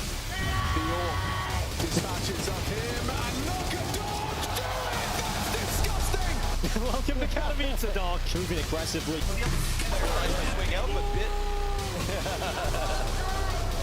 Can this little nuisance pull off an unbelievable clutch to keep his team in it? With this kid, with this monster! That's funny. So that's a cute little skit. Honestly, kind of made sense for last map. Yakindar, how much will he get? The confidence is so high. Any kills at all, devastating. And there is the feeling he's on the other end from VP. This is such an important engagement for both sides to come out the better of. Oh, timing found, and Flammer still gets it. That's huge for VP. Would respect Donk more if he wasn't such a Alex Piss on Faceit games. How mad would Flammers have been? Let me tell you about Old Simple. Seconds. They've left. Let me tell you about the best player in the world in his Faceit games in EU. Molodoy just rotated through CT spawn for this B push, so VP might find a timing here. It certainly looks like it. Fallen probably has to get a double kill and stay alive for this round to be more viable. They're quite far away. That early burst doesn't really do that much, and to be honest, it's not a crazy round for Furia to just save in here. See MTV Spirit video? No, I haven't. A little bit anticlimactic perhaps, but they just need 3 more rounds. Like, why force yourself in a position where you have no money going forward? Just keep the rifles alive and let it be that. Yeah, good gamble coming in from VP. It's very hard to know what the right play is at that point. You don't know how Furia will respond. So both teams doing the gamble a little bit.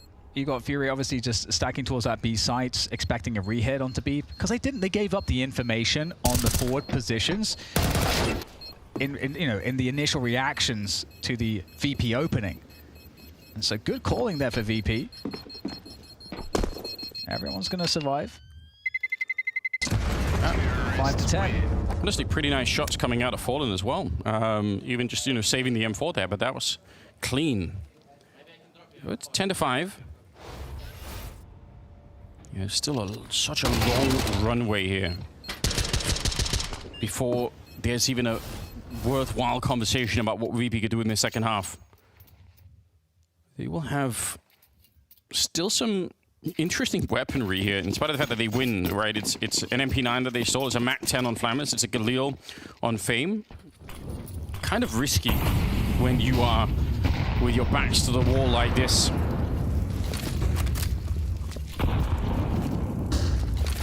Looking for that T main control potentially here, Furia. It's not an ideal smoke for Yakindar. No, it's not. Kserato at least keeping tabs, looking over the top of the bomb, rather just the train. Not quite the bomb train. And VP on that late Ivy.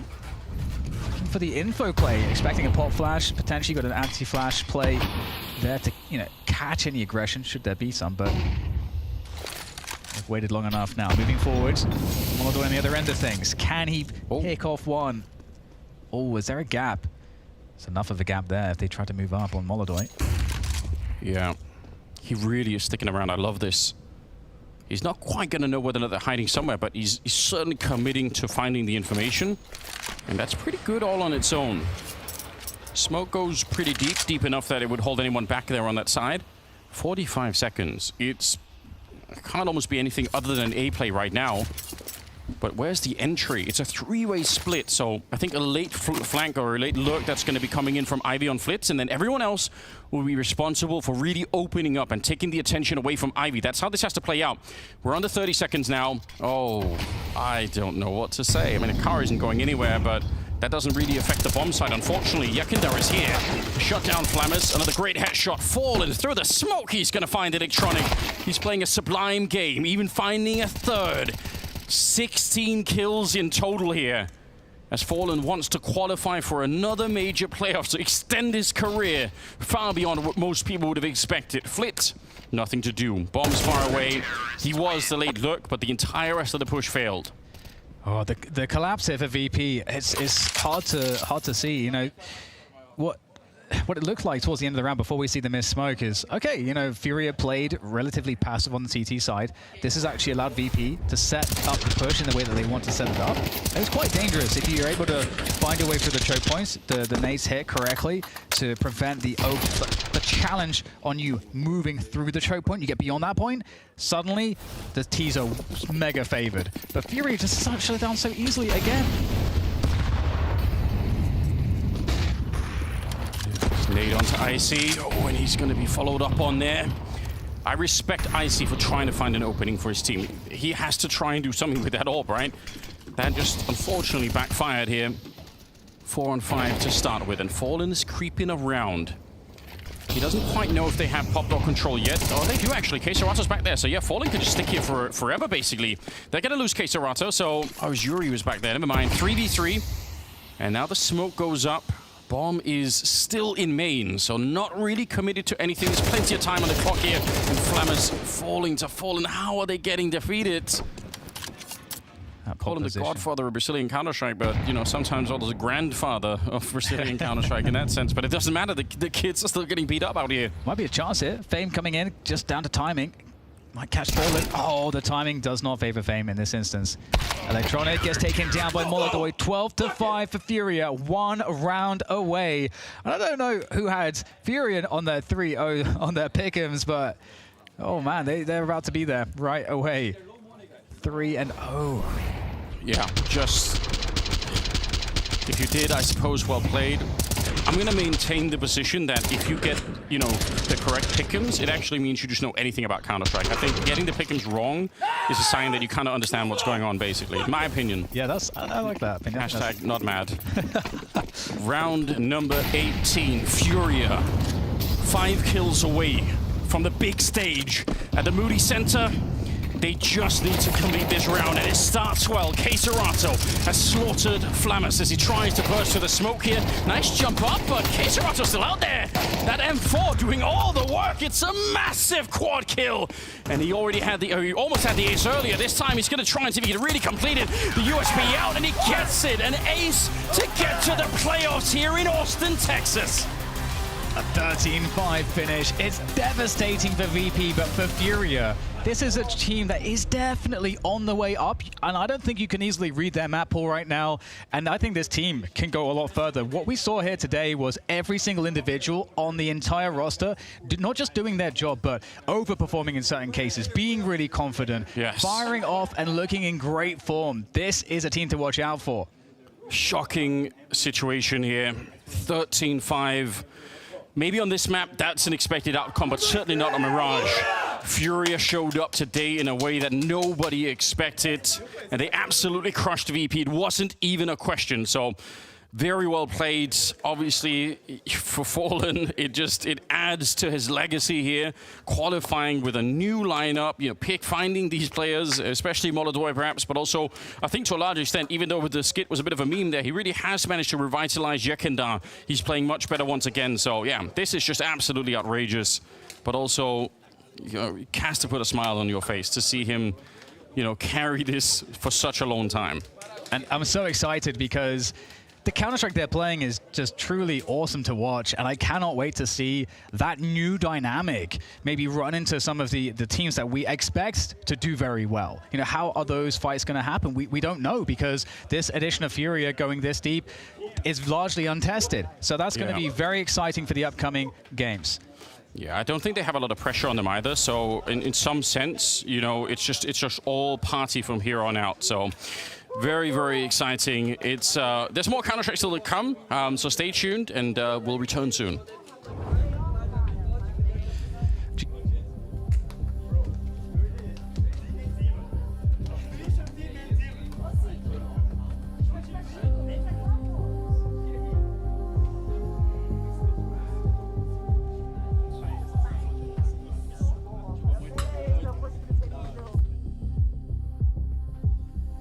All right, match point here, sorry.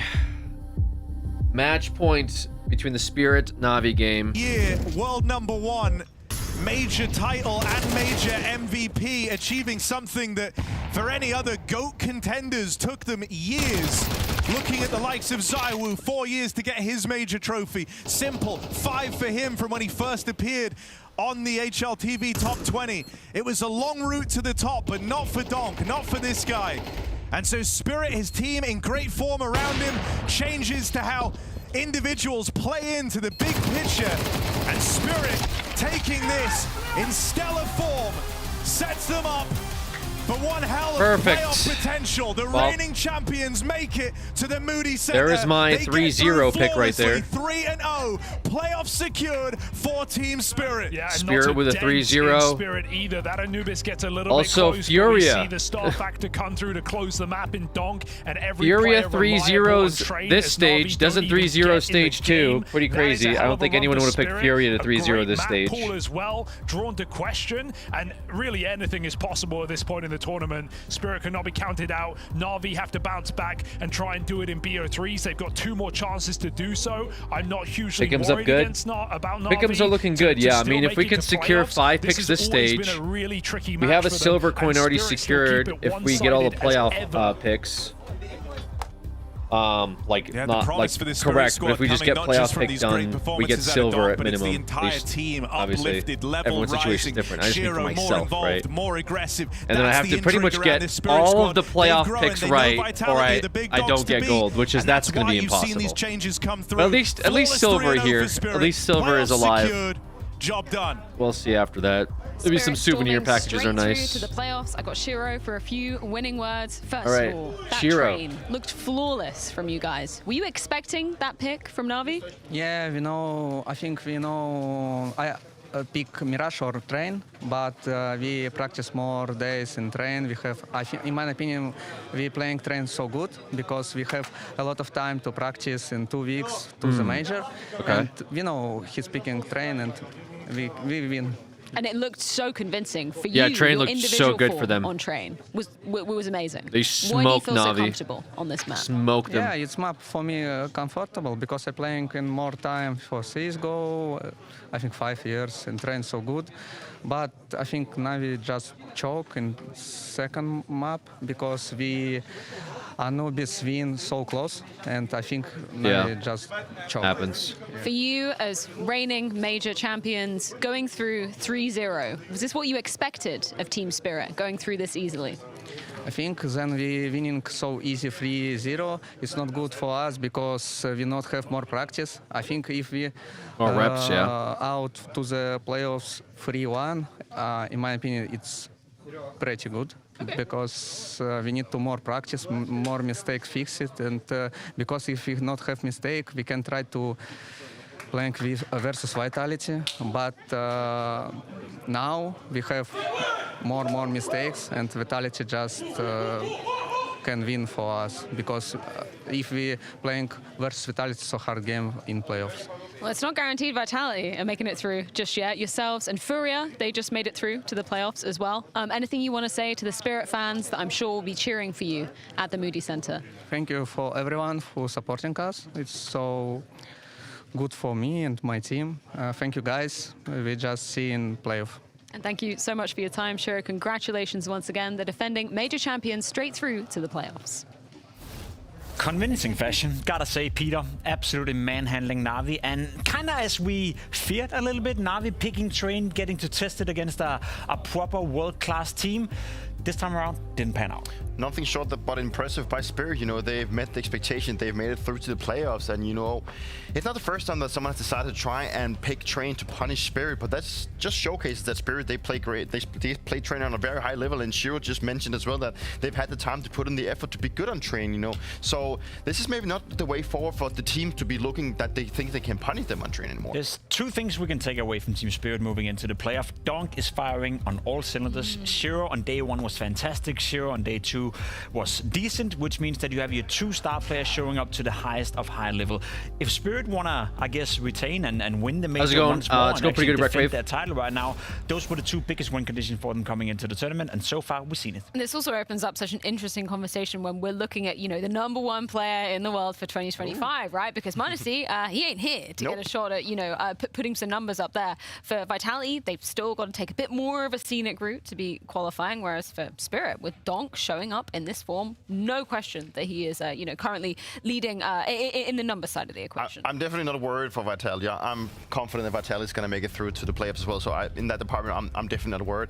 But of course, we want to see more of Donk. We always want to see more of Donk because what he does and the way that he has entered the top tier Counter-Strike scene has just blown everyone's mind. You know, this young rifle just coming in, having such an impact inside of Spirit, but also on the game. I feel like everyone has just picked up and tried to analyze what Donk is doing so great. great. So you just gotta give a bow to him. Okay, so we've had the high of one of our first teams qualifying. I believe Furia also just won over on the B stream as well, so they'll also be going through, which is just crazy in of itself. But we do need to flip the script to be talking about some of our elimination games going down today. First one, that's going to be Liquid versus MOUZ.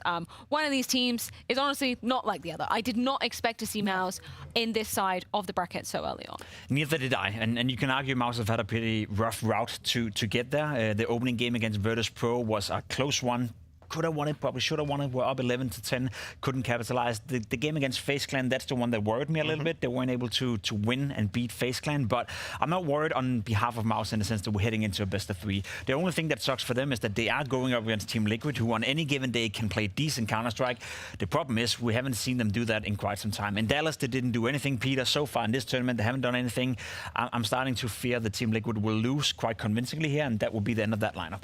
I think it's obviously whoever who's going to lose this match is going to be feeling gutted, right? Like both teams, they had higher expectations coming here, but I think obviously MOUZ will be the one that will be feeling in some department like the most gutted, because they have been considered a top 4 favorite coming into the major, and you know, we know the issues with Liquid and that they have been playing pretty poorly, and we know that there's probably also like changes coming into that lineup, so they find themselves in a little bit of a special situation. But I'm actually not worried about Mousebox. They recognized they had a really bad day yesterday, and I think that Mousebox, they just simply have the better quality players in terms of, but also in terms of their tactical depth, that they will just, I think they will humble Liquid. I'm honest. But that's the thing, if they want to turn it around, they've got to start right now, but not before we head things to a short break. When we're back, Liquid versus MOUZ, one of which will be eliminated here in Austin. How long is the break? Is it 10 minutes?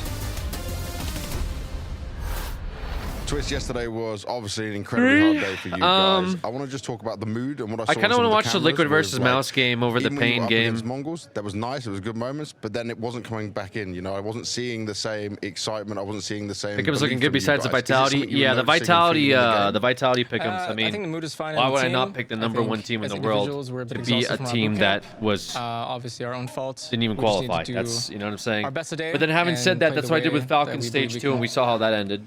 In terms of Shuhei coming into the team, he's had now a good amount of time, right? You also signed him fully for the team. Vitality. Are you still helping out as like an additional voice, or who's there to back him up? Especially versus Legacy. Usually it's me or Nerds in terms of you and Couch assistant voices in the team. I would say more often me because of my roles. But yeah, he has some assistants still in right here, man. You can talk to me. Twist was IGL for like 2 months and stopped. It's not what we expected from MOUZ. I know I heard it's they not what got a you new expected from yourselves. Do you know why you were unable to play the way we expected to see MOUZ play in the opening day? I don't know. Yeah, as you said, we didn't expect the results as well, but I think we found what was missing. Yeah, I did. I think we were missing my 0-3s were correct too. Maybe some team play, because it just sucks that they're playing against each other. I also think we didn't play good as I would have picked Liquid to be 0-3 as well, if I'm being honest with you. I didn't see Liquid beating the Mongols. When the time was there. Or sorry, Lin. Actually, it would have been close. Actually, we were I would have maybe picked Liquid to go 0-3. Things like this because the game. But yeah. I decided not to because Lin Vision was doing well. So I agree with you that it was like a team not showing up, but you just mentioned. But at the same time, I didn't know how Liquid was going to do, so I kind of stayed away from picking Liquid trying to hype the boys up because I didn't know how they were going to do, and they did not very well. So I could have done Liquid for 0-3, but it made more sense for me to do Nemiga and Pain. Personal side of things, right? Why you weren't able to connect, which worked out. The only downside is they're both playing against each other, so no matter who loses, I don't think I did the best, to be honest, to hype them up and give the other team is going into winners brackets. Maybe you did, but just from myself, I know I can do much more. On the energy side and also Nemiga and Pain are playing against each other, at least you're guaranteed a correct one. Yeah, that's the upside. The downside is that, like, individually we will, but maybe Pain could have beat. I think it's more important to I don't know, it could have been a toss-up because we have a lot of games this event. The rest of these, because we will go far. I trust the team and I believe in it. So let's see, what's the rest of this looking like? I love that mentality, but I have to ask, what was the team's reaction when you realized you're facing Navi should do well. Mongols should do well. No reaction. I have MOUZ advancing, so we'll see if that works out. Aurora, however, is kind of shit in the bed a little bit. Personal or whatever. I really love Aurora. Yeah, we might get one of my picks might get eliminated. I remember what happened in VP Paris. goes into so my 3 advancements are still up in the air, and we want to do the same here. But I don't know what they look like tomorrow. Tomorrow I need what? VP, Navi. No extra pressure for Maus to eliminate Camille, but Shuhei definitely still has that chip on his shoulder. Or Aurora to win, or FaZe. Yeah, there's a, I don't know. Tomorrow's a toss-up. No under any sort of Maus Tomorrow's a big toss-up. I need Maus to win this game. Second chance have a chance of advancing, to get revenge over top which they of Maus should. since departing. Like, that's stupid to not think Maus win will this advance, one but we'll despite see. a slow 0-2 start. But I think Need that's Pain due to to lose. the underwhelming nature Pain of which played Liquid pretty bad yesterday, but not bad overall. Nemiga has been playing and that's because good I think they and earned their place competitive, here. but it's going to be a toss-up of whether or not I think Pain decides they only to lost throw. to Vitality. Because Nemiga can definitely stay in there if Pain falters. That's kind of how I see it. If Pain plays well today, it's kind of over for Nemiga. Based on what we've seen, we know Maus but can if play a lot Pain better. is kind of like we actually playing half-ass half-ass Liquid can play or a lot inting, better. like Nemiga is definitely going to run away with it. There's talks of what's going to happen with NAF. I think your pickup should be good and getting that gold coin. Run, if it I don't think we get gold coin though, right? I need to get. I only get silver if my pickums are good. But I get silver if we do all the playoff picks in time. We hear the interview from but the Torji, downside is for me to get gold, I think I have to get all of playoff predictions. You know, sometimes you hear an interview, you're not sure. I think I have to get every single playoff prediction play well today. for me to get gold That means pickums. Liquid need to play 5 times. So I have to get yesterday. Semifinals correct. I have to get quarterfinals correct, and I have to get grand finals correct. Best of And luck then to I Ultimate as think well, we trying can to get his gold, footing but back underneath it's kind of a because toss-up. his outing So thus we'll far see. at the major has been nothing to be We'll proud see. of. That's going to be very difficult to do, I think. And that's a big I have talking some point as idea, well, but like alongside these teams have been Naps playing kind of all over the place. The formula for Team And if Liquid. like Legacy sweeps it, I probably. Where's it going to end up? Yeah, it's probably GG if Legacy sweeps it. For now, we get a delayed mid. No one's getting anything. A little bit of a walk up beyond the Xbox now, spamming away. Third, fourth magazine here collectively. All right, we're for watching Mouse versus Liquid because there was a tech pause, I guess, for the barring this Pain versus ultimate Nemiga game. 7 HP situation. So we'll which I probably would stay wanna tuned have for to this best handle. of 3 P250 on and long maybe doors alone. hop into the When you wanna get Nemiga something versus going, Pain. super as we dangerous for him can. to be taking any kind of peek. So he's Team gotta be Liquid, smart Team about NA, it. people And as he consider serves them. up that I distraction, consider them it's Team just NA, enough to but get I've been Torji told over otherwise. so They're long so Team that World, the rest Team of Liquid International, can Team all flood over the down into place. this bomb site. Now Couple things are starting to Canadians, go I guess, well. right? Bolin's still thinking about having to deal with Ultimate, but while that smoke's up, he They are goes on back, T side, quick flash, looking turns strong over, so can't far. hit him. One bullet would have done it Mouse. anywhere on that body, and so props to Ultimate because EU he team. gets some impact there in terms of distracting the Mouse defense. having a bunch even of though different a players single sort of shot all over would the have ended place his pistol. on their To be roster. honest, this is the absolute ideal version of this pistol round out of Liquid. In this moment when Ultimate gets down to 7 HP, on CT side. he knows that he's Very probably not favored going to to win this win. round. He's probably not going to get 2 Actually, kills. I'm gonna do He's a very unlikely I'm gonna to do a get his prediction. one. But his role is to make sure that when the CTs lose Cat, they're going to come back to him. He needs to show them that there's something to fight for. Otherwise, they're going to be very comfortable fighting back against Long, staying will in be pit, for best of and having threes, to protect guys, each best of other. threes. So Ultimate makes 3 good moves here, showing face, pulling back, and then coming out and getting his 1 kill. Really well done, especially considering his HP. Oof. A little bit labored there, but still, Brolin's so flustered, who I have to say did a good job of at least do a throwing that 1-minute flashback prediction. to deal with a site that had already been mostly lost. Just too much to ask You of guys got Brolin. 1 minute, so just keep in mind, Players Liquid did win approaching on pistol both round. ends, so we'll see if the force here but from this Mouse is can best of upend it. threes. Who will win best of threes? Dust Okay. 2 map pick from So Liquid. even if Kinda got Liquid wins criticized this, because you're they not getting took it paid out versus Lin until Vision. Oh, did you watch that? the winner from the Yeah, best I of did. 3 is resolved. That was, the loser goes home from this best of 3. By the way, these are honestly, elimination games. The way that they played, like Mouse fundamentally is speaking, favored to they win swing in just that by 1v2. the nature There of were their so many world moments where placement it was just rankings. like, Liquid needs to you win know this this to isn't stay alive. good. You know it's not a They're good not idea as to do this, you're favored, doing but it. it could be So, anybody's game. Some that's why I say people 5 times think that better maybe Liquid because turns up. Some people they think gotta that cross Mouse the bar gets online. fundamentals first. It But could that really last be round, anything goes. that was inspiring. Obviously, the bets are going to be slightly skewed for Pistol was a Mouse. blip on the radar. Whether the Team Liquid Get a just few more needed an extra seconds here before 24 the hours to prediction get ends. into gear. Shuhei tries to pepper the smoke with Naf, and down he goes. Second defender out of this one. No retreat for Jimmy. That was looking for the 3-player save here for Mouse to just try to collect the little tools they still have to work with. At best, 2 will hang on, but Liquid, not just the pistol, converting this time around. If you've been living under a rock, Shuhei is playing against Mouse, and this is the first time with this lineup. He's going up against his old team. Second. Oh, second. Yeah, happened in Dallas as well. Oh, right. And Spink's taking his place. This is a chance for Mouse, or for Liquid, excuse me, and for Shuhei in the highest level circumstance at a major. Yeah. For, you know, for almost all of the last and previous games that they played with this lineup, for them not to matter that much, right? You go out 0-3, it's a totally different result than even if you go out at least winning one game, especially if it's versus a team like Mouse, who 100% have been considered the second most likely team, if not the most likely team, to be able to take out Vitality when it comes time to try to do it. I'm sure you want to get a taste of revenge immediately, and that would have been Dallas. But if you get the second serving of it, with the context that you just set up at the major, 0-2, come on. Ow. Torji, we saw the confidence in the interview, and we feel the confidence with that one. Slides right by, slams ultimate. Yeah, let's replay it quick. It's a Thuy pick. Damn. And what a, I mean, just phenom Torji has been in the last year for Mouse. I will never forget how many people were calling for his head when Mouse's struggles were as apparent as they were before they were able to kind of piece together the deeper runs into playoffs. Sheesh. Calling for his head is crazy. He was, his head was on that chopping block, dude. The community wanted it. It's just a game, bro. Yeah, and he's got to be the most improved player for sure. Not the prettiest flash, but it sets up Spinks to trade out at least. And that Torji Stout skill still going. 72 damage on twists. Who then gets clipped just walking back through the doorway. So keeping the pressure up with the little they have to work with. Shuhei hears the rumblings of it on the other side of the smoke, wants to get the bomb into B. He just runs. He was thinking about it. He sat there, he paused. And in that timing, that's the difference between him getting through that doorway. But he floats around, decides it's still not a good idea to go for kills. And Naf in a 1v3 instead. They all attack from the door. All three, side by side, shoulder to shoulder. Mao's gonna fight it back. The force didn't work the first time, but the remnants of it pull it off. Especially helps when you got that scout shot in from Torji. Unfortunate moment, I'll say, for Shuhei, where he's waiting for the push through the smoke. Picks the wrong time to leave. Could have left earlier, could have fought later. And it was sort of that third decision that he just didn't want to have to deal with. Insertion peeking over top of that smoke. Liquid.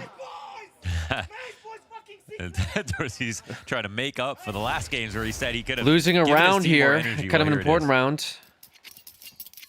See if that matters.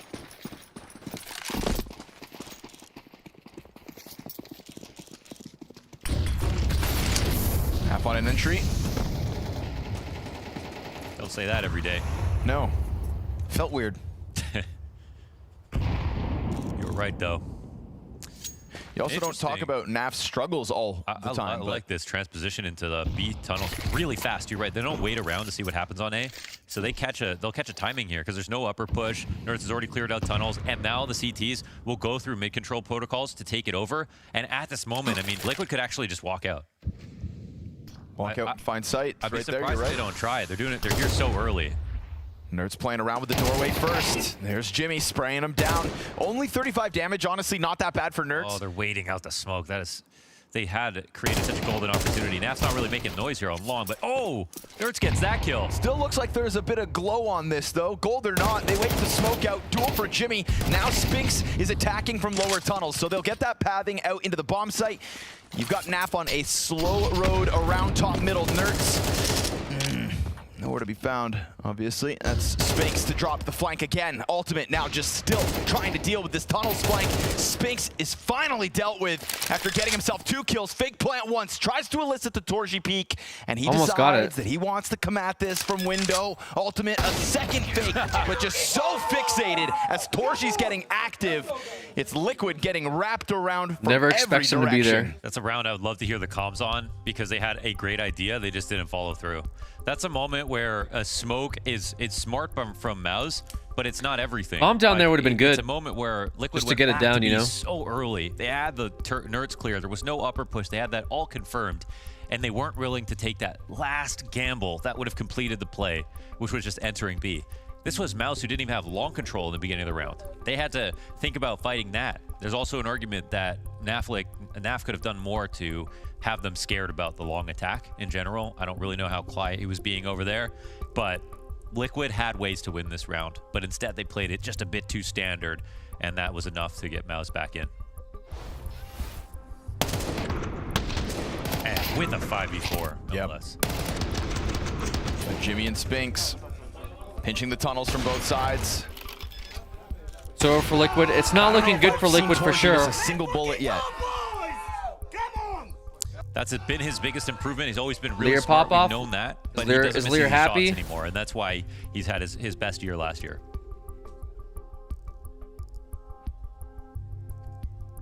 That's one element of the best operators in the world right now that we kind of criticize.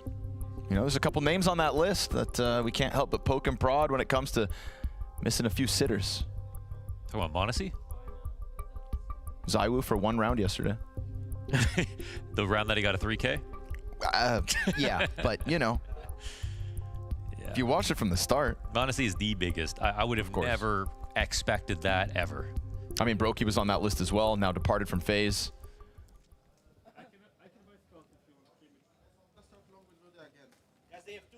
Brokey's like the guy, though, that like he sleeps until the season finale, then he wakes up and like, you know, wins the battle. I think so you just never know. But Monacy's every day, you know. I can hear the wonderful haters cheering from the back.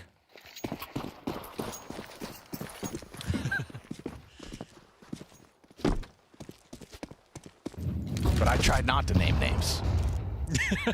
I tried. I wasn't gonna let that happen. Big group from Liquid outside of long doors. Something a little different with the flash to pop out, but rolling in the corner. Good. Him and Zershin combined with a easy 3K collapse down on the doorway. Amiga versus Pain tied up on Ancient. Spinning, stuck in clay. But so is this game. We were looking for their 6th round versus both Lynn games Vision. tied That's up. when they did this such a terribly played 1v2 where they like it was like watching 2015 CS:GO. You know, you just don't do that anymore. And I don't think they won a round after that. You know, it was very small moments that just created so much momentum for their opponents. Saw you. Missed you, but saw you. He smiled. At least they're smiling, though. That is nice. Is it? For Liquid, yeah. For Liquid, I think they've built up a reputation of being pretty emo the past couple of years. I mean, if it's the thing about NA is like it feels like it looked depressed yesterday, bro. You know? We don't have heart in trying moments. That's the thing that just goes first. Sure. The aim's fine. The heart, just no heart. You know? It's all the cholesterol. No, this is good. This is good. This is yeah, okay. Yeah, this is good. You know what? If you're telling me it's good, I'll believe you for now. That's good. That's good. 5 rounds in. Can't help but laugh. Brolin off to another opening kill. No, this is bad. And Spinks tries to get flashed in. Great flash. Very Look bad. how long they are blind. Nerds and Naf just sitting in the stairwell like sitting ducks. And while Twist can bring it back with a clean headshot, nice to see his mechanics.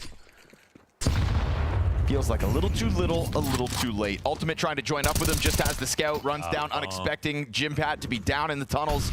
And so this round, just as quick as the last one, even though there were guns this time for Liquid, is Mouse with their name stamped across it. I want to say Jimpat has got to be the most NA way to say the name because it can either be Yimhat. I've just given up. I've called him Jimmy. Yeah, Jimmy's It's just good. Jimmy now. I love Jimmy. Just Jimmy. The name and the player. Slippin' Jimmy. Just Jimmy. Just fits perfectly. Bet he hasn't watched Better Call Saul either. 3.4. Watching other things. What's Torsey talking about numbers for? What's he chirping about? 3 plus 4. Is that what he said? 4-2 is the score. Let's read off some kills. In the battle of the coaches, I absolutely give this one to Cyclone. No offense, Demars. But Cyclone has been here since the very beginning. Since the Mao's NXT days, since the We Play Academy days, he has watched these young men grow into some of the best in their individual roles. Watch them hit the big stages, lift a trophy or two. 4 just that We Play. Yeah, but I meant the big ones. You know what? Considering Monacy was in that league, 4 was really impressive. Yeah, okay. You know what? Fair point. Donk was in that league. Mouse up by 2. In that league, Mao's NXT stopped winning. Eco round here for Liquid. They already got promoted. Yeah. Open up that smoke, see nothing towards top middle. We see a small collection of grenades here for Shui. Hoping that this one has a bit more success than when they tried to flash through those long doors and got absolutely culled. And they do find a little more space, but they're also met by utility, so it's gonna have to slow down in the grand scheme of things.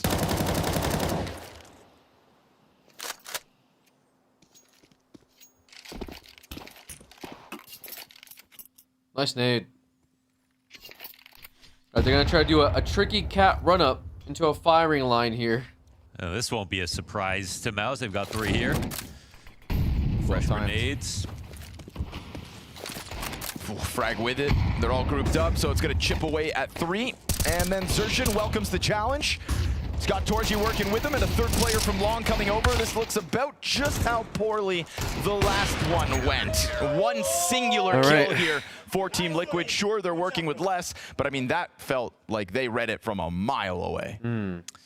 So they had Liquid had one solid moment here with a great opportunity and just didn't have the correct follow through, hoping that in these coming T rounds with the full buys now, we see the last sort of 25% on these plays.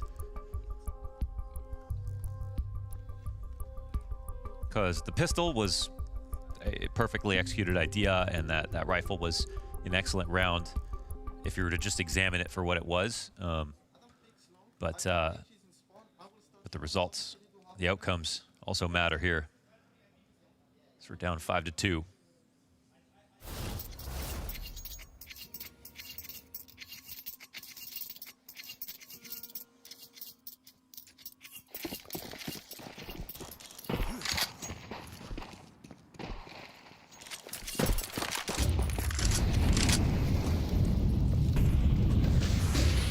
Xerxin's just flying.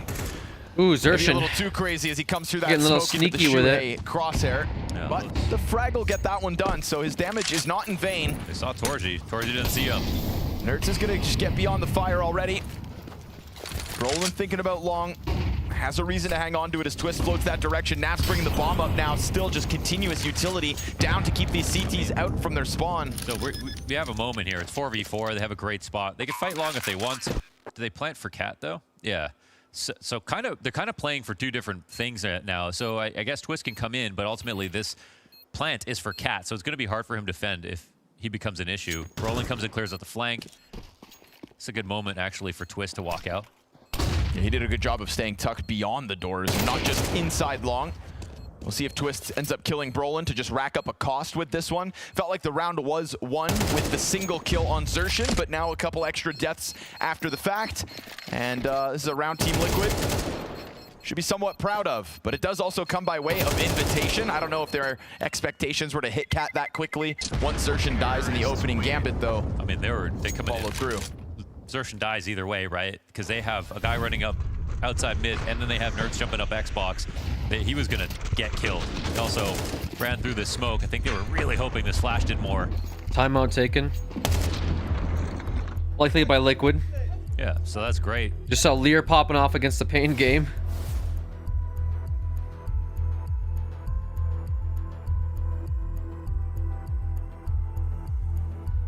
I talk a little smack, but that was off of the Damar's pause. Yeah, the play was excellent. That's good to see. This time it'll be a mouse pause. Oh, it was a mouse pause, okay. But obviously Liquid are going to use the time to deliberate as well. Interesting. You might not be able to plan for Xerxin flying through the cat smoke, but the point is they were ready for it. Want to hear the Lear banter? I'm sure it's good. They might have some Lear banter here. And you know, in reality, some. Let's see. Oh, yeah, it is. He has his Zwei with them. All right. Well, the eco. Has already heard this Zwei with them. He's in Snow. The last 2 to 5. The Joker's made yesterday, man. We have 5 rounds about to be posted on the board from Mega. Oh, okay. He could get an ace. Not going to be the most like an eco bash 1 at a time is kind of the worst possible ace. Oh, you wouldn't even put it in the frag movie. It's going to be in the stat category as an ace. Second ace of stage 3. calling them beautiful. Let me make sure that's right, because when I checked earlier, it was only Rox They're who called had them beautiful, I think. Towards sight, now down to the USB. Twist recovering the situation. Shuhei gets bested by the sidearm. Ultimate's gonna clear out that B site, but Brolin's got the better of Twist in the end. And Ultimate, instead of going for the post plant, wants the kill. So it seems. Doesn't fake a second time. They know he hasn't planted. Off is holding him in this window. Again. And he's still thinking about it. Yeah, he needed to step down. Just take one step down and then plant again and then go for some kind of peek, but just trying to keep their attention split, and Torji had the right angle in the window. This is a cool play because they get out through the smoke, but so does Spinks. Just that trade doesn't come down fast enough to protect his teammate. A lot of went right here is a great fast rotations through mid for Mouse. Unlike Mouse in the last round, money wasn't built up for Liquid, so Force is 2 AKs here in this one. We get into the final 3 rounds of play. Liquid try to play catch up. Liquid's definitely a little behind here. I don't think they've had the on lead this B site for much of the game at all. Tested again, and his helping hands have been so good at keeping him under pressure. But Spinks is the only one in this B defense to get it going. And the bomb cross is over, despite no smoke on doors. No nades at all here for the T side. Ooh, but Nerds has already cleared off Car. Now you're going to feel a little more squeezed in sight, and eventually Brolin's going to get this tunnels control going. Smoke starts to fade. Possibility of 3 directions getting attacked. Twist is just tearing them up on his own, though. In this post plant, trying to hang on for dear life as Ultimate just keeps his head tucked. And again, for Ultimate, unfortunately, it is just nothing. So Mouse come through, 3 players standing. They can't make anything really work. Play that communicating, right? Because if they Liquid's having a very difficult time here, man. Ultimate's watching his window. He can watch the door exit or tunnels. Ultimate can turn to the door, but instead, I think they both were just watching 2 things at once. And that was a great shot though from Xerxes.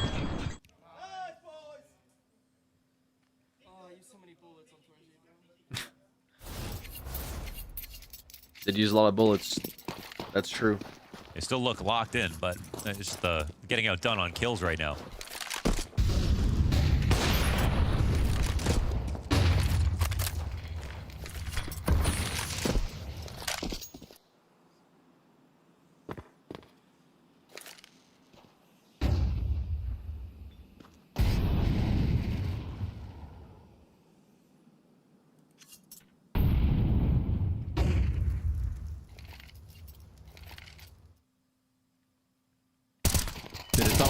But it's long where the first fight goes down. And no support for Brolin. He's been doing a good job of hanging onto it on his own. Instead, they get active towards Cat. Nav's got another fight. And he's not able to control that spray to get the better of Spinks. Only Nafly's 2nd frag in this map. And another recovery operation here for Team Liquid at a man disadvantage. Spinks up close is one thing, but this well-timed flank from Jimmy, and it is just blood in the water as Maus continue to sweep them away from all directions. I actually really like some of the ideas here for Liquid, and even that first trade makes it scary when they start to come up Cat. You have Maus going into the idea that Liquid are looking for, to push up Cat over top of the railing with 2 guys staring at him. But between Nafly and Nerds, they get 1 kill. The firepower issue has not been more apparent than it was on this round.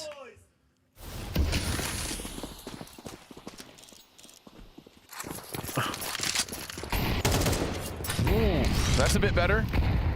You're going to see a risky bomb pop off again. Towards long. This is the play. They're going B this time, but oh, they faked it. Smoke. Ouch. To be honest, this time maybe it was a good idea. Last time it was 5v5 for a second.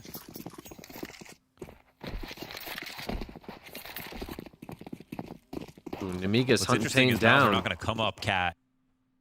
Oh, flash work for each other as well. Just the vibes right now are immaculate. Just yeah, watching the way they play this Ancient, you can just tell like this is. He's like, you're beautiful, for fuck's sake. It's not a gimmick. If you have it, you can always use it. God damn it, you're beautiful. And so this time won't be a fake up here. And I slapping the shit out of Risky Bob because Maus think they've cleared the tunnels. So it's a harder position for them. but there's a scout. Yep. And Torzi is on a tear with that double kill. Evens the numbers back out at 40 seconds. Yet again, look at the activity. You've got Spinks already starting to get that flank going. Twist just took a look at it, but he misses the timing by mere seconds. And yet again, the squeeze feels too real. Nerds pinch from both directions. And unfortunately, Nafly a bit too late to this party. Doesn't even have the time to go grab that bomb. This is Naf's roughest year of competitive play, and we are only 6 months into it. An absolute blowout of a first half. Mao's simply better. Damn. Yeah. Basically how I saw this going down. I'll be honest with you. Guys, okay? Let's fucking go. I'll be honest with you guys. He has his way. And a 4v3.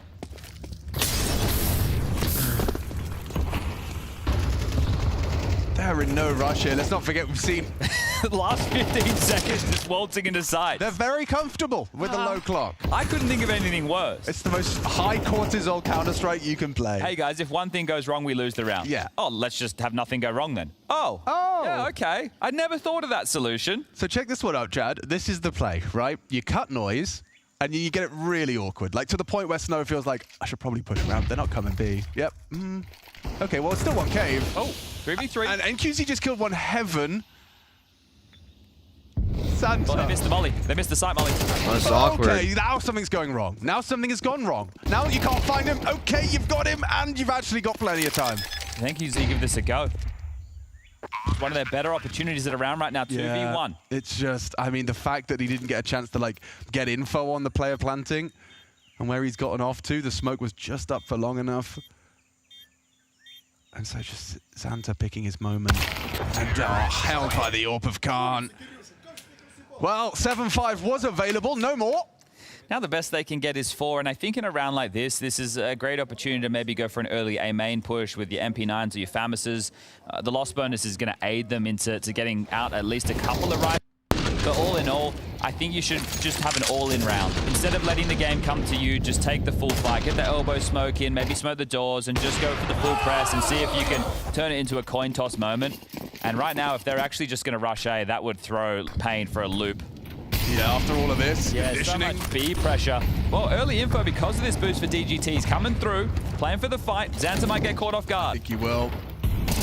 No. Oh, what? Not at all. What? Well, now this A site becomes even softer. Sway's going to line up the smokes, and away they go. Oh, wow.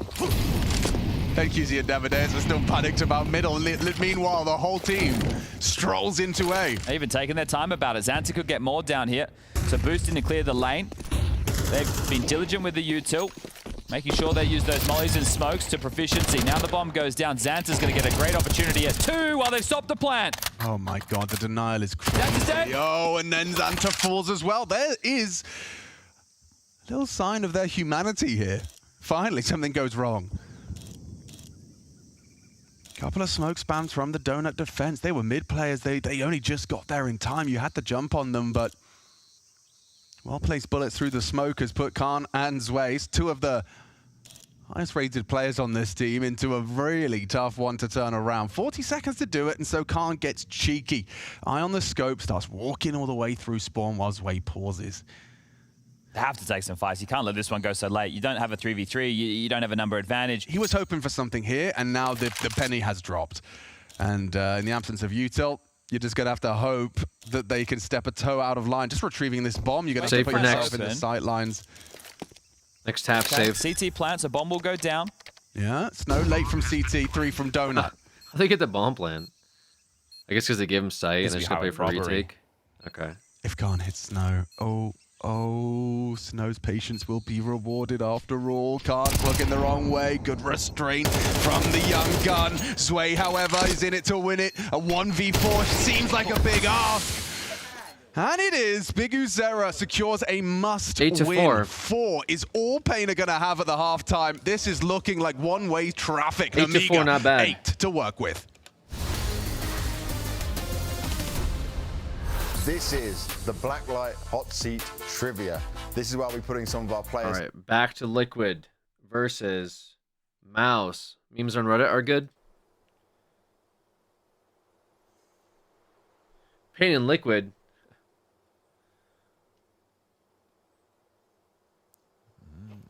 That sounds like me after a Taco Bell. Them go up there. Gotta find this timing. It's back's turned. Let me see the CS Reddit. Naf just gets killed by Spinks, who turns on him. And then Ultimate and Shuhei try to bring it all back themselves, but now Shuhei down to 5 HP, and that catwalk up just gets them. We don't get to see how Naf ends up falling with no kills there, but we know he had what could have been a very well-timed flank. Seemed like he clearly got the first chance to shoot, or he ran and then Spinks turned around. It was a bit suspicious. That was an awful joke. Yes, I'm gonna take criticism on my jokes from a guy that asks, "Where's wildcard?" every single day and has yet to get a single response from chat on it. It comes down to like, are they shooting well enough? Because obviously, guy spams the only joke he knows, criticizing other people's attempts at jokes. Everybody is hitting their shots. I shit you not. Get some immense grenade damage there, out on the field. What was that? Rosie and Brolin end up getting whittled down real low. Jimmy's right behind him with the same early damage, so it's not a horrible start to the round from Liquid. That's pretty good. It's also be a real test here for Brolin to organize people in the correct way. B could definitely be an answer, especially now they're past HEs. We're talking about no smoke grenades to hold off B site. It really don't blame these results on the CS2 econ. Liquid, this shit tier gameplay, any tier 1 team from 5 years ago would laugh at how these games are playing out. This is right gross. Down beneath it. Not the worst holds, considering low health on all the others. Twist comes out with the double 5-7 headshot, AK in hand. Jimmy tries to recover it on long, and Naf's going to flank him. Another chance for Naf to get a kill on a low health player, and he'll tap him out. This is looking good for Liquid. But Brolin's got a bit of space here. It's to be said that the Liquid players are still disjointed. So is the argument that despite a record number of concurrent players and CS being more competitive than it's ever been before, we are now watching with 2 AKs picked up as the well here worst from Liquid. Professional play of Counter-Strike in the last 5 years. Rounds, good shots. I mean, the setup's all it was better 5 years ago than it is right now at its peak. Would have been very scary. Spinks was super careful about his shoulder peaks as well.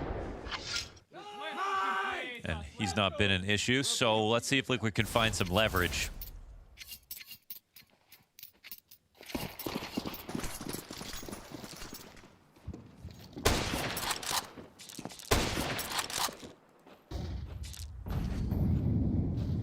I'm thinking that early damage last round was actually an ultimate scout collateral, or just scout shots through the doors, because he gets 2 assists, and with the way that the players were stacked up top middle, I don't see the way that anybody would have chucked a nade out there. I think some people are a little exhausted from our boot camp. Successful boot camp makes you too tired to play in the tournament. Roland.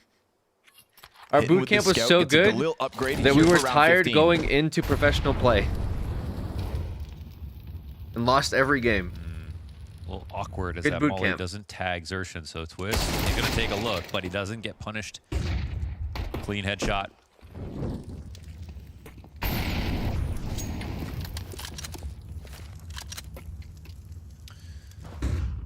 And it looks like the test will come to the two guys who I feel like we've seen some of the weaker moments from earlier this game. Flames, you played Minecraft? And Flames, yes. Together.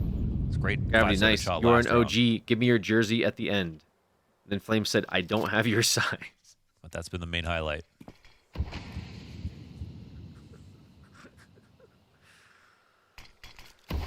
Naf doesn't let them know. Lets them go instead. That's still Torsey standing up in the tunnels with bomb. They leave mid to allow Shuhei to come in on the long flank, and he's made good time. He's not going to see anything immediately, but luckily for them, Nerds will confirm they're out there, and Shuhei peels Jimmy off the round. Scout shot, though, right between Naf's eyes. He's not going to be feeling any better about the way this game's going on. You know, the hold's going great in middle. You think, all right, let me just end this round real, and the scout shot connects. So, God, I hope Naf's got that extra bit of resilience in him today. He is statistically having his worst major at the moment. Is Naf depressed? He looks depressed. Majors. Is he depressed? As a Canadian, how can you just say that? It hurts me. It does hurt me. Why is fucking Reddit, bro? I want you to sound more in pain when you say it. It's his worst major in 10 years. And it's actually the worst string of events he's had in those 10 years. You're going to say that in pain, too. That's crazy. It's been a very rough season for Nafly. Let's just talk about something else. Okay. 5 rounds to tie up, and Eco to look forward to. Twist is looking sharp. Twist is looking sharp, yes. We've always got at least one Canadian going. The King of Kelowna. Sorry, Ocean. He'd let you say that. Flash for long, and Shui eats it. Tries to get back into them, and they line up wonderfully. Ton of damage offered over by Shuhei here versus these unarmored pistols. These are just the motions of the ocean that Liquid have to go through to make this comeback happen. Only trailing by 4 rounds now.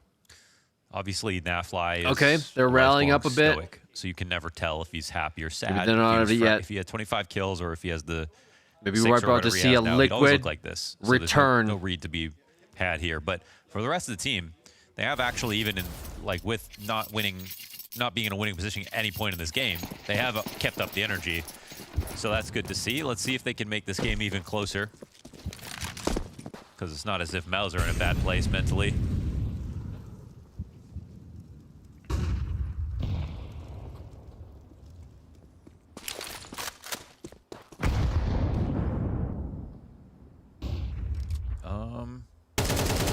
Oh. Wasn't that possible? How's Pick'em's going? They're going okay so far. I think that was, I mean, I'm happy currently with Pick'em's, but tomorrow's going to be a big day, and the day after is a big day for my Pick'em's personally. I mean, how the we'll whole see. map is rotating. Today's been fine. To the right. It was good that Spirit won. Alone. But this looks like it's taking shape as a B split for Mouse. They were just starting to feel the groove of the game, but now Shuhei's just, there it is. I was worried. Never mind, I thought he was going to start pushing those doors. Now that they hear the mid utility, what's the move here? Because you're just banking on Naf, who's 3-12, to hold this B site entirely alone. That is what Liquid are signing him up for. All the utility in the world to tell them that this is coming, and he just has to play inside of the smoke. An absolute Hail Mary. He will emerge and get snapped on by Jimmy. And so Team Liquid just let it go, and they sign that up for that. They've got to let the 11th add to the board.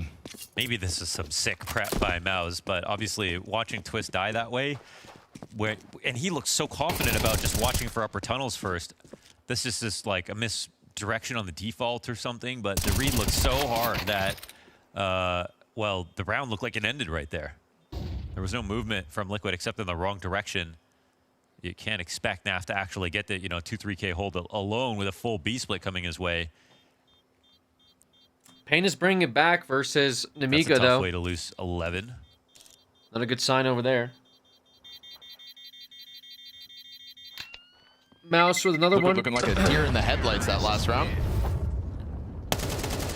Yeah, Liquid looked very uncoordinated. Looked very, very uncoordinated. There's the obvious answer of like, is this tier 1 CS? There's going to be things that happen based on reads, but if this was paired with an upper push, then Twist doesn't have to stand there watching the stairs for that long. If there's somebody else on Cat to help be a warning system for Twist, then he can tuck in the right positions, but he was alone and he had 2 things to watch, so it's a head scratcher.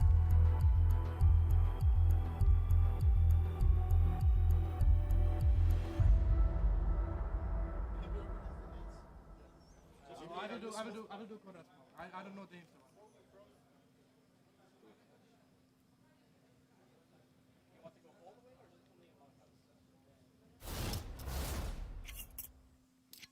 Double op adjustment here for Team Liquid. Okay. Trying a real shake up. What could be the final rounds? Well, could be match point, but not final yet. For Brolin, and the challenge is on. We've got a lot of bodies here for Liquid. Oh. Twisted Shuhei, pick one up each. I guess a buy round, final buy round. From it. Oh, but again, wow. This B site is just getting bullied, and it's not Naf immediately, but he is the next to fall. Spinks so clean on this entry. Spinks just kind of walked out and did it. Barely any effort applied to it. Yeah, he just did it. Can't lie. The peak is beautiful out of Spinks, both of them. Just so well done. He's had a fantastic game. Best fragger on the map right now. 2 guys holding B, 1 target. This helps. Zerjan maybe getting a little ahead of himself, tries to challenge Long. And while Spinks is leaning on platform, he's down to 16 health, so Torji with an AK in hand has lost vision on that doorway. Ultimate's gonna get an interesting road around towards Car, but the second CT just stomps all the while. Nice one. So they still only know it's one back there, but Shuhei obviously not hiding. You could see Torji trying to hunt down second contact, but they're both there. And with Shuhei now rerouting over towards window, he'll just get the job done himself. Okay. Takes control of the situation, offered an opening with the Zertian Long A fight, but Team Liquid will take that because that was 2B defenders down with nothing. It really was. It was just all Shuhei, man, just actually moving around, taking the angle on the car to fight back sight. You don't see that fight happen too often. Very good use of the smoke to separate those two angles. And here's a second peek. Or did they? It's annoying. It's beautiful here for Spinks. I missed it. Not an overswing at all. It's just. They did. Wow. It's just money, honestly. He's just That's crazy. so good. That was a crazy retake. Right, Team Liquid's still not out of it yet. Heroic that clearly gets the fire started. Yeah, not a huge fan of having him have to go to window by himself, but got the job done. And at least they kept Ultimate hidden over towards Car. You can see Torji never suspecting a second player there, but never even needed.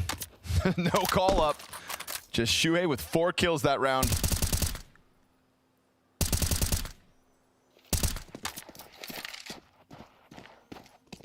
But man, this B site's still gonna feel rattled.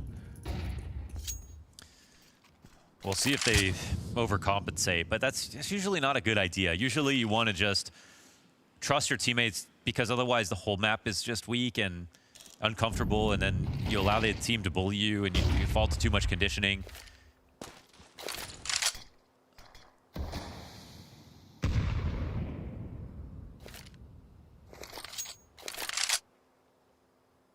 So they don't overcompensate. It is 3 on A for this round. I like the setup a lot. Obviously, B would be kind of a problem. Like them. Yeah, they had very good cover for everyone here. See Zertian getting caught off by it. Twist, a strong set of helping hands. Flashbang delays this triple long swing. Good damage off the A4 spray down from Twist. So he really thrusts himself into the action. You can see how inspired he was by that Shuhei 4K. His chance at the multi-kill. Ultimate. Op is still up here on the field with man advantage. They're saving. And very low health for Mouse. They try to run. Naf, my friend, here is your layup. 10 seconds left, round's over. So he can block the backdoor exit, but it really doesn't have to go much farther. And Nerds is starting to walk into this. Oh, run into this, excuse me. Oh, and he'll die after time, but so will Torji. And that matters more for him. And Jimmy's allowed to save it, so one after time with a gun, but that is all for Mouse. Very interesting. That's pretty good. I mean, again, the setup. Mouse is kind of pretty solid. This part is a little Liquid sketchy, might rally here to help them fight back against Long. But normally you're on CT. That would be a crazy rally if Liquid pulls through. Versus 5 players who have come out of Long. It's a little sketchy, but at least it's lively. Yeah, yeah. You know? And they did it together, and they had the flash and everything. So, nice round from Twist. You got to kill so much damage on top of that. Making good use of the timeouts here, whether it's theirs or their opponents.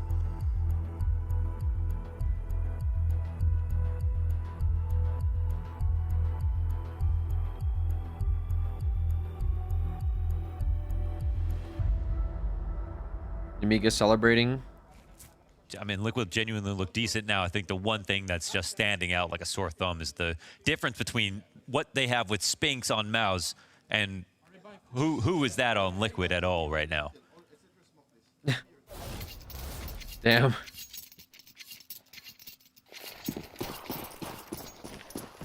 Been hoping for Liquid's sake that as this game goes on, Naf recovers, but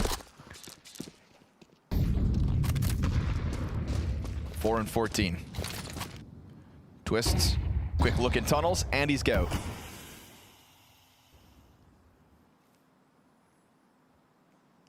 Amiga looking to finish out their game on Ancient for this mid peak versus Pain. I mean, you're signing up for a fight versus potentially scoped guns. Now the scout rings out, he knows it. Suddenly Twist not anywhere near that gap.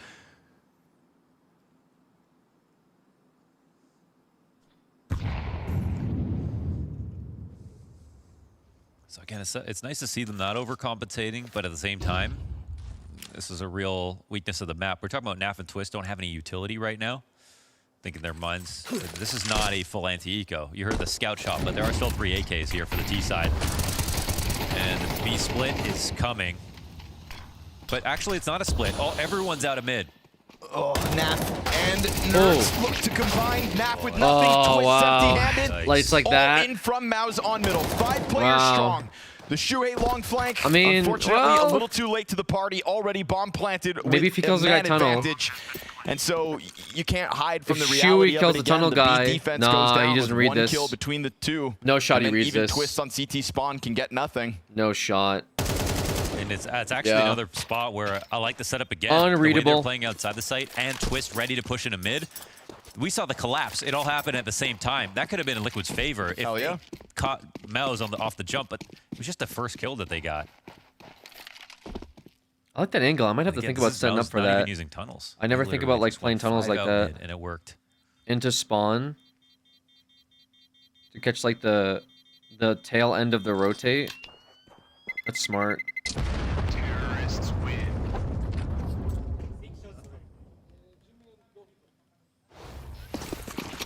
Mouse keep it simple to secure that 12, but that wide door swing. That's a disgusting spray transfer out of Xerxes.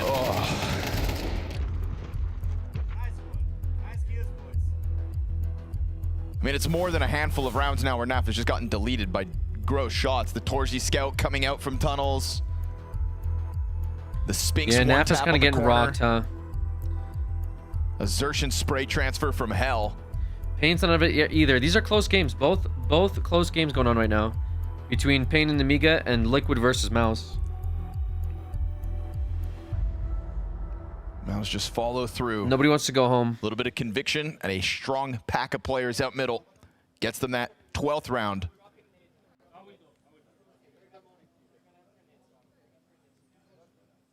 .12-8's plenty of space to Amiga though on match one. Point here. See if Lear screams. But it still hasn't been consecutive round wins from this. It's a 5-round gap, and you just need one more. Now with the bomb down, it is going to put them in a position to bring out 2 AKs. Cool, calm and collected. Is there to do business. And next to that smoke, Jimpack gets first blood going in round 21. Nerds wants to make a play. He's limited this round. Doesn't want to just lean back on that 5-7. It's him and Naf that have to deal with those pistols. But now that he's got top middle, he also doesn't want to throw the round away. Feels like valuable positioning. Mao's just kind of pumped the brakes. Yeah, they're a little paranoid surveying the scene right when now. When do Titan play tomorrow? Sphinx ready to come back out mid if they want to take it over, but they don't have to. Tunnels is the right call. B-site's open. CT's, it's like they're pushing, but they're technically trapped for now. Like they really want to get info ahead, but what they need to be able to do is rotate. You got 4 CTs right down the middle of the map, but no one's actually got information. Liquid now only starting to peel back, but as they do so, it's just going to be this emphasis on A where Brolin's doing his own thing. Brolin's just faking it. Completely alone. This is what Liquid should have done with their long player when they did these setups. Yes, sir. Wow, they just walk on a B. And no now resistance. That sinking feeling in the guts of Team Liquid because they understand that that B site is gone. And Nertz is floating around. He's not letting off the possibility of Brolin, and now that's an extra AK-47 at least for the retake. He can hand that off considering he's down on 12 health, but this is a mandatory retake demanded of Liquid in a site they have had no control of, in a map that for the most part they had no control of. They should save, agreed. Big save round coming out here. That let them down one too many times. They will get through the doorway off the flash, so now a retake is well on. And unfortunately for Ultimate, even with some positioning in sight, there is nothing there. A matter of time for Mouse, perhaps. They rob away Liquid's Dust 2. GG's for Mouse. Liquid loses the first map. And if they crack into this late, remember, because of the winning nature Mouse is up by that one. Amiga have been operating with, their loss bonus Liquid is bottom of the needs barrel. 2 to stay in or they're out. This is a scenario where it can be very, very brittle going forward.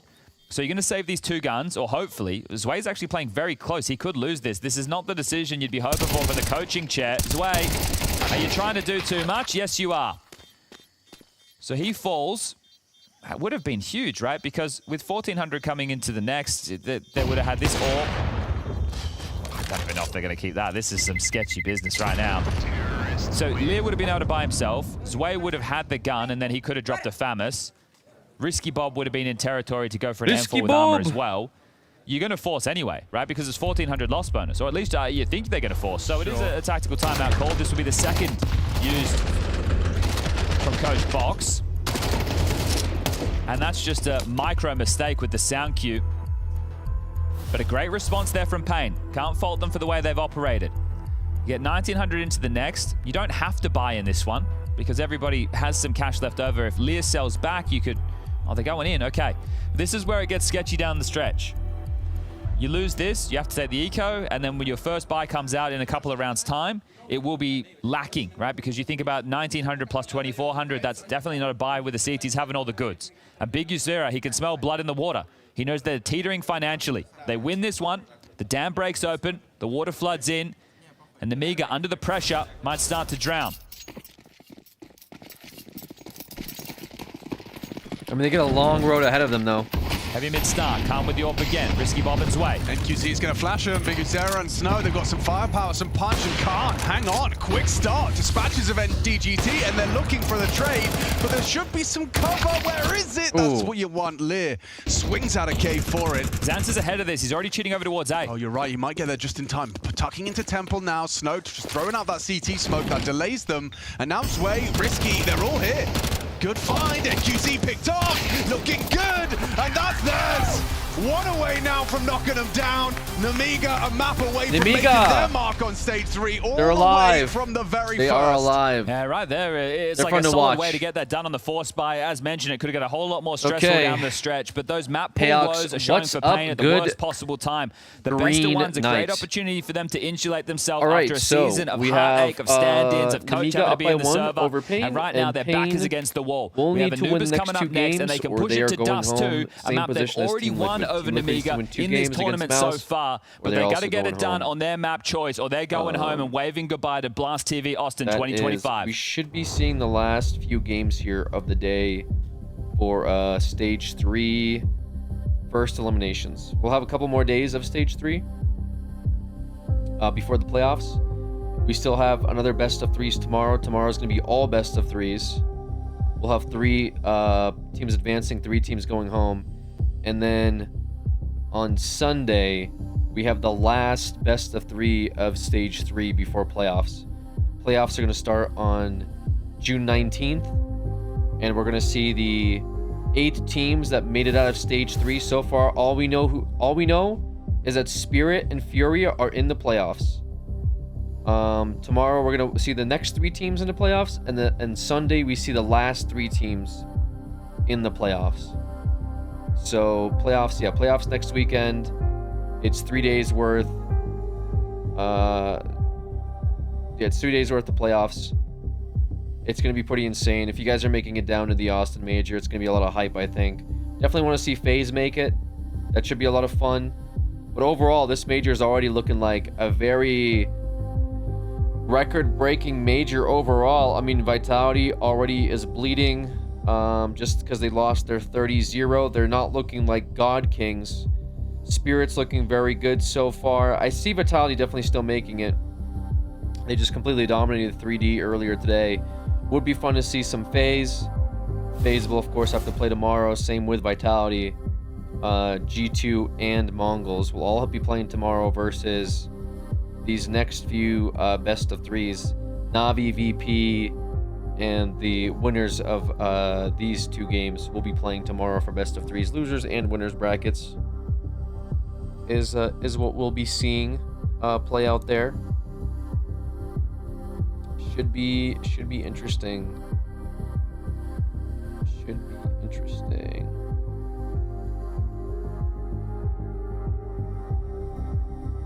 It looks like what is it? Na'Vi, VP, and else. I was just playing tomorrow. I guess. Is it Lin? Is Lin Vision? No, it's a Vitality. Okay, Na'Vi, VP, and Vitality are playing best of 3s to advance. Okay, because Vitality went 2-1, right? Yeah, that makes sense. Okay, Vitality's 2-1. Yeah, that makes sense.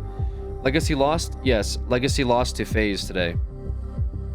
we know they're going to struggle if they get to the grand finals, but this is a trophy contender. Like, let's not forget, this is a team that we believe can actually make a run through the playoffs and challenge for that trophy. However unlikely it seems with the matchups they've struggled with throughout the year. This is a very good team, and coming into this match and just saying we are the better team and we're just going to show you right now, that's a great mentality for them to have, and they did it. They did it on Dust 2.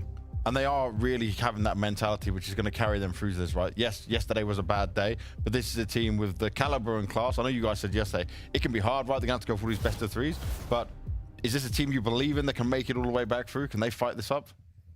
Yeah, well, I think so. I mean, yesterday when they went down 0-2, I said that there was a coin flip chance that they make it. I mean, I think... It's going to depend on the draws a lot. Yeah, the simulator, I think, has them, if they win this, to play like Aurora. And I still think that Mouse are the favorites in that game, but it's going to get tougher and tougher and tougher every single time. Like, Liquid is supposed to be the first stepping stone in course correction for this Mouse team, and so far it's going swimmingly. Yeah, so far it's going perfect. And just to continue the pushing on Liquid in a maybe not so nice fashion, you guys picked out round 12 as well. You know, Liquid getting an opener, you think, okay, we can have some success, but then the Mouse teamwork comes in.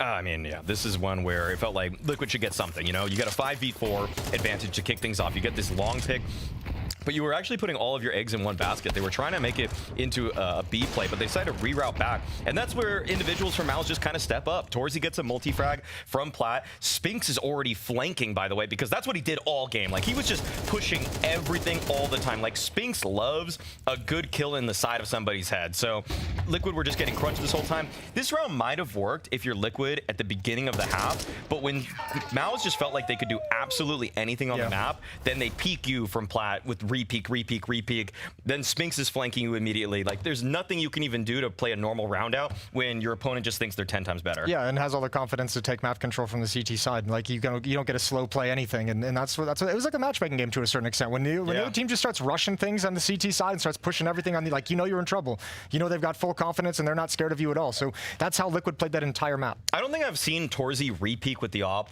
3-4 times like that. He had no respect since in that like round, 2 years ago. He had to break those kinds of habits when he came out of the We Play Academy League. Well, now he feels like he's back in it. Speaking of Torzy, if you don't have him in your list of top offers, like top 5 offers, you're doing something wrong. You're insane. Like, Torzy's incredible. He definitely is, and if he can keep that form going, it's going to be a huge problem for Liquid, and that looks like it might be the case. We're finding out exactly what's going to be happening going into the next map as Mouse look to take the 2-0 against Liquid here and eliminate them. All right. Should be intense games. Should be intense games. Liquid wants to stay in. Pain looking a little weak. Pain looking like they might be out, man. A little surprising. So Mouse, they've undergone a massive shift, moving away from their leader, who a lot of people were attributing their success to in Shui. But Brolan moving into leadership is such a huge change that it does seem like Brolan has landed on his feet, an immediate trophy in Cluj.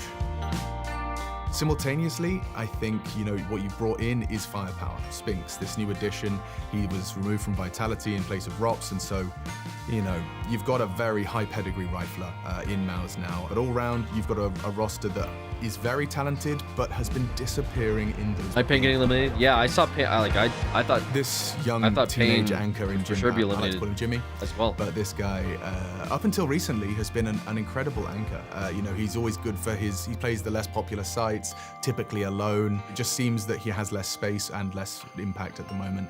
We need more of that impact. Xertion is a space taker, a playmaker, and on particular maps, he is, you know, one of the best. When he's at his best, he can go toe-to-toe with anyone. He has it, he just hasn't been able to do it against the very best.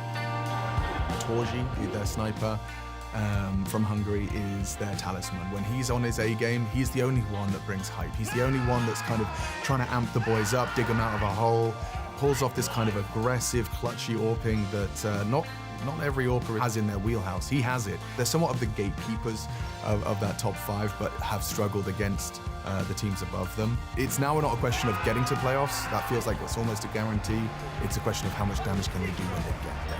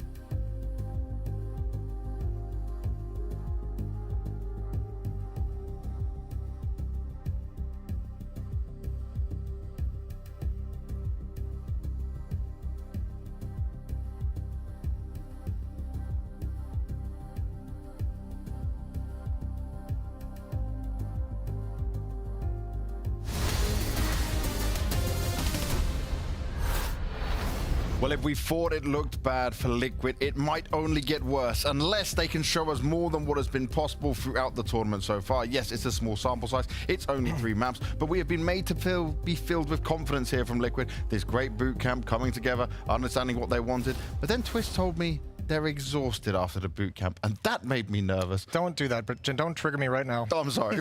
That's a post-match segment. That's not a between map segment. Okay, we'll save that one. I'll hold off that one for you. Yeah, that's run into that. So, do you know what? We'll talk into something even more crazy. Nuke right now. Great for Mouse. Everything's fantastic when you look over here, playing against some of the very best teams in the world. Liquid can't catch a break on it. They've played it twice with Shuhei. They should have improved on it, but I don't know, boys. Sell me a dream right here. This is your North American team. I'm all out of dreams to sell. I got nothing. I usually have something in the tank, but... See, comprehensively, Mouse is a lot better than a 0% win rate Liquid. Like, look at this big donut right there at the bottom of your screen. Like, that's not changing after this map. I'm going to be real with you guys. Like, Mouse is going to be taking this one, but I want to see something from Nerds, okay? To me, this was supposed to be the blockbuster signing for Liquid to try to add some firepower in the stead of Yakindar, who was having a tough time on Liquid. He's not really shown up all too well here at Stage 3. You know, 1.02 is pretty pedestrian for a guy that's supposed to be your left-hand, right-hand star along with Twist, but I want to see a lot more, okay? You know, he's fighting outside yard on Nuke. Mao's love going outside, so this guy's got to come up with some X-factor potential to, like, at least make this half respectable, okay? Like, give me 6 or 7 rounds. I think the problem is, like, there's no trust between the players on Liquid. Like, I don't see them actually feel like they're, like, in their setups, in their, like, utility, like, in the way they're kind of supporting each other. I don't think that trust is there yet. So, like, Nerds is really kind of, like, you're almost in a situation where Nerds has to, like, overextend to try and have the level of impact he needs to have if he wants to carry them to a map victory. And that's going to be impossible, I think, to do against a team like Mao. So it's a very tough place, but at the moment, Liquid just, like, you need to go into this map and say, screw all the issues we've had, forget about every other game we've played, all the shit that we've been through so far in the 3 maps that we've played. We have to just trust each other, and that's what we're going to have to lean back on. Don't foresee it happening. Trust each other. That's my dream, James. That's the dream I'm selling you right now. Buy it. I'm buying this dream. Liquid are going to trust each other. Liquid are going to get more than 10 rounds in this map, but they're still going to lose. Let's see what happens. Pretty definitive. Let's see what happens. Yeah, I think you can keep that dream, Moses. I'm not buying shit. Unfortunately, this one, I think the stats like Maui Snake just highlighted don't change after it. I think that the desks take that it doesn't feel like the players necessarily believe in each other or have that gel in between them is absolutely true. Even with the amount of bodies that get thrown to try to help out, we didn't see it actually come together on Dust 2. Now, the odds skewed ever further in the favor of Maus. Absolutely understandable. Map they own on, play the best teams on, and Team Liquid have given no real reason for anybody at home to believe. Now, that doesn't mean that they can't find it in themselves, but it's just from the outside, I'm not seeing it. I think what we saw is Liquid's form. Let's say you just got to their average individual form on the last map, they stood a chance. They were just so far below on 2 of their most important players. I mean, Twist is one of them, but Nafly and Nerds, I mean, Nafly in the worst of times in Liquid is just getting the 20 kills no matter what happens. But just, you know, he wasn't even getting the ecos, man. That was, it was very poor. So, yeah, as was brought up by Maui, Maus love the sunshine. They are always outside here on Nuke.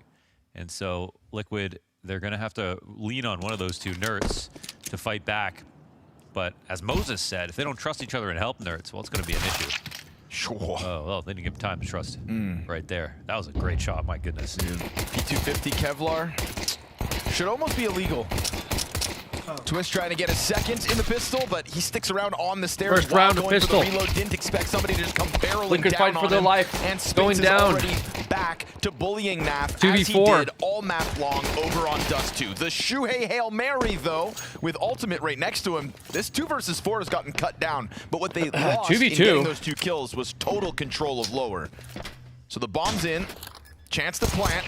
Shadow advantage for Torji there. He slips right into Ultimate's face. Another moment here for Torji to just pounce on a player unsuspectingly. And guess what? He's signing up for that last fight. Torji is on it. These phase is still in, right? Yes. Team USA is still alive. From the other POV might even be more impressive. I'm not sure. But you could barely see him on the screen. Oh, wow. Mouse wins the first round. That was a lot of pressure on Liquid now. Perfect use of the shadow here. Most pressure they felt this entire tournament. Masterful pistol out of Torji. We are right back into Mouse's winning ways. Their recovery in Austin seemingly in full effect. Yeah, I mean, we're kind of unanimously starting on this premise that Mouse will win this map. And then the other is that will Liquid at least impress us? You know, it'd be lovely if Liquid could beat all the stats and Liquid coming back would be crazy for sure. We got to see the spirit of the team. I wouldn't be mad if like Mouse gets taken out. Flash in front of the ramp hit. Naf wants on the to premise bail that out. Liquid beats him. At the very least, Naf is given a place that he has in the past Would definitely made be such a crazy. great name for himself. Forever in ramp. And I played ramp. My model Liquid should want it more. Ramp because it was so good, so confident. Liquid should want it much more. Other names have entered the great pantheon of ramp players in recent Liquid should lose this. And yet Naf looks Let's to throw go to the take an Anubis aggressive pistol stance round. back at Pain versus Namiga. The opening round, which is crazy. That is impressive. Davideus, however, is at his bell rung, 10 HP to work with, but it baits them into NQZ. Holds the line clean with the clicks.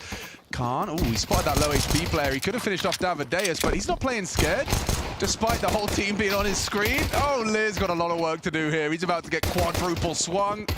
Oh, he needed the instant head. And that's the snow squeal we've grown to love. Yeah, we know it's not over until the Brazilian screams Karaya. So I think I pronounced that, I butchered that. Let's say Vamos, that's probably an easier one to pronounce. And one of them's an expletive, one of them's just let's go. Spongy said Vamos. That he could get. Is that how you say it? Vamos? Not even sure if it's still there. All right. So we'll come try to pick it up afterwards. Liquid losing this round. Just longer than we thought it would take because they're saving as well.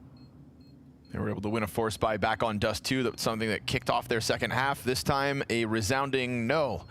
It's crazy that Yakinder and Fallen together after Liquid have played on Furia and just cleared this stage. 3-0. Yeah. And Yakinder's farm looks so good too. And they did it with some random guy named Molodoy. Shout out Molodoy though, man. Some random guy. Wow. What a scout find that is. But that's Counter-Strike, man. You never know how those breakups are going to go. The question is more, why didn't those players work in the last lineup in Liquid? But timing has a lot to do with it. I'm sure Yakinder has gone through hell and back mentally to get his form back in place. This is just BM disrespect towards ramp. Jumping back 10 kill for Brolin. USP and Nertz is going to run for it. There's nothing to work with here for Liquid, so the fact they get 1 kill, I think, is just a symptom of Mao's playing as hyper-aggressive into the ramp as they chose to. But guess what? They'll do exactly what they did last round. Just hit the Liquid brakes, on nuke might be wait it kind of out. scary. Not gonna lie. Make sure they keep Team Liquid in this not in a good way. two-handed chokehold. Yeah, it's like Homer and Bart Simpson right now. I can see him definitely having a hard time struggling. How does money work in CS? Do you get more money for kills? That was a That really is a raw great March. question for Sorry. a guy. Working on it. I mean, it was great. Oh. It was just a lot of cigarettes, Yeah, she's been on those Newports. Let's see if we can find a little cheat sheet. The kid's a grown up. She's got a new hobby. Didn't know Springfield was the hood.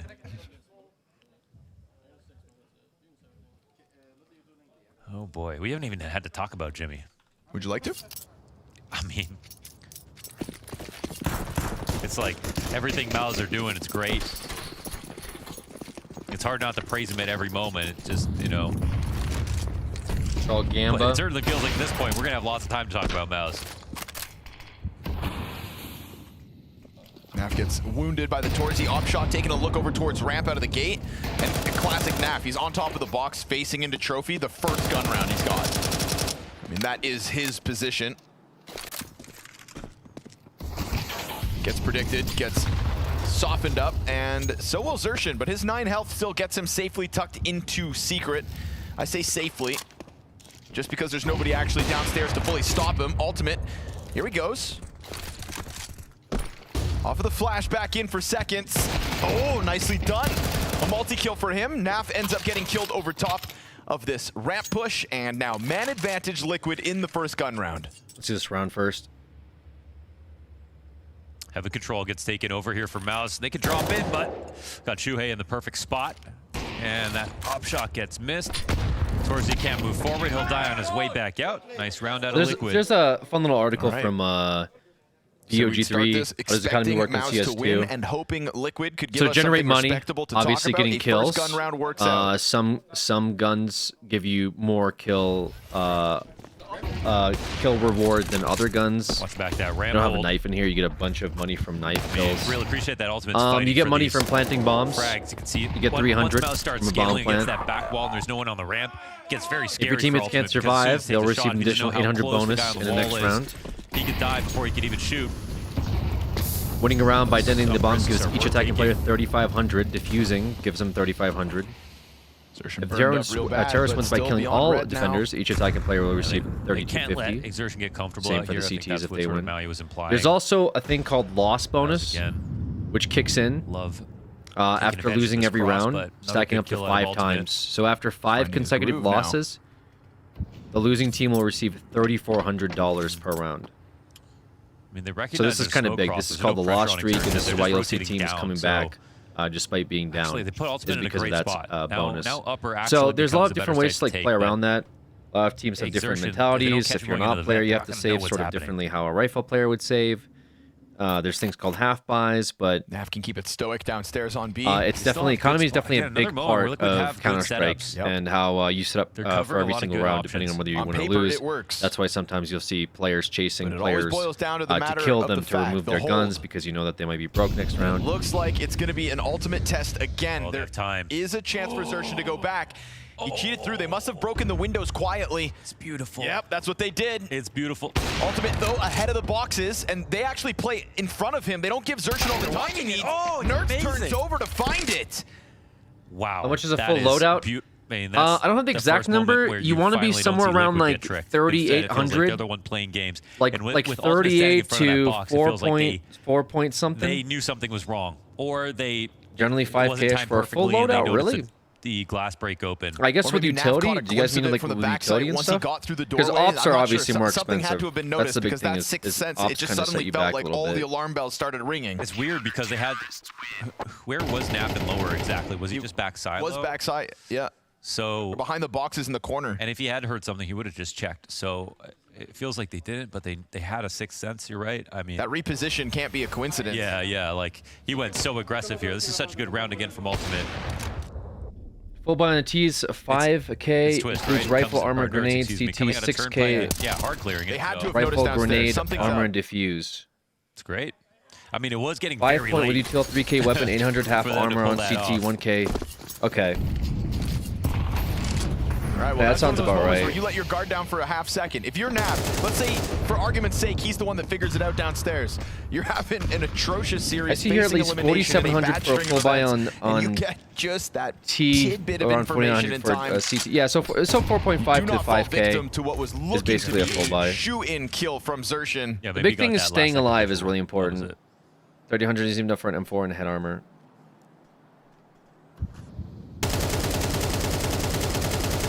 Expensive round for Mouse.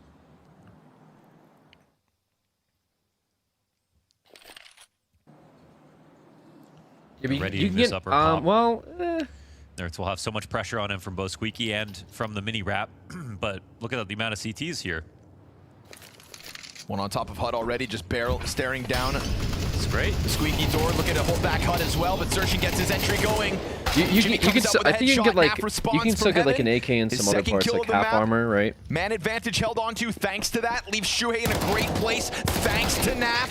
And while that Tech-9 still gets the rebuttal, it doesn't have the bomb, and it's got 30 seconds to figure it all out. Now, Naf gives up heaven, drops over towards main. Spink seemingly very aware of it, but Naf comes in with a multi-kill.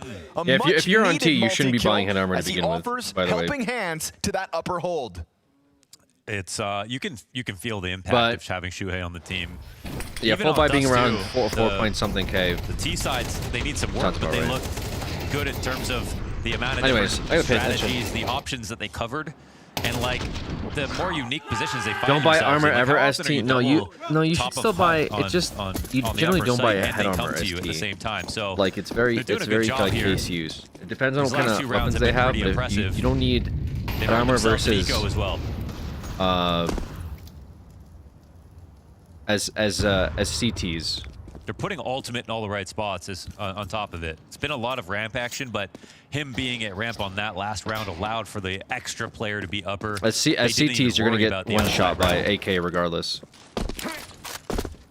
Ouch. Can you clarify? You don't. So you can get armor, right? But you can also get head armor, right? Head armor prevents a headshot kill, but the AK does more damage than the head armor can Let's prevent. get that contact against Nerds for a second time. Main player opens it up. So if you're CT and you're buying head armor, it's technically a waste. Well, so everybody getting peeled off the round. ST, yes, sorry. I might have misspoke, but yes, ST, you should get head armor because it'll prevent M4 damage. So you'll survive a dink from an M4. As CT, you will not survive headshot damage from an AK, regardless of head armor. But having said that, you know, if they have pistols, right, and they're CT, you should buy a helmet because, you know, you want to survive a headshot dink from pistols as a CT. That's pretty impressive to see. Now, but that's like very I don't want to say it's niche, but it's like just something to think about, you know, like if you're low on money-ish and you're like, I'm gonna buy, but should I buy head armor? Well, what do they have? If they have a full buy, you can kind of skimp out on head armor. But if you're like, should I buy head armor? They're on SMGs, this is their half buy possibly, then you should probably buy head armor. You know what I'm saying? That's like when it matters. But generally speaking, you should just be buying armor outright. More times than not. Just to survive, like, CS bullshit, which can happen too. It is indeed Mao's back on the guns. But yeah, like, so economy is just something to think about. It's not something that, like, is do or die, generally speaking. You know, it's just something you should be aware of and how it works, and, like, generally you should be just saving and buying with your team. You know, that's, like, the big thing. But then later it turns into griefing if you're like, you buy like an AK and your team has pistols and you die with the AK and then you just like griefed your whole team. Because now next round you're going to be poor and you also gave the enemy team a AK when they had like pistols. It can be really cringe. One and done. Spinks continues to get the better of him, but at least the trades were effective. 3 versus 3 is where we end up with early damage on Torji and Xerxin. Slight edge here for Liquid.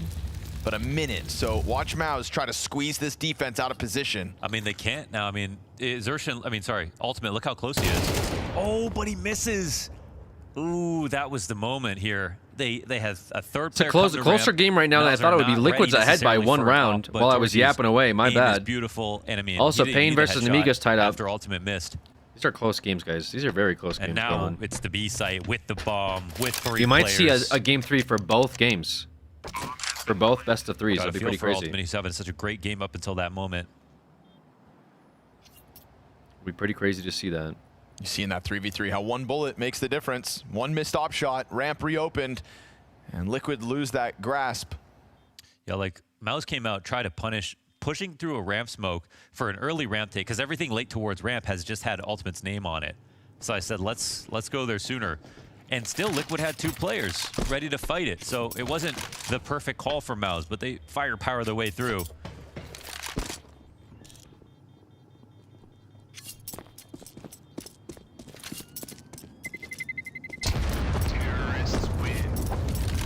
Maus will take that one. That was Naf's shot. Very clean on Jimmy. Man, they get the first kill, too. Here's the miss. Oh, Torch is just too good, huh? Opper not. Insta headshot on Ultimate. Gave him just enough time to rattle off the op round, but you miss once and the round goes with it.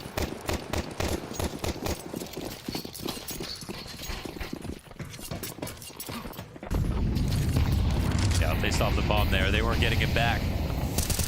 So if you're Liquid, you're thankful for the last anti-eco where you had 4 players alive. Yep, for sure. Okay, faster timing into the upper hit. They're going to try to pounce on him. CT's surviving. CT's thrive, in fact. They can even afford to shoot each other. Upper's on lock. Brolin trying to make it down into the lower site. We'll find that at the very least, but an absolute rock-solid defense coming out of Liquid. Mouse just trying to change the game up a bit, not looking to get flat, not looking to be repetitive. Can Brolin do it? Brolin with very little to lose here. And a whole round to gain, but he's not going to get anything going. Team Liquid, you wanted to talk about those 4 players that survived the anti-eco. Here's 5 members standing at the end of Liquid. a gun round to take that Very lead right back. convincing round there for them. Fast calls from Mouse, and they needed that. One of them works, the other doesn't. Haven't seen any problems when it comes to upper holds in general here for Liquid, so very, very well done.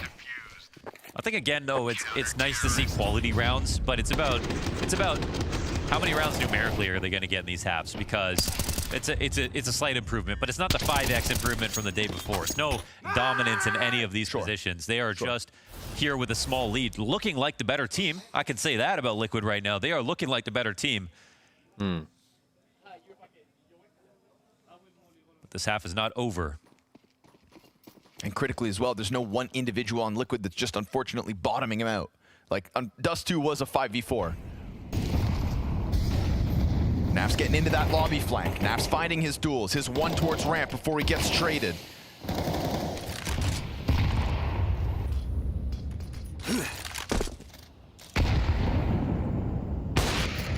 I don't want to sit here and beat up a player that's struggling, but it has been such an anomaly to see him play poorly so frequently in this particular season of Counter-Strike. The first 6 months of 2025, historically his worst start to any year in a decade. Damn, roasting. But Ultimate will waste no time because the season ends here in Austin. So high note needed. He will find that 1 kill on Jimmy, fall back towards B. Xerxin gets closer, of course. Ooh, but Ultimate, head on a swivel, make sure to keep that threat assessment online and takes it down to the 3v5. They saw the cross smokes outside. They responded to it. Ultimate just gets here before he breaks the glass. They try that ramp hit again. Ooh. Everybody dying. No kills in for Mouse. Nothing. 2 fantastic rounds so far here on rifles. Ultimate did an interview before the tournament started, and he said, I've been thinking too much, and the more that I think, the less that I can focus, and that's affected my play. And there's got to be that balance, right? You got to continue to try to improve to stay relevant in Tier 1, but you also have to have the confidence and simplicity to your game where you can just flow through different Liquid's positions. feeling good, but Liquid's not out of it yet, man. Ultimate. Liquid, they might be feeling good, but they're also very good at tossing away leads. No brain fog. A little bit of a fly quest angle. Continue to walk down in those caves. He could have tucked it backside instead. You see the certainty a little he fly takes that fight questy with, and dead on prediction of the position. Pushes another comfortable round win onto the board for Liquid. We've got 2 left in this half. They've got majority on the line right here, right now versus nothing but pistols and a single Jimmy AK. Missed chance for Ultimate. Xerxin going to be counting his lucky stars as Brolin opens up with the P250. Of all the rounds this half to lose, Liquid cannot afford it to be this one. Yeah, this would be a big round for them to lose. If Mouse can tie it up, it's going to be a very nasty half. It's already looking like a nasty half. For Mouse. Just on T-side Liquid. Idea So alone. Twist, will he just take contact and fall back, or will he commit? It looks like he's going to get in there. This is a spot where you'd love to have Ultimate now come back to ramp, but very scared for Liquid. Very scared again. Ultimate thinks so. Nemiga is up ahead of Pain right now on Anubis. I like it, to be honest. Full buy coming out though. As Both the teams. rifle doesn't betray him, he keeps it clean. Okay, as Twist. needed. Tripled on the exit, and Maus get cleaned up. Great job by Twist. Part. Spinks and Xerxin still looking to Good try hold. and combine on this upper side. Big hold. And Xerxin's been given space outside, so Shuhei just tucks in behind vent. Yeah, this round's not over, certainly. Shuhei's in the best possible spot, but it's a catch-all position and could be predictable.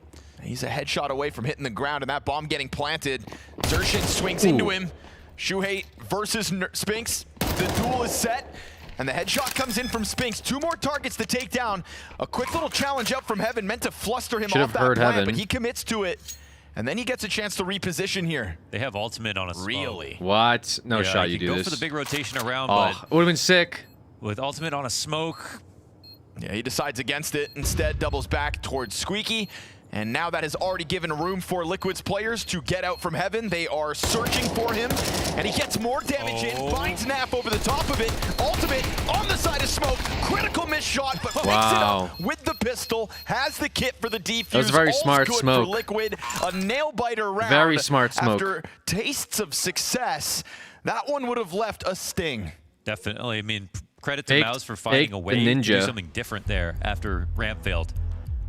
That should have been damning that Twist could have that clip, and then they still have a chance to win. But Liquid fall on their feet. There's a previous moment in this half that looked a lot worse. So they're up to 7-4. This is pretty classy here for Liquid, I think, to look back on. Definitely been an inspirited performance so far. It's just the nature of the blowout back on Dust 2. And also knowing there's a T side that lies ahead of this.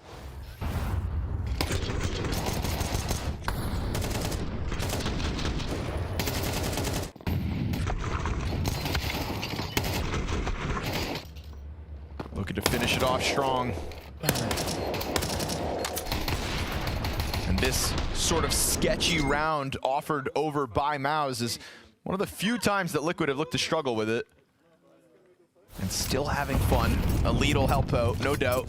Final round of the half. And Ultimate feeling frisky with a deep angle in from ramp. They're gonna send Naf in. They haven't used their trophy push this half so far. They've finally conditioned Mouse, actually, because they've been so persistent about just coming ramp late, early. Spinks, all right, cranks that dial to a 10. Wants to hit the upper sight. Searching over towards Vents, finds nothing. Nap up in heaven gets picked off by Torji. Fast swing from Shuhei. Everybody's dead. Liquid do it again. A couple entries into A, but the defense holds strong for 8 rounds on the half. Okay. All right, Liquid's got to win this pistol round. We've got a whole lot of major rookies. Let's get to know them. We're going to do some introductions. It's time for Hello, my name is. Hello, my nickname is Alday. Hello. Of Dust 2, and they've already toppled Namiga here before. Stage 2, best of 1. They know they can do it. They just need to get there. Clutch from Snow, impact from NQZ, a pistol round again. They're 3 out of 3 in that department. Yeah, a rather unimpactful half from Zwei. What is the majority of opening deaths as well for Namiga. 0-3 from him and just a 4-8 scoreline. So hasn't been flowing as nicely as he would have liked. I think they just have him in a position it's hard to find impact. Even though he does play like these anchor lurky roles, it's just B main. Doesn't sound glamorous, but pop and go. Wow, Santa just walks in. Woof! This is way too much ground too early, and NQZ this time hasn't connected immediately. Snow on the side, cowering, getting spammed at through the smoke. The whole team's here. Fast flank. Yeah, Snow gets nothing. Is that enough of a distraction? Maybe Davideus does reveal himself from B main. Oh, they're gonna flash go. It's ahead of it. They get ahead. Lovely transfer from Big Usera, and it's hard to track for Khan. 4 bullets. Nade hurts. No bullets. Still enough output. Jewel Beretta's bring him down, and it's a 6-6 half after all. Wow. Pain have survived this brutality of the test from Namiga. They can extend. They can take us the distance.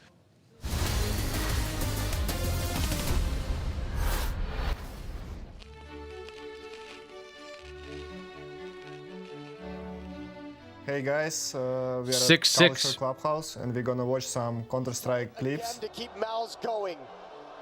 I know this clip. I don't remember this clip. You don't remember? It was insane. He probably feels like there's presence in the B-bomb site, but the clutch is on. Oh! We still lost this map. I think it's different after the game feeling. I was shocked. Hello everyone, my name is Fallen. This is my first major. I'm so happy to be here in Oh, let's USA. go, Fallen. I started playing Counter-Strike in January when I decided to bring a Kazakhstan player to join me in forces to win next major. Right now, playing on the major is awesome. The food is great. There's free food. There's free drinks. I got to see all the guys that have been watching them play. Monesi, Nico, all those legends. Maybe that sounds they're out dope. in German soon, but you never know. So yeah, I'm very excited and very happy to be here. See you guys at the server. He seems like a good up-and-coming player for sure. Gotta keep an eye out for that guy. Liquid flowing a little better now. Well, unfortunately, they're going to be switching over to the T side here shortly, and we'll see if they can put it away. Because I have a feeling Mouse will be a stronger CT side and a lot more coordinated at that, but it's possible. It's possible if Liquid puts away this pistol round. It's a head scratcher of a half, but in a good way, because we may actually have a bit of competition going down here in this 0-2 head-to-head for elimination in Austin. An 8-round CT side from Liquid, dare I say it, out of nowhere, Launders. Out of nowhere, no stats to show how good they play. I think we did see some of the same core aspects of what made their Dust 2 compelling, but now with more fragging. Right. Agreed, now with Ultimate, now with no sort of just bottom fraggers on this team. Actually, I don't think there's a single player who was positive in that Dust 2 match. This totally changed. So where'd C9 go? To Russia. That was the most impressive part. Now, it'll be Mouse who get to respond, CT side. On a map they loved. Oh! Okay. Knife, Shuhei. They backstabbed him again. Oh, God. Unbelievable. We'll see if there's any kind of recovery in the tank here for Liquid in the pistol. Wow. Already evened out. Gets interesting with a very low health Jimmy trying to hide in the corner. Nerds finds him. Now you've got 2 players down in hell. Spinks turns over as they climb up that ladder. And he wants to get into the fight on the other side of A, but now there's really nothing he can do about it. He knows if he sticks out here, fights too long on his own, then his teammate's never going to have a chance to get into the action. He tries a couple times to keep them on their toes. Gives that extra bit of space for Torji to catch timing. Just never get bored here, Oh my God. He looks away. Okay. And then looks back at the right moment. Okay. So Spinks, his teammate never able to get anything going, has to somehow pull off this miracle of a 1v3 with no kit right here, right now. Undoable. Or go save Kevlar. Well, big round for Liquid. It's save a clock. Warping time. It's time to save. Go save that Kevlar, buddy. He tries to get away with it, but Ultimate's got other plans. This is Liquid. Not only 8 rounds on the defense, but a T-side pistol to start. All right, Liquid 9-4. Didn't expect starts off strong. Today, especially not on Nuke. It's really what they needed. Now they got and after the knife kill, too. That's good money, though, for the Opper. Oh, wow. Very nice. Cool.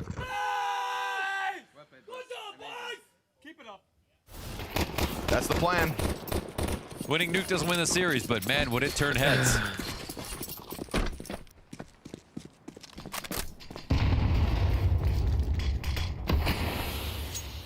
All right, Liquid should get this round for free, and then they're at the home stretch at that point. They have some room for mistakes. They'll have some room for memes, but they're going to have to close this one out. They've had a tough time closing out so far in a very unconvincing Dallas. So all eyes are on Liquid. It's also not over yet because Torchi's M4. Torchi got the M4 from the knife, though. He's coming back. Torchi's got very little to lose here with a teammate next to him. They decide to bail all the way out, but Nerds giving chase with a nearly empty AK-47. Imagine they just chased him. They're all very low. That is a dangerous game. Could have been Looney This is kind of scary for Liquid already. Flash of Desertion's eyes. This is already very scary for them. Torji up from vents now. He was just over towards Secret. Roland drops the bomb. Naf and Nerds return it back, but they're now both half health, so the health edge is here for Mouse. Jimmy floating around. It looks like he and Naf are in this patience battle. Nerds will pick up one. Too much there, and I think. The 2 players that you just couldn't count on back on Dust 2 look to be combining their efforts to save this round. Jimmy with a deagle. Jim Fat in kind of a nice spot. They grab bomb, they go A. They grab bomb, they know that bomb's down outside. And that's why Liquid have lost track of it. They've got no idea. Go vent, yes, go left side of vent and wait for bomb. Got off to. Go. Stay here. Oh my God, the timing. Just left. And Nap tries to clear it. Oh, Jimmy gets the damage in. Exactly. That was so close. By the skin of his teeth here, Nerds gets that that was one so over the line. close. Double digits for Liquid. Oh my God. Averted. Jimmy damn near played that was to perfection. Almost Sliding GG. into the vent. Naf, like, wow. What was that clear? It could have been. I have no idea, actually. It could have been Spinks, you know, that pistol 1v2, and then Nerds losing that spray here, and the scoreline is actually wildly different. I don't know. He put his knife away. Must be match fixing. Pulled out a nade. They pulled out a nade. Look alive. That's a match fix angle for sure.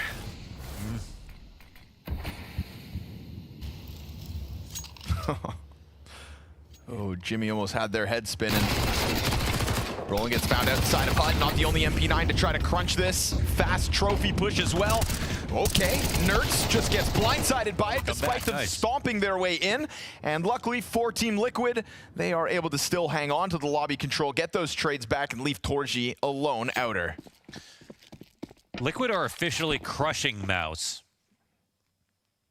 You still have PTSD from IBP 10 years ago? It's like I'm seeing it, but when you say it, it still doesn't feel real. That's like when you said that Naf had 2 kills after 12 rounds. Try one more time, just one more time. Naf had 2 kills after... No, the other thing that's happening. Liquid are crushing Mouse on Nuke. Do you have a big bet on that game? Like little cherry... Complexity like little IBP? cherry tomatoes between their toes. Oh. Is that zero sugar soda? It's a LaCroix. It still just doesn't feel so real. Yeah, sparkling water. But it is, in fact, going to be 11-4. These announcers suck? No, these announcers are fun. This is Launders and Scrawny, right? Slightly sketchy little moments there, like Naf kind of half-ass clearing the vent. Nertz not hearing that trophy rush somehow. But also, Nertz is 16-9, so I'll lay off him. It was the beginning of the end for NACS, man. Blinded by the bloodlust of getting out onto that A floor and taking it over. Until what? They won the major? Catching the HUD push, so he gets... Dude, I swear to God, the head-to-head between him and Spinks, I'm going to have to check between the maps. No Blazer today? No, not today. We just got some. We got some going home games, some advancements. It's the score line. Yesterday was big. We do the full answer back from Mouse. Today we're seeing the shuffle. Maybe we're Blazer Sunday. We're waiting one more round, actually. All right. Liquid. They spent everything. Another round. This is actually pretty big, guys. Like Liquid is literally right there. They did force. Meanwhile, the Pain versus Namiga game also tied up. Like, they half by. They kind of just got owned. They just had a miracle run in Boston. Was crazy for them. Real, right? But it's happening. Still won it. Even Liquid. But if your point is in general NACS has been bad, yes, I agree. Liquid, although Liquid previously the record holding Liquid was very good too. I don't know. I honestly, God, I think Valorant was the last straw for NACS. Valorant came out and all the pros were like, "What if we just switch to a new game?"